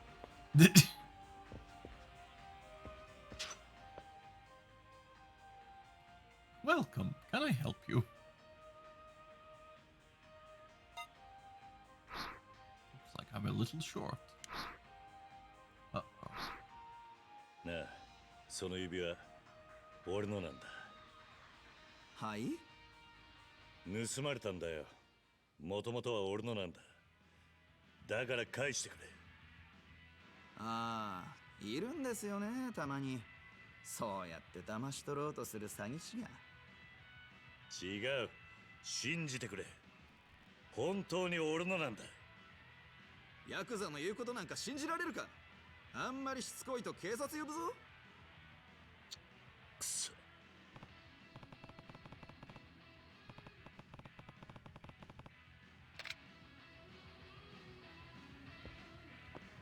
Well, At that point, just buy another ring. I think it was the last one that the jewelry store had. We're out of rings. Just buy her some onion rings. Maybe that guy. Please. In the Please, fucking Kai. park. It's cold out. I don't smell money in that direction. Whoop! Sorry, I fucking obliterated you from existence. You were in my way. Oh, just atomized them. That's fine. Oh, you smell of money. シンジ。こんなとこで奇遇っすね。兄貴もソープっすか？シンジ、ちょうどいいところで出会った。何も聞かずに金を貸してくれ。え？あ、はい、別に構いませんけど。兄貴が金に困ってるなんてよっぽどっすね。そんなに高級な店行こうとしてるんですか？すまんが時間がない。急いでくれ。あ、はい。Now, I don't know the exact conversion rate, but that's the exchange rate rather, but that's probably a lot. Seems like a lot. Like, how many yen was Josuke's pants? There were a lot. Yeah, they're probably a lot. 20,000 is like... Is it 20,000 yen pants? He had? I don't remember. JoJo's trivia time.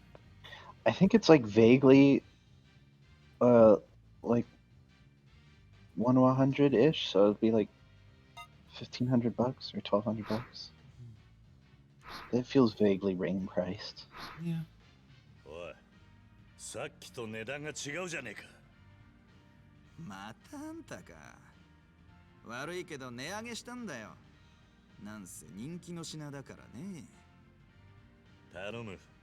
これが最後の品だったんだ。だからよそで買い直すこともできねえ。うちなら買えるよ。お金さえあればね。そうだ。 Rings, 指輪が俺のものだって確かめる方法がある。 rings. 本物なら It's 指って yours, 掘って my あるはず friend, だ。 as long as you Ring have the oil? money. 何を言ってもダメったらダメ。とにかく欲しかったらお金用意してきてよ。くそ。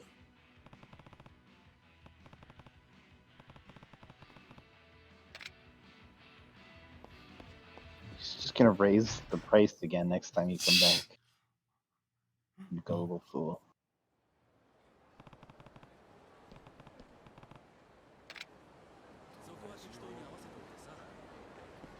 Get in my wallet, Shinji's money. Oh, we're gonna obliterate them too.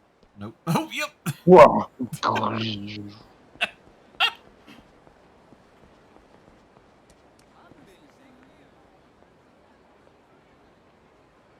シンジ。あれ？兄貴、早くないっすか？ショートだったんすか？シンジ、すまん。また金を貸してくれ。もう一回行かなきゃならなくなっちまった。兄貴、そんなに I 変わっちゃったんすか？ like that. 頼む。詳しいことを話してる暇がない。 I like that he's going along with the whole oh yeah, I'm going to a brothel rather than I'm trying to get my girlfriend a birthday present. Like, Yeah.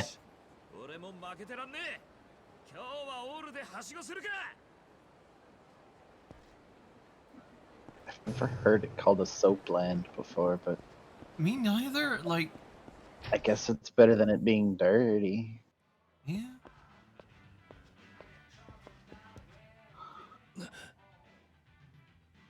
指輪かないさっきまであったのにまさかもう誰かが買っていっちまったっていうのかあんたやっぱり来たんだねおいここにあった指輪どうしたんだそんなに慌てなくても大丈夫だよちゃんと取り置いてあるからさ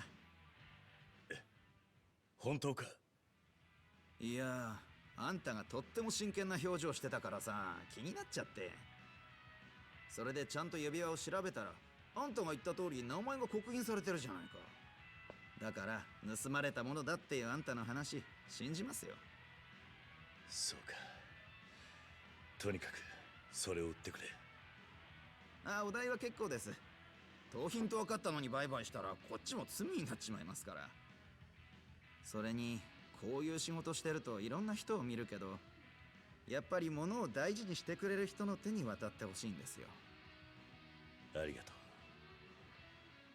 う大事にしてくれるさきっとな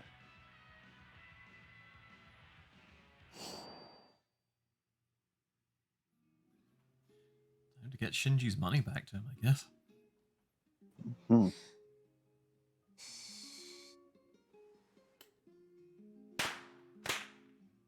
ユミちゃん、お誕生日おめでとおめでとうユミおめでとうう。みんなありがとう。ほらユミプレゼントだなになに開けてもいいもちろん Wow, magic cards. You really know me. いいのこれ本当にもらっちゃって 当 Oh, た they り前だろ transformed into a necklace.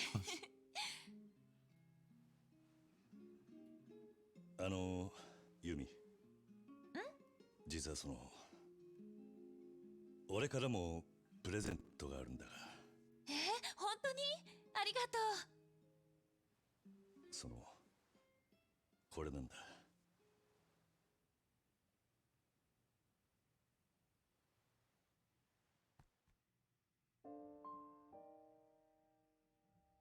この指輪カズマが私においおい He actually なんだよ smiled. そのダッセー指輪 Huh? 安っちいデザインだなほらそういうこと言わないの私の名前が彫ってある Now I'll never forget my name. そんなことない Thank you for having it engraved in English for some reason. ありがとう大事にするねそ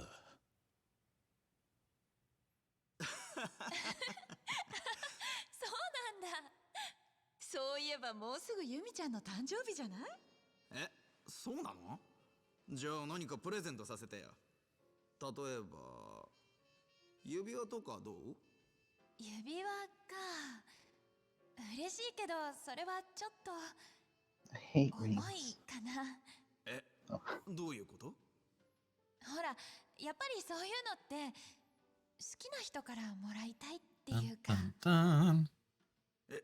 何誰かそういう人がいるわけやだ違うのそういうわけじゃないんだけどごめんね気持ちだけもらっておくあらこりゃユミちゃんに振られちゃったかなごめんね Confidence this guy has in his hairstyle.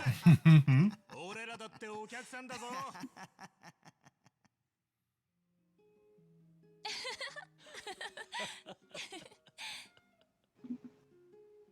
ねえねえ私の誕生日はどうしてくれるの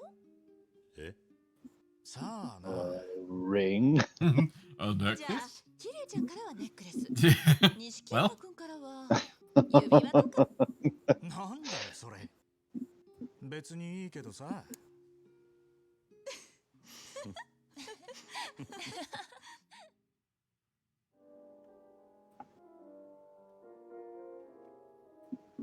Memories. okay, so is this before the birthday party or? Oh, I'm so confused. Oh no.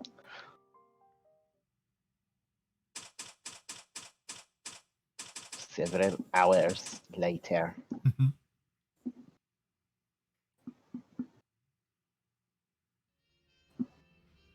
おはよう、キリュウちゃん。疲れてたの？ Okay, take care, Eli. Well, Thank you. 錦はどうした？錦山君ならもうとっくに出かけたわよ。キリュウには負けてられないからなんて言って張り切ってた？そうか。 who's gonna hoggle the 今何 glory? 時だ？ The other も guy. う4時ね。そろそろ風間さんのところに行かないとダメなんじゃないの？ああ、そうだな。そろそろ行くよ。お前はどうすんだ？うん。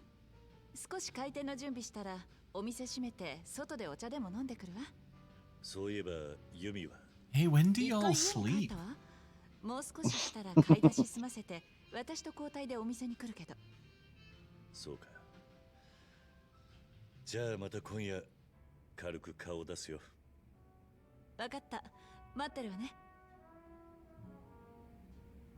The camera's unhappy with that position. There we go. The cameraman wants to go to bed. じゃあしっかり風間さんにそのケース渡しなさいよ。今夜待ってるね。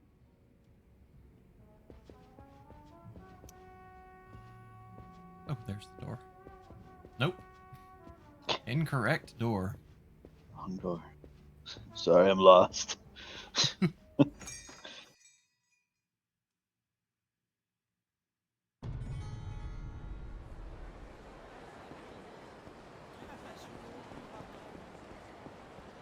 Oh, is there a cowboy store? Wait, what? Where? To the right a little bit. Right there. No, on the other side of the street. This one? To your left. To your left. Oh, Cowboy. there sure is a cowboy store. Holy shit. You need to go buy a cowboy. I wanted to have a drink at Serena, but they're not open. But see that narrow alleys to the side of the bar? Word on the street is there's a rear entrance to Serena back there. Only regulars can go through there. Wish I could become a regular, but you got to get into the Mama-san's lovely good graces. Someone yelling for Kiryu-chan.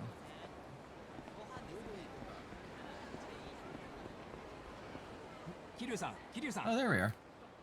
なんだ、田村か。どうしたんだお前。いやー、ちょっと桐生さんに紹介したいやつがいましてね。青木と言います。実はこいつ、俺がいつも情報を流してる雑誌の駆け出し記者なんですわ。雑誌？ええ、スパって言うんですけど、読んだことあります？俺が拾った情報を高く買ってくれるんですよ。で、今この町で一番生きがいいのはって聞かれたもんですから、旦那のこと。あんまり変なこと言いふらすなよ。はい、わかりました。今後ともよろしくお願いします。ああ。じゃあまたな。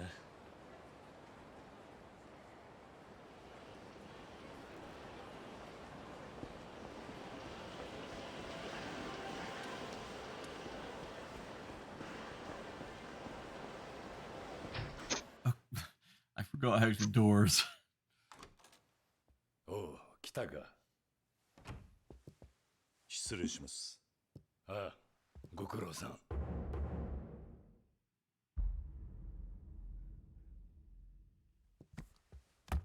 今月分のしのぎです。お納めください。おう。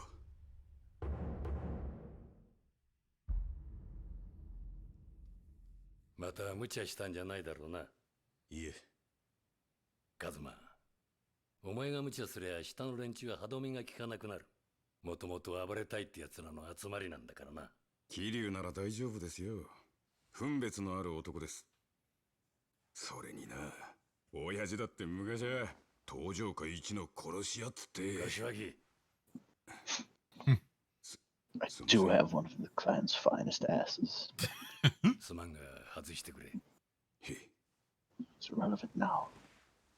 It's flat now. Flatter than Hank Hill. No. しかし文字通りの子供だったお前に組を任せる日が来るとはな。おやっさんがいなけりゃ今の俺はありません。感謝しています。おい、そう固くなるな。はい。ひまわりには顔出してるのか。 I promise that was the leather. I didn't just fart. I know what it sounded like. たまには言ってやれ。あそこの孤児院はお前たちのふるさとみたいなもんだ。ええ。おう。失礼します。桐生さんにお電話が。新次さんからです。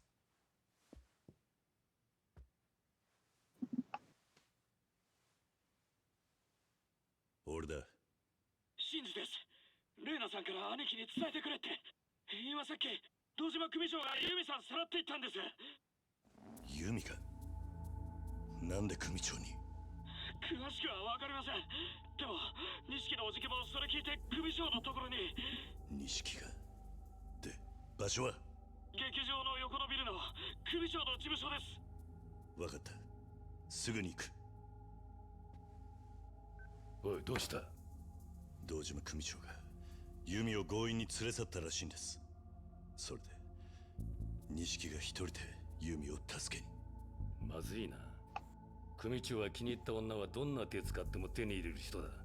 そこに錦山が入っていったら何が起こってもおかしくね。俺行ってきます。よせ。え？ここでお前まで行ったら3人ともただじゃ済まねえぞ。ここは耐えるんだ。せめて俺が手を回すまでお前は待て。 But if I don't get in trouble now, there won't be a video game later. 兄弟なんです。俺の。だから今俺が行かねえと。カズマ。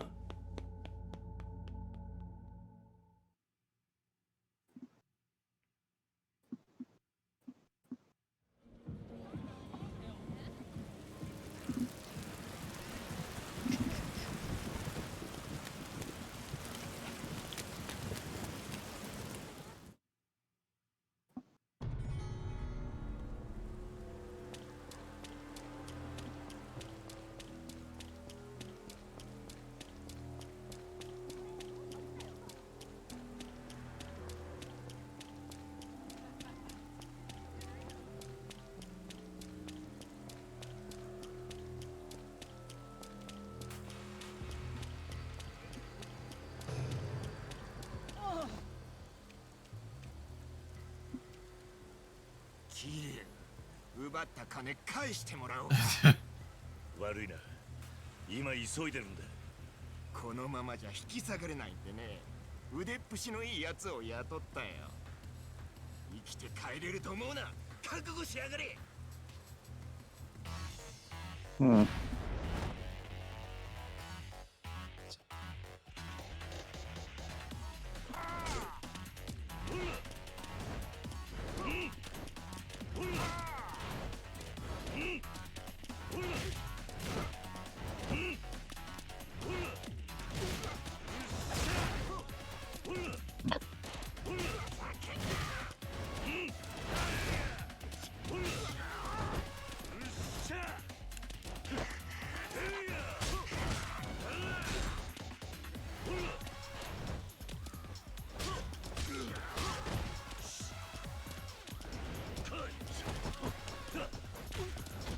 It's just like say no more. You got different kinds of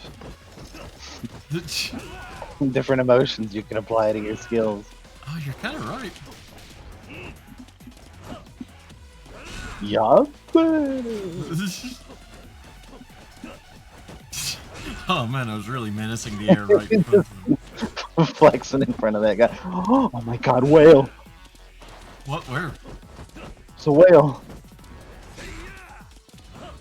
I don't see it. Oh yeah, I see it now.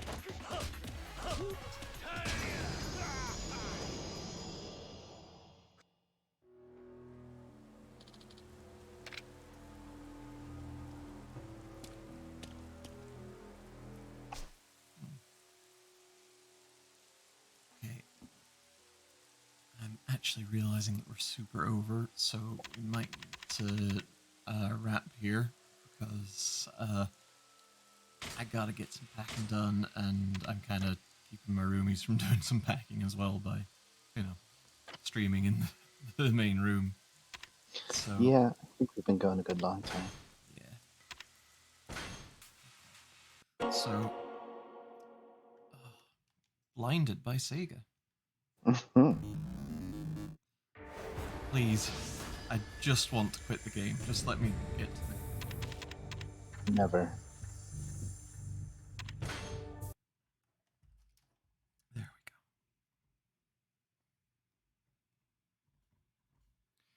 go. Okay, well. As ever, thank you all for joining us. Oh, Cam, oh no, did you just get here? Oh, beans. Sorry, yeah, we've been going for a hot minute. Yeah, we're actually about half an hour over our scheduled time, and yeah, we just need to. Oh, beans. Oh, I'm sorry. We might do a short thing tomorrow. We're not fully decided yet. We need to schedule it. And, it's a good chance, though. Yeah, because it's like the 10th annual anniversary of Portal 2, so we might do some Portal 2 co-op for that. That should be fun. So, thank you all for joining us today, and sorry, Cam, that you just got here just this minute. Yeah, if you haven't followed us already, please hit that follow button. And also check out the links in the channel description for links to our Twitter and our YouTube.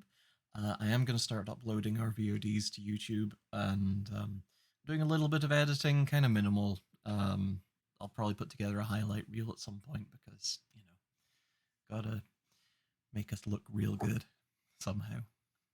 But yeah, thank you all for being here, and enjoy the rest of your weekends, and we will see you again on Wednesday, which is our next scheduled stream. I'm gonna scream on Wednesday. Yeah. Look out for it. And we might be online again tomorrow just for a short little bit of Portal 2 co-op. So, y'all take care, and we'll see you again soon. Good night. See ya, everybody.